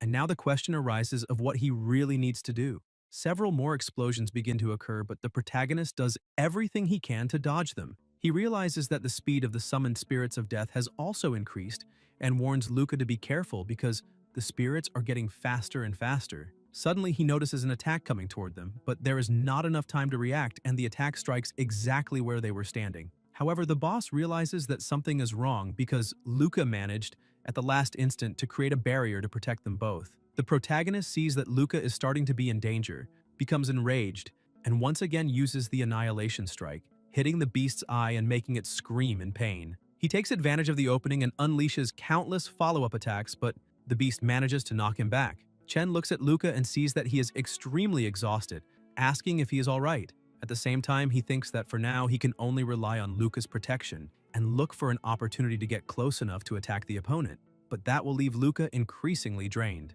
In addition, the boss's speed is increasing more and more, and if the protagonist activates Obliteration and fails to kill the boss, when the skill enters its long cooldown, it will put them in an even worse situation. However, Luca is already very tired and he cannot push him any further. And besides dealing with the boss, he still needs to stay alert to dodge the constant attacks from the spirits of death. The protagonist finds himself lost in thought, not knowing exactly what he should do, but then he remembers when he was training with Hesiod, when Hesiod used a type of long-range sword technique, and if he can use that same technique, it will be possible to defeat the opponent. Baysite charges at him again, and the protagonist tries to contact Hesiod, saying that he needs his help to defeat that beast. He blocks the attack, but receives no response. While using his skills, the protagonist wonders if it is because he is in the middle of a mission that he cannot contact Hesiod. But that is very strange, because even when he returned to reality, Hesiod was with him. The system warns that only 30 minutes remain for the mission, and he realizes that he does not have much time left, starting to question whether he will really have to give up the 10 million experience points and the legendary weapon. The boss tries to attack him again, but Chen retreats. He looks to the side and sees that Luca is also giving everything he has just to defend himself, and this makes him think that he cannot give up, because if he cannot even defeat a dungeon boss, then he will have no chance against Nabus in the Palace of the Gods. Because of that, he has to keep going, since there must be a way to defeat Baysite. However, while he is trapped in his thoughts, the protagonist ends up lowering his guard just enough for the boss to reach his back. Chen is shocked to see that the monster's speed has increased once again. He takes a direct hit that slams him violently into the ground, leaving him unable to get back up. Another attack comes straight at him, causing a massive explosion, and the system repeatedly issues alerts that the protagonist's health has fallen below 10% and that he must recover immediately. Chen begins to analyze the situation, realizing that the boss's speed has increased yet again, and that, with his current health, he will die instantly if he takes another hit. That means the only thing he can do now is activate the extinction state and use some potions, giving everything he has while Luca's shield can still hold. However, before taking action, he remembers that until now, the power of the chaos element and the skills he has used were all guided by the system, and he has never tried to do it on his own. The sword strike Hesiod used seemed to concentrate all elemental power into the weapon before releasing it at the moment of attack, so if he fuses all of his elemental power into the sword, he might achieve the same result. He begins to release all of his power, channeling the chaos element into the sword, questioning whether Hesiod's attack is truly similar to what he is doing now. After accumulating a massive amount of the chaos element, he unleashes the attack and a cutting shockwave bursts forth, causing a huge explosion and slicing through everything in its path. The system notifies him that he has completed the skill Godslayer Crescent Blade. The protagonist rejoices when he sees that he has truly managed to learn a skill on his own. The system explains that the chaotic Godslayer Crescent Blade consumes 100 MP to gather all the power of the chaos element into the weapon and deliver a fatal strike. The damage is calculated based on 2,000 base damage plus 5 times the strength value plus weapon damage, in addition to the explosion damage of the chaos element. This attack also inflicts the following effects: lifesteal and magical burn. The cooldown time is 0, and skills he develops on his own will not occupy slots in the system's skill interface. He thinks this is incredible because he has just acquired another skill and can finally defeat that stupid boss. The monster roars once more and charges straight at him. He activates the Obliterate skill and the aura around his body completely changes. The monster closes in faster and faster, but Chen's concentration is fully locked onto its movements. He moves his arm and with a single simple motion, lands the strike on the monster, slicing it cleanly in half with ease. He breathes heavily, thinking that after using the skill it feels as if he is trapped in quicksand, unable to move at all, but fortunately the battle has finally come to an end. The system announces that he has successfully annihilated Baysite and, with that, completed the Crimson Moon mission. The energy contained within the beast begins to leak out, flowing directly toward the moon. That energy starts to change color, and the protagonist wonders what it could be when, suddenly, a lunar beam strikes him. The system informs him that he currently has 2 million experience points and has just received an additional 10 million experience, causing him to level up rapidly until reaching level 100. He thinks that everything is finally settled now, since this was an extremely exhausting experience, yet his wounds begin to heal rapidly thanks to the recovery granted by leveling up. In addition, he has unlocked the ability to use a third skill, The system appears again, stating that the God Annihilator skill, when used, will cause the user's attacks to leave a mark, and this mark will remain for 30 seconds. Marked targets will no longer be able to become invisible, teleport, or perform other actions after being branded. Using Divine Annihilator a second time will immediately trigger 3 consecutive basic attacks on the target. If there are 3 or more marked targets, an attack will be released in the order in which the targets were first marked. The marks deal 300% explosive damage and have a cooldown of 4 minutes. The protagonist thinks that this new skill is almost identical to the dungeon boss's ability and should deal massive damage when combined with the Sacred Strike. Now he only needs to distribute his attribute points and he will finally be ready to face time itself and challenge Nablus.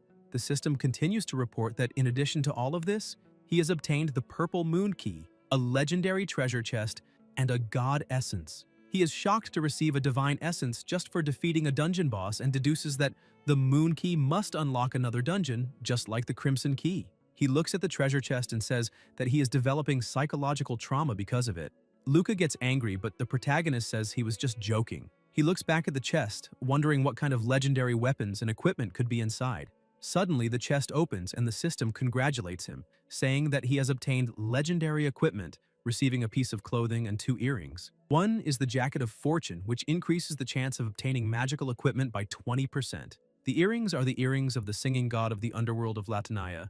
Osiris, the lord of the underworld, chose to remain in that realm and eliminate the evil spirits imprisoned there. However, he was shocked by the overwhelming number of these spirits and their immense combat power. To prevent chaos and destruction, the god of Latania sang the song of the underworld spirits, purifying and sealing the evil spirits within these earrings. They grant 20 points of strength and agility, intelligence points, 8,000 health, and 1,500 mana. When equipped, the user gains a 5% increase in experience gain, a 5% chance to deal magical critical damage, a 10% increase in resource regeneration speed, an 8% chance to evade physical attacks, and a 100% increase in all damage dealt to spirit-type enemies. Chen holds one of the earrings in his hand, thinking that this is exactly what should be expected of a legendary item. In addition to the intelligence bonuses, there is also an 8% evasion chance. And now that he has such an item at this stage, he can invest all of his attribute points into strength and agility without much concern from now on. However, he realizes that his ears are not pierced and thinks that he may need to select the equip option. As soon as he does, the earring simply appears on his ear and the jacket is placed on his body. The system warns that the mission dungeon will soon be closed, and therefore the already open teleportation portal begins a countdown. He calls Luca to return home and visit the temple together.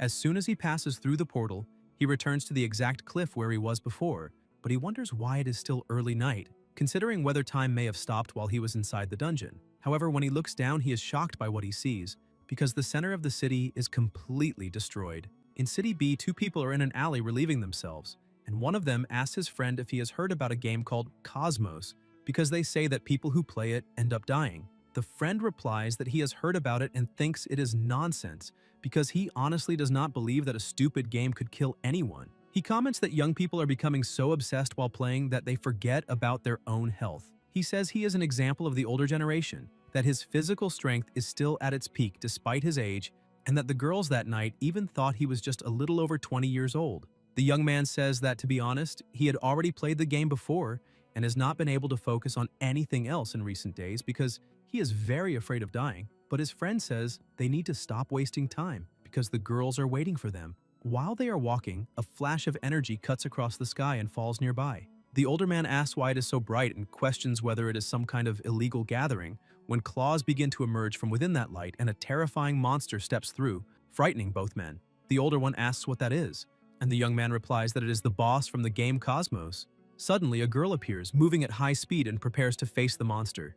Back in the small village, the protagonist begins walking among the ruins and wonders what happened to the city during his absence, thinking about whether time flows differently between Latonia and the dungeon. Hesiod appears, saying that the protagonist has finally returned, but Chen is confused and asks Hesiod where he was.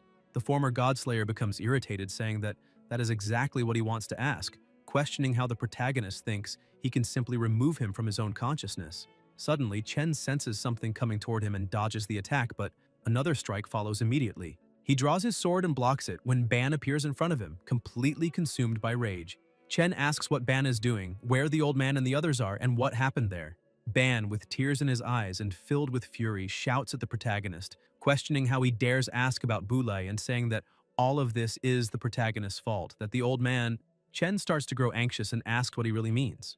After their exchange, the protagonist goes to the cabin and finds his team there, but Bulai is gravely injured, missing both arms. Chen sits down beside Bulai and asks how he ended up in that state, since he was only gone for one night. So how could all of that have happened? However, everyone refuses to speak. Chen becomes even more irritated and asks Laxi to explain what happened. And Laxi says that the protagonist was gone for 3 days, which is why they thought he had left without saying goodbye. Chen is shocked and asks what she just said. Ban enters the cabin and tells him to stop asking questions, stating that Chen said he would protect everyone, but ran away thinking only of himself at the most critical moment. Moreover, it was not only Bu Lai who was affected, but there were also tens of thousands of deaths throughout the entire city, and all of it was the protagonist's fault. Ban begs Chen to say who he really is and why that God wants to find him at any cost, but Chen remains completely silent. At the Public Security Department of City B, a policewoman was telling 2 people that if they kept talking nonsense, she would have to arrest them for wasting the police's time. The 2 men kept insisting that everything they had said was the truth. Another officer arrived and asked what was going on there. The woman explained that the 2 of them were claiming they had been attacked by a monster. They explained the story again, saying that everything was true and that it had been terrifying. Suddenly, a girl had appeared and used a sword to kill the monster. The officer began to tell them to leave, warning that if they kept causing trouble, he would have to arrest them for disturbing the police. The men continued to insist that they be believed because the story was completely true. The policewoman's phone started ringing and she answered when she saw it was her boss. Meanwhile, the 2 men kept explaining the situation to the officer, saying that the monster looked like an armored worm and was 3 stories tall. The policewoman was startled and spoke loudly, asking whether an unknown creature had really appeared. She received orders from her boss and said she would immediately gather all the guards and await further instructions. Her partner asked what was wrong, and she explained that the chief said they were declaring an emergency evacuation in City B because many unknown creatures had been spotted walking through the city. Back in the other world, Ban was still furious, shouting for the protagonist to answer and questioning whether he really thought that staying silent would let him escape. Ban grew increasingly irritated and grabbed the protagonist by the collar, asking whether he knew that that piece of trash would come after them and if that was why he had disappeared at just the right moment. Ban took this as the truth and said that the protagonist was nothing more than a selfish coward who was afraid of dying. The others merely watched the argument. Ban lost control, and since the protagonist said nothing, he took it as an admission of guilt and tried to throw a punch, but Chen blocked it with just one hand. Ban cursed him, but Chen interrupted, apologized for not being there when he should have been, and explained that he had not known someone would arrive so quickly. He said that no matter what, he had caused all of that and therefore would take responsibility. For that reason, he would go find the trash responsible and eliminate him from that world. Bros interrupted, saying that this was impossible because that guy was not someone they could defeat since he was extremely strong. Even so, he was very curious about why someone that strong was after the protagonist. Chen said it was because he possessed the power to kill gods. In his battle against Dorop, he and Bulai had discovered that elemental attacks could not harm him at all, and that was because Dorop had sacrificed his soul in exchange for the power of the underworld god Hades. Everyone was shocked, and the protagonist continued explaining that the element he had truly awakened was the power to kill gods, the element of chaos. Therefore, when he eliminated Dorop, Hades must have sensed his power. Meanwhile, in the middle of the desert, Argolis stopped at a certain spot, studying whether it was the right place, the palace where Lord Hades had sealed that god. Using his powers, he managed to find the magic circle and raise the palace that had been buried underground. The protagonist began to wonder whether that really was a game world, since everything felt so real and at the same time so unreal. Sight, hearing, smell, taste, and even touch could be replicated to deceive the brain, but as a human, his instincts and feelings were real. Thus, he had consciousness and could feel happiness, sadness, anger, and even fear. That was the difference between a robot and a human. Bulai had lost both arms, and many people had died because of him. Even if he told himself that none of it was real, he simply could not rid his mind of that feeling of guilt. Therefore, before leaving, he would find that trash and avenge Grandpa and everyone who had died. Suddenly, he thought that perhaps the pharmacy had something that could heal Bulai. If the medicine were high level, it should be able to restore his arms. He checked the system and found a potion costing 10 levels of Asclepius's protection. The doctor god Asclepius had created that divine medicine, which could immediately restore damaged body parts. Chen thought this was great and that if he gave that medicine to his grandfather, everything would be fine. Suddenly, he noticed something on the horizon, in the middle of the desert. Chen wondered what had happened there since he had felt the ground shake and such a massive amount of energy being released. He was then startled when the system announced that the palace of the god Kebli had been activated. He thought that explained the reason for such a huge wave of energy and that, if he was not mistaken, it was probably the same guy who attacked the city who had activated the palace. Meanwhile, inside the palace, Argolis was feeling irritated because if it had not been Hades himself who ordered him to go there, he would have refused, even if it were Zeus. He thought that his master wanted him to check the power of the seal before leaving. However, he had never revealed the name of the god sealed there. That place was the palace of an exiled god, and if Latinaya had placed such a massive seal on it, then it must be a god that Lord Hades feared. Using his magic, he managed to find the sealed throne room, and inside it, there should be the divine beast that protected the seal. Concentrating his power on the door, he carried out a test, and the beast awakened. The protagonist was still somewhat confused, questioning why that man had gone to the palace, but he realized that the gods could sense the power of the chaos element, and that if that bastard found him again, then everyone who remained there would be in danger. He asked Hesiod how the gods sensed his presence, and whether there was any way to prevent it. Hesiod explained that when the protagonist used the power of the chaos element for the first time, it reformed his aura. Because of that, there would be traces that only a god could sense. Those traces of aura, unless the protagonist died, could not be concealed or erased. And if he truly wanted to obtain great power, he would have to pay a high price for it.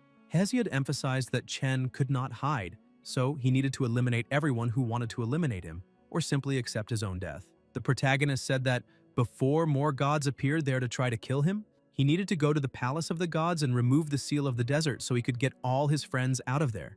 Hesiod agreed with him, since that was the only thing he could do for his friends. Chen returned home and sat beside Bulai. At the same time, he thought that Ban was right, because he was the reason everything had happened, bringing disaster to the city.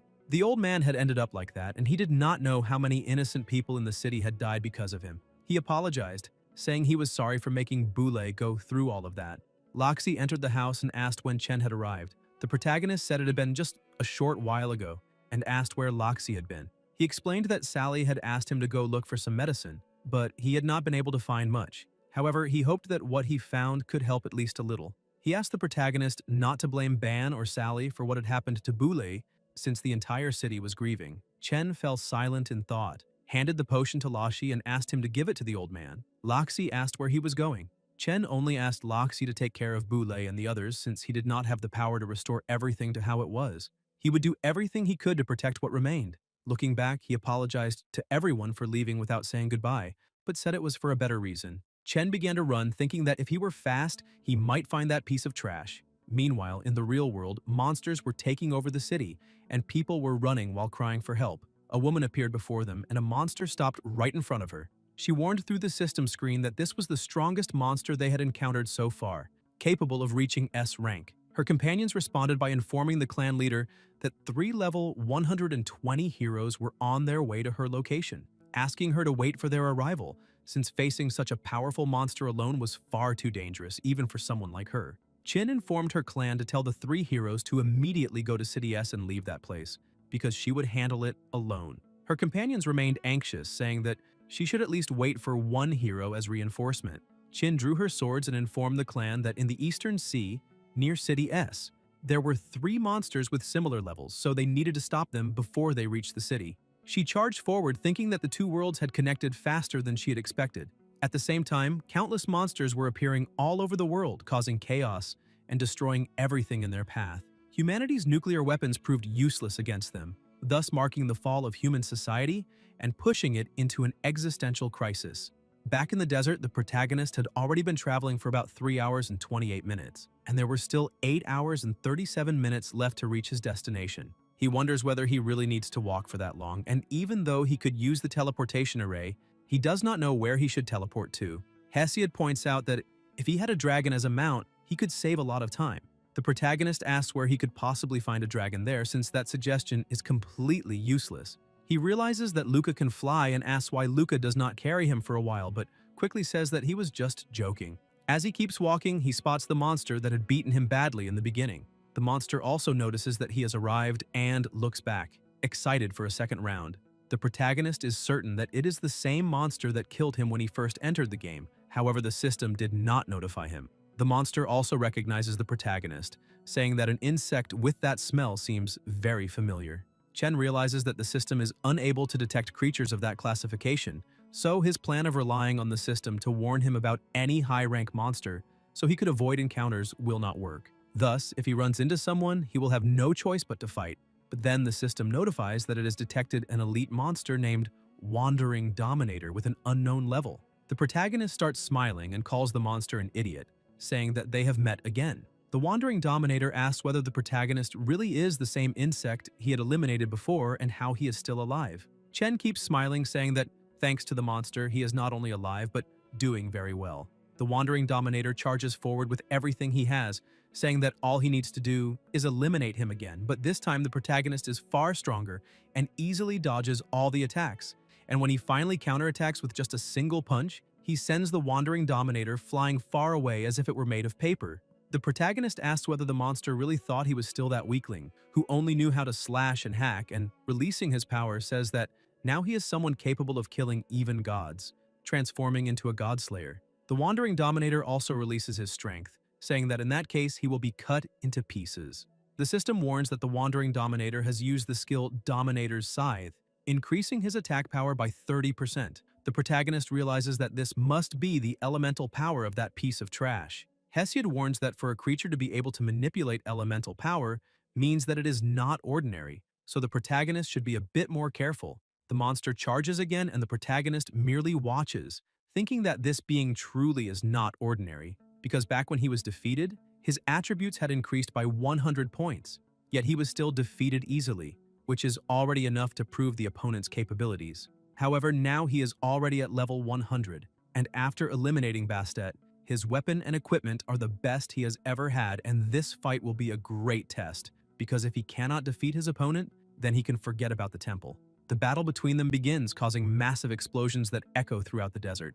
After measuring each other's strength, they pull back, but the protagonist suddenly rushes forward trying to catch the opponent by surprise, who, with astonishing speed, manages to dodge, and appears behind Chen saying that an insect is still an insect, slow as always.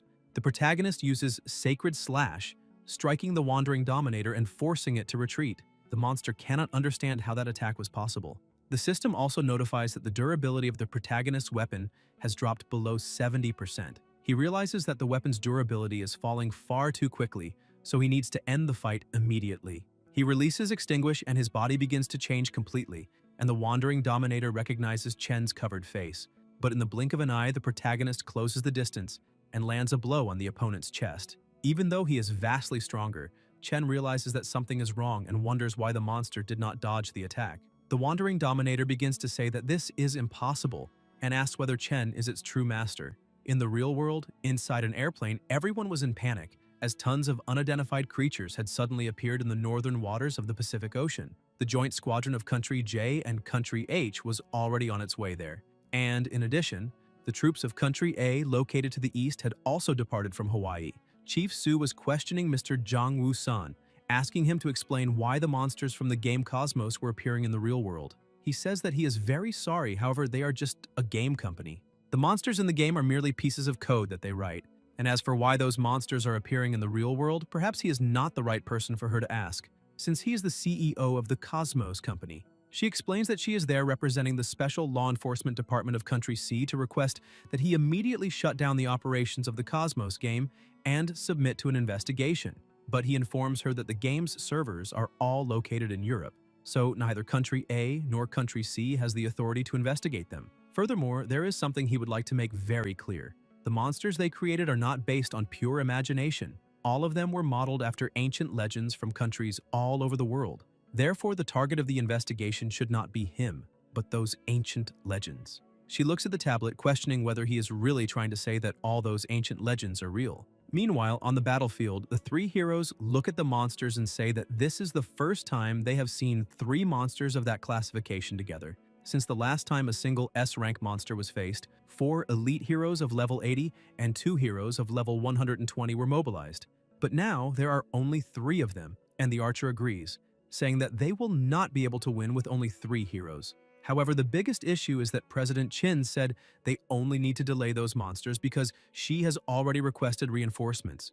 These are Bruce, Balang, Dafu, and Li Xiangqian, all level 120. But unfortunately, this is an unprepared force, otherwise the manhwa would end right here. Dafu tells everyone to prepare for battle, but suddenly they feel a terrifying presence, and another monster begins to appear. Dafu questions what kind of land exists beyond that entrance, because the monster that appeared is extremely gigantic, possibly classified as SS rank or perhaps even higher. In the desert, the wandering dominator drops to his knees on the ground, and the protagonist asks what master he is talking about. The monster explains that the power he just used is the power of his master. Chen senses movement and quickly retreats as the wandering dominator stands up and calls the protagonist master. Chen remains suspicious and asks what the monster truly means by the power of his master. However, the wandering dominator is also very confused, questioning why his master's power is inside the body of an insect and how that happened. Chen asks whether Hesiod is really the master of that monster, but Hesiod explains that he has lost all his memories, so if it truly is him, he cannot remember it. The protagonist continues questioning whether Hesiod is the master of that monster, and decides to ask the wandering dominator if his master is a middle-aged man with silver hair. The monster replies that no, because his master is not a human, he is the supreme god of that place, called Ra. Chen thinks that Ra is the chief of the Egyptian pantheon of 9 deities. The wandering dominator continues approaching and kneels in front of the protagonist, saying that whoever it may be, the master's power is inside him, and in that case, the protagonist is now his master. The system appears, informing that a new database of divinities has been discovered, Khepri, the subordinate scarab god of Ra. Khepri extends his hand toward the protagonist, asking him to accept him as a servant, and the system asks whether Chen wishes to accept Khepri as his subordinate mercenary. The protagonist thinks that that monster is Khepri, which means he is the main character of the quest called Khepri's Revenge, and even though he does not like that monster at all, it is much better to have him on his side, since that will make it easier to defeat the boss of the Nablus Temple, so if that is the case, he should accept without hesitation. As soon as he confirms, the system informs that he has accepted Khepri as his sole subordinate and that now he only needs to use the soul bribe skill during battle to summon Khepri to fight at his side. In addition, soul subordinates do not use MP, and there is no time limit for them to remain in battle. Chen is surprised to see that soul subordinates are so powerful, and this means that if he manages to gather a few more, he might not even need to fight anymore. The system continues to warn that after obtaining a soul subordinate, each one will receive 30% of all the experience he gains, and also warns that if a subordinate dies in battle, it cannot be revived, which means the protagonist will lose that subordinate permanently. Chen thinks that things definitely would not be as easy as he imagined, since having more subordinates means that more experience will be siphoned away from him. In addition, if they die, all the experience given to those subordinates will have been wasted. However, those are matters to think about in the future. For now, he has Khepri's help, so the chances of defeating Nablus are even greater. He summons Khepri and orders him to tell everything he knows. Back on Earth, an agent informs Chief Su that headquarters has just called to report that unidentified monsters have appeared in several cities around the world, and that they want her to head to City B immediately to discuss countermeasures. She says she understands and asks him to inform the others to prepare for departure in 15 minutes. Zhao Zhengyi, head of the Department of Special Affairs, shows a recording that City H has just sent. In the footage, a mysterious woman can be seen eliminating monsters. In addition, the city's maritime patrol has also sent a recording. 3 monsters appeared in the East China Sea, far larger than the others, and most astonishingly, 3 people are currently holding those 3 monsters back. As soon as he received these recordings, he immediately forwarded them all to the specialists in City B. After making several comparisons, they replied that these monsters all come from a game called Cosmos. Even more shocking is the fact that they are monsters recorded in the legends of Country R. The chief recalls what Wu Zhen had told her. In the middle of the East China Sea, the heroes were giving everything they had to try to hold the monsters there. Xiangqian manages to bind the strongest monster and shouts to his companions that he will try to hold the SS rank monster, but they need to be quick to eliminate the other 2 S rank monsters. His 2 companions continue fighting with all their strength, but they notice movement from the larger monster, causing their companion to be flung upward and injure his arm with the chains. They lower their guard and are caught by a surprise attack, but they manage to dodge and quickly rush to help their companion. Bruce, already out of energy, points out that it is impossible to drive away that SS-level monster, and questions why the reinforcements President Qin sent have still not arrived. Even completely exhausted, Dafu remains standing, saying that they cannot allow the monsters to reach the city. One of the monsters tries to attack them, but another person draws a sword and restrains the monster with ease. Chief Fuhai Juicy tells them to leave it to him. The monsters continue to receive orders from the strongest one, but Juicy moves like lightning among them, restraining them all with ease, using Snow Moon Spatial Rift. In the desert, Khepri begins to explain that to tell the whole story, they will have to start tens of thousands of years ago, before the emergence of the evil god Morpheus.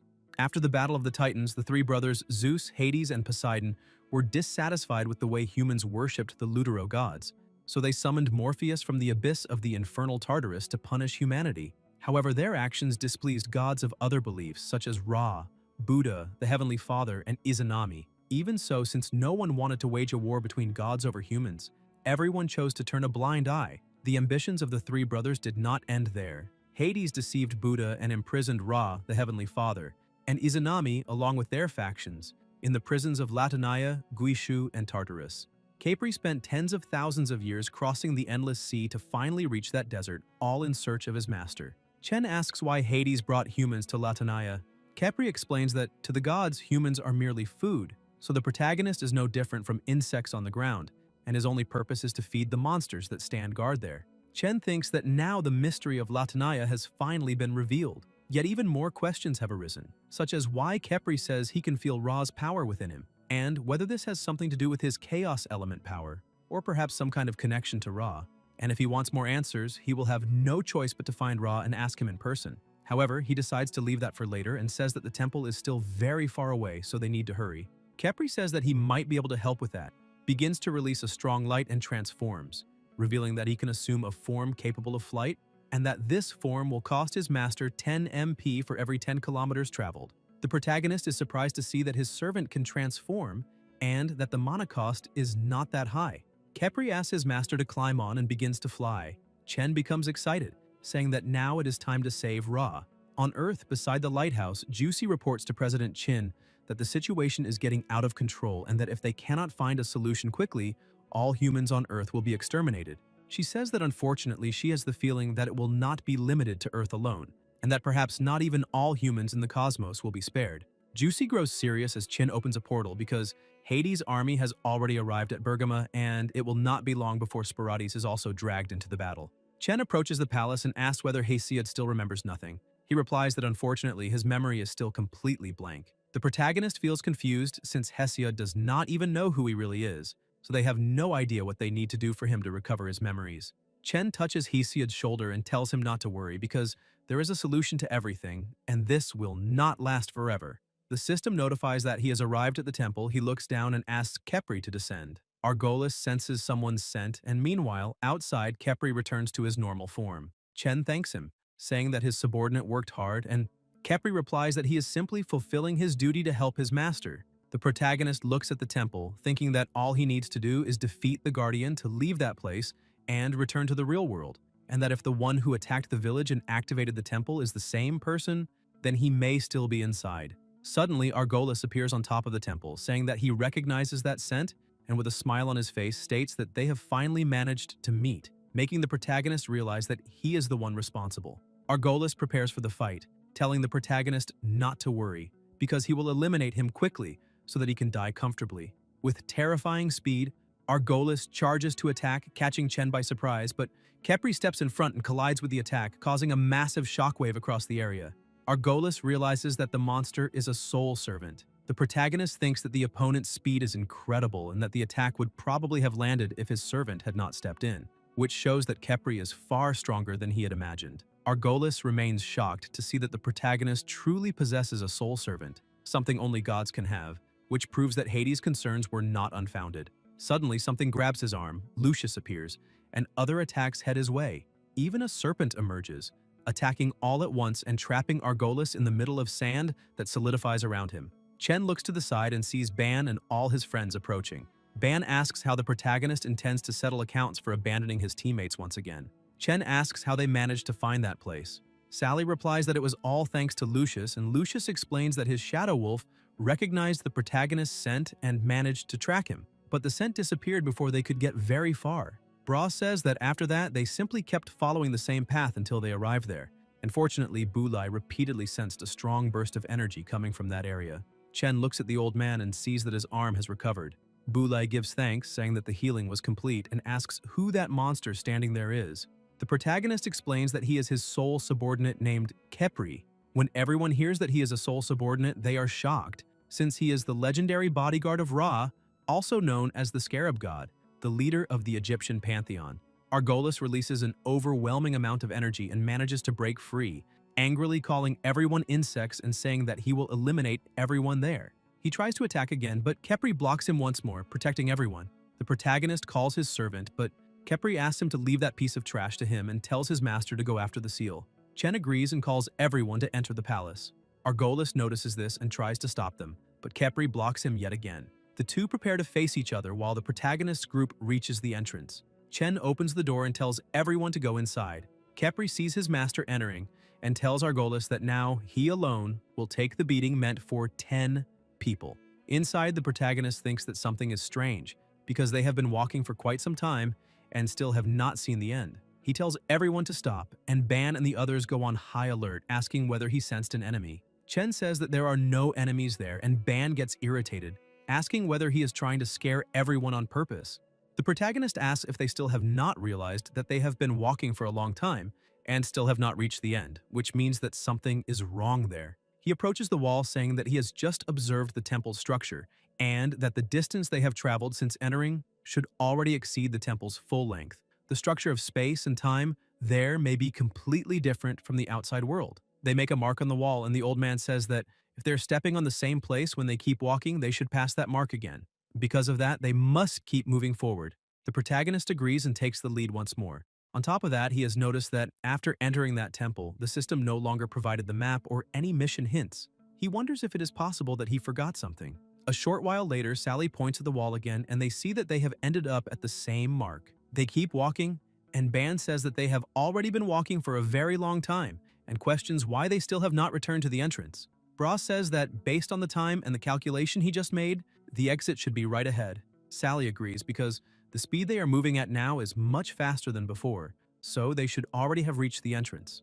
The protagonist interrupts them, saying that there should no longer be an entrance, and that if he is not mistaken, the place they marked is right ahead, which means they must have been driven mad by time. They really do return to the mark once again. He opens the system and begins to question exactly when they entered that loop, since the system still has not given any warning. He analyzes the system and sees that Khepri is still fighting Argolis. The group gathers once more, and Bra says that they checked all the walls and the floor, but they did not find any doors or secret mechanisms. Bulai points out that they also checked for any barrier or magic circle, but there is nothing at all throughout the corridor. The protagonist asks whether they checked the ceiling as well, but the old man says they checked everything, and there is nothing there either, no clue and no place. So the only thing they can do is think of another method. Ban asks Sally whether she would like to try using her flame orb and see if it can break through some wall. She's a little hesitant and asks whether that is really a good idea. Bra says that at the moment they have no other path, so the most they can do is try. Bulai agrees, and she decides to use Dance of Fire and launches an explosive fireball. The spell goes straight into the wall and causes a small explosion. They are surprised to see that it actually worked, and the wall had been broken through. Bras takes a look and calls the others over, asking if that really is the method for them to move forwards. But as soon as they look inside, they see the same mark as before. They look more closely and realize that it really is the same mark the old man made with his sword. Sally questions how that is possible. Ban gets angry and starts shouting, asking who is doing that, because if they have the guts, they should just come out. The protagonist remembers that once, when he was studying Lu, someone compared Earth to a human prison. The entire corridor forms a circle, but because of gravity, they do not feel it, and the walls are just another circular loop. So how can they get out of that place? Meanwhile, in Tokyo territory, someone arrives calling for Professor Gongju, saying that those photos show monsters that have recently appeared all over the world, so they would like to ask for her help. The appearance of those monsters is exactly the same as the ones designed in a game called Cosmos, and from what she was able to hear, the designs are based on global mythology. The professor says that the appearance of those monsters is indeed recorded in world mythology. Sue asks if she is sure because if all of that is true, then all myths would also be facts. Gongju explains that if all of that is really true, then it could indirectly prove that what she is researching is not mythology, but history. Back in the labyrinth, the group is already out of ideas. Ban is nearly going crazy, saying that no one has any ideas, and asks if they are really going to stay trapped there until they die. Lucius asks if he really cannot calm down because he has been shouting the whole time. Ban, already irritated by the situation, yells at her, asking what she just said and questioning if she wants to fight, but Bros holds him back to try to calm things down. Sally walks over to the protagonist and asks if he has thought of any solution, but he says not yet. He thinks that if this really is a mission, there must be some way to solve it, so he must have missed something, but he does not know what it could be. Hesiod appears before the protagonist, saying that it really looks like an Ouroboros. He is surprised, thinking that he has heard that name in mythology books. Ouroboros, with its head and tail connected, symbolizes an infinite loop. Jormungandr from Norse mythology and Shesha, the serpent god from Indian mythology, were both recorded as Ouroboros. He asks Hesiod if he is saying that they are all inside the stomach of an Ouroboros, which would mean that, if they managed to open its stomach, they could get out. Hesiod explains that Ouroboros is not what he thinks. That is a divine restriction placed by the god of dreams, Oniroi. The moment they entered the temple, they were immobilized by this divine restriction. The protagonist asks if he knows how to break it. He says yes and points out that it is actually very simple. They just need to find the god who placed it and eliminate him. Chen is surprised and asks if he means that one of their companions is not real, but rather created by Oniroi. Hesiod emphasizes that he must be very careful, because within the Ouroboros loop, that being is like a god. The protagonist thinks that if that is really the case, then he cannot alert his enemy. He needs to catch him off guard and deliver a fatal blow before he notices. But the big problem is that he does not know who it could be. He looks at everyone, wondering if any of them could be fake, but he cannot identify who is disguised. Meanwhile, at the edge of the underworld, a woman beneath a tree near a waterfall watches the flowers falling and wonders what is happening inside the Temple of Latinaya, since the divine restriction of dreams has been activated. She is Oniroi. Suddenly, Hades arrives and calls out to her. She is startled and hides the flower behind her back. She asks why he is there. He approaches her and asks what is wrong, questioning whether he is not welcome and why she made that expression. She explains that it is not that, but rather that he has never visited the edge of the underworld before, which surprised her. She asks if there is something in particular he needs. He says that his revered father, Kronos, has escaped from the prison of Tartarus. Oniroi is shocked, saying that it is impossible because the divine restriction of dreams in Tartarus prison was not triggered, and there was no way he could have escaped without making noise. Hades tells her that before Zeus and Poseidon find out, she had better help him bring Kronos back, otherwise she will take his place in the prison. She becomes somewhat upset but ends up agreeing. However, she cannot understand what methods Kronos used to escape that place without activating the divine restriction of dreams, nor how he managed to bypass the three-headed hellhound. In addition, she also cannot understand what is really happening inside the Temple of Latinaya. Back in the labyrinth, the old man asks what the protagonist means and whether Holink's training will take place there. Chen explains that either way they are stuck there for now and asks why they should not take advantage of that time to challenge each other again, since the last time was a terrible defeat. Ban asks the protagonist what he is really trying to do. Chen says they can simply train since standing around is boring, and that last time Ban got beaten badly and might be scared now. That makes Ban furious, saying he has never been afraid, and he asks the old man to use that artifact immediately, but Sally smiles and tells Bulai not to listen to their nonsense. Chen thinks that if he tests them one by one, that person will eventually reveal himself. So it is better to create a conflict directly, and the more sudden and chaotic it is, the greater the chance that person will expose himself. If Bulai is the real one, then he should. Bulai agrees and says they should begin the trial, surprising everyone, but the protagonist had already expected this. Because if he is the real old man, then he would certainly agree with the protagonist's request, since Bulai understands that, at a moment like that, making such a spontaneous request is not a rash decision, and even without knowing why, he knows the protagonist has a way to deal with that problem. Bulai releases his aura and says that he is one of the former 12, so he will judge.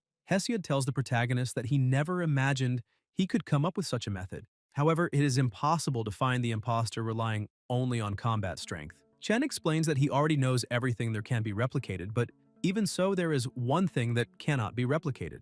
The trial begins, and the protagonist explains that everyone has their own combat mindset during a fight. That mindset is rooted in their personality and in their bones. It is something that cannot be forged, and by carefully observing everyone's mindset during battle, they can definitely find the imposter. Hesiod explains that the protagonist only has one chance, Because if they suspect that he knows about the dream, they will all be caught in the time vortex of the god of dreams and escape will become impossible, but Chen tells him not to worry and says he will succeed.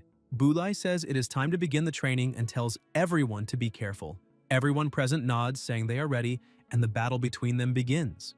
The protagonist manages to eliminate Sally's battle spirit with a single strike. Lucius says he has no interest in that boring game and would rather finish it as quickly as possible to go back to figuring out how to get out of there. The protagonist analyzes her and thinks that the choice she made, just like his own, was to instantly eliminate the weakest target at the start of the battle, and based on his experience fighting her, she must be the real one. One of the spirits rushes towards Sally and she freezes, but the protagonist manages to save her. He tells her that he will face his own replica, and in the meantime, she needs to go to the others and help them eliminate the rest. She agrees and runs off with Lucius.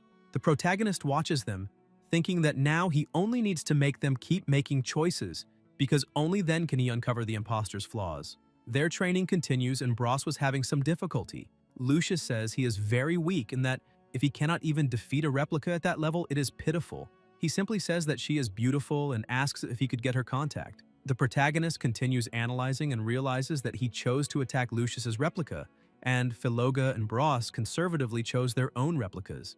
But he and Lucius, on the other hand, chose the weakest replica. Sally is indecisive, as always, not knowing how to fight. However, he stops to analyze, thinking that he missed something, and a few seconds later he realizes that he has finally figured out who the imposter is. The battle continues, and suddenly Chen walks up to Bros. He asks why the protagonist is there, but before he can finish speaking, he is killed, leaving Philoga shocked. Bros, barely alive, tries to speak, but the protagonist simply looks at him. Philoga shouts, asking what Chen is doing, and the others also ask if he has gone mad. But Bros's body begins to dissolve and falls to the ground like a pile of shining fragments. The protagonist says that it seems he guessed correctly. That guy was the imposter. Suddenly, the entire place begins to glow and the ceiling starts to collapse, and they appear somewhere else. But it still looks like the same labyrinth. Philoga runs to his friend and asks if he's okay. Bros says he is perfectly fine and asks what happened and why they are sitting there. Ban, still not understanding anything, grabs the protagonist by the shirt and asks what he is doing, but Chen simply ignores him and keeps looking to the side. Ban asks what is so interesting that he cannot even make eye contact. Chen, with a smile on his face, says that they finally managed to escape the loop because the door was right in front of them. Meanwhile, outside, Khepri says that for the dragon of the underworld, whose soul was sacrificed to Hades, he is nothing more than useless trash because he thought they could play a little longer, but that fight is already getting boring. Khepri grabs Argolis by the neck and he becomes frightened, asking what exactly he is. Khepri says that if he wants to know his name, he should go ask his despicable master in hell. Just as he was about to finish the fight, a strange glow begins to appear, preventing him from finishing it. Khepri realizes that it is Hades' divine restriction and questions whether hellfire is really inside his body. Argolis stands up trembling, and another glow appears in the sky, creating an intense pressure all around. Argolis realizes that it is Hades. Meanwhile, in the underworld, Hades realizes that the divine restriction placed on his servant has been triggered, so the Godslayer is indeed in Latanaya. Aniroi also sees the last petal of her flower being undone, which means that her prison has also been broken. Back inside the temple, the old man asks the protagonist if he's really saying that all of that was the divine restriction of the god of dreams. However, what he really wants to know is how the protagonist would know about a divine restriction. He tries to disguise the situation, and Sally changes the subject by asking her grandfather what a divine restriction is, since she has never heard of it before. Ban says he does not know either, and asks how the protagonist found out about it. Bros also joins the conversation and asks how the protagonist knew everything that was happening. Lucius begins to explain that every god possesses a unique divine curse, something like a divine restriction, which can take the form of a person or an object. Once a divine restriction is cast, it can only be undone if the god actively removes it, and most importantly, divine restrictions are also effective against the gods themselves. It can be considered a supreme weapon of the gods, and it is a miracle that they managed to escape alive from the divine restriction of the god of dreams. But she also does not understand how the protagonist knew that he needed to eliminate Bros to break the divine restriction of dreams. Bros becomes frightened and asks what he just did. Chen explains that they were trapped in the divine restriction until just a moment ago, so he needed to eliminate the fake Bros in order to escape. But the important thing is that everyone is safe. Suddenly, the system flashes red, warning the protagonist that Khepri has been sealed and that the duration is 30 hours, which surprises him. He tells everyone that they need to move in immediately because The guy outside managed to seal his servant and should be recovering soon. Everyone walks toward the door, and upon opening it, they are faced with a place full of rooms. The old man tells everyone to be careful, but Sally finds it very strange, since there are no monsters around. Suddenly, the door they came through closes on its own, drawing everyone's attention. Sally shouts for them to look ahead, and several zombies appear walking toward them. Bros points out that he already expected there would be monsters behind the door, but he did not expect there to be so many. Filoga adds that it is not just the number, but also the combat power of those monsters, as they are far stronger than the monsters they usually face in the desert. The protagonist watches them and thinks that, although the level of those hell demons is only about 20 levels higher than the beasts he eliminated during the Red Moon mission, due to the large number that appeared all at once in the narrow passage, the oppressive feeling caused by such an imbalance makes people afraid. Those are level 80 hell ghouls. A system notification announces that the mission Eye of Hell of Nablus has been activated. Mission completion conditions: the Eye of Hell created by Nablus will continuously summon hell demons, so he must eliminate all the demons and destroy the Eye of Hell.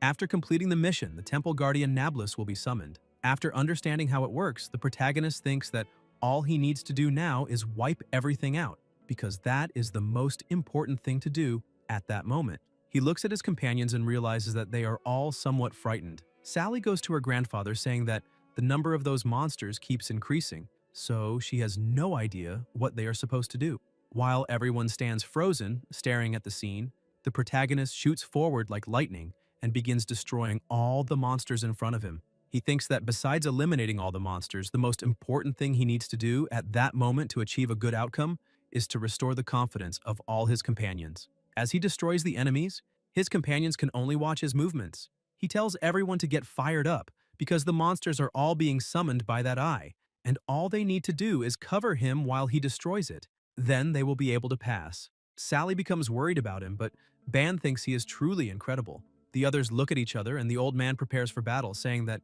everyone must provide cover so the protagonist can reach the Eye of Hell. Chen continues advancing and destroying all the undead while thinking that he needs to make all his companions remember that they are not fighting alone because he is the one they can rely on. Because of that, everyone else begins to fight as well, and Ban thinks he cannot let the protagonist take all the glory. With everyone fighting together, things start to become a little easier, but suddenly something happens. The monster horde changes. The protagonist tries to attack one of the monsters but realizes it is still standing. The system warns that the hell demons have become spiritual bodies, and that spiritual bodies are immune to all physical attacks. The monster turns toward him and he tries to strike again, but instead, he defends himself while questioning what he should do now. Bros shouts to everyone that their attacks are no longer working. The protagonist points out that the only one capable of using magic is Sally. The monsters begin to pile up and strike the entire group. To push them back, Sally and Luca combine their powers, creating a large shield around everyone. Meanwhile, the protagonist is healing Ban with his healing spell, but Ban complains, asking if he is not a healer, so why his healing is so slow. Chen slaps him and tells him to stay quiet. He thinks that when the healing spell is used on others, it still requires 1 full minute of uninterrupted casting. It seems there are still many rules about his abilities that he has not explored, including how to deal with those troublesome high-level monsters that are immune to physical attacks. If they keep relying only on Sally and Luca, they will not last much longer. On top of that, the Eye continues to summon monsters endlessly, and just dealing with the ones already present is extremely difficult, and with more arriving, it becomes a dead end. The healing finally restores Ban completely. He thanks the protagonist, saying he is finally fully recovered, which means his healing power is reasonably good. Chen points out that now they need to find a way to eliminate those monsters, since Luca and Sally will not be able to hold on much longer. He thinks that Hesia had disappeared earlier during the battle and might know how to deal with those monsters. He tries to communicate but unfortunately receives no response. He looks at Boulay and notices that he is just standing there, so he asks what he is doing. He approaches and calls out to the old man. Boulay asks if Ban's injury has been fully healed. The protagonist replies that everything is fine now, but they still need to figure out a way to deal with all those monsters, and asks if the old man has ever seen that type of monster before. Boulay says this is the second time he has encountered that type of monster. The protagonist is surprised and asks when the first time was and what he did to eliminate them. The old man explains that during the Battle of Aubreen, he went alone to the Black Sea while fighting a giant troll. The enemy also used that ability and he could not hit it, so he was forced to defend himself. Just when he thought he would be eliminated, a blue longsword mixed with lightning suddenly appeared before his eyes. His intuition screamed that it was a sacred relic granted by the gods to eliminate the giant troll. Surely that sword could not only strike the troll but also deal powerful damage to it. After an extremely difficult fight, he managed to win and eliminate the troll. Later, he discovered that the sword was the legendary magic blade Kaladbolg, whose blade contained infinite lightning elements.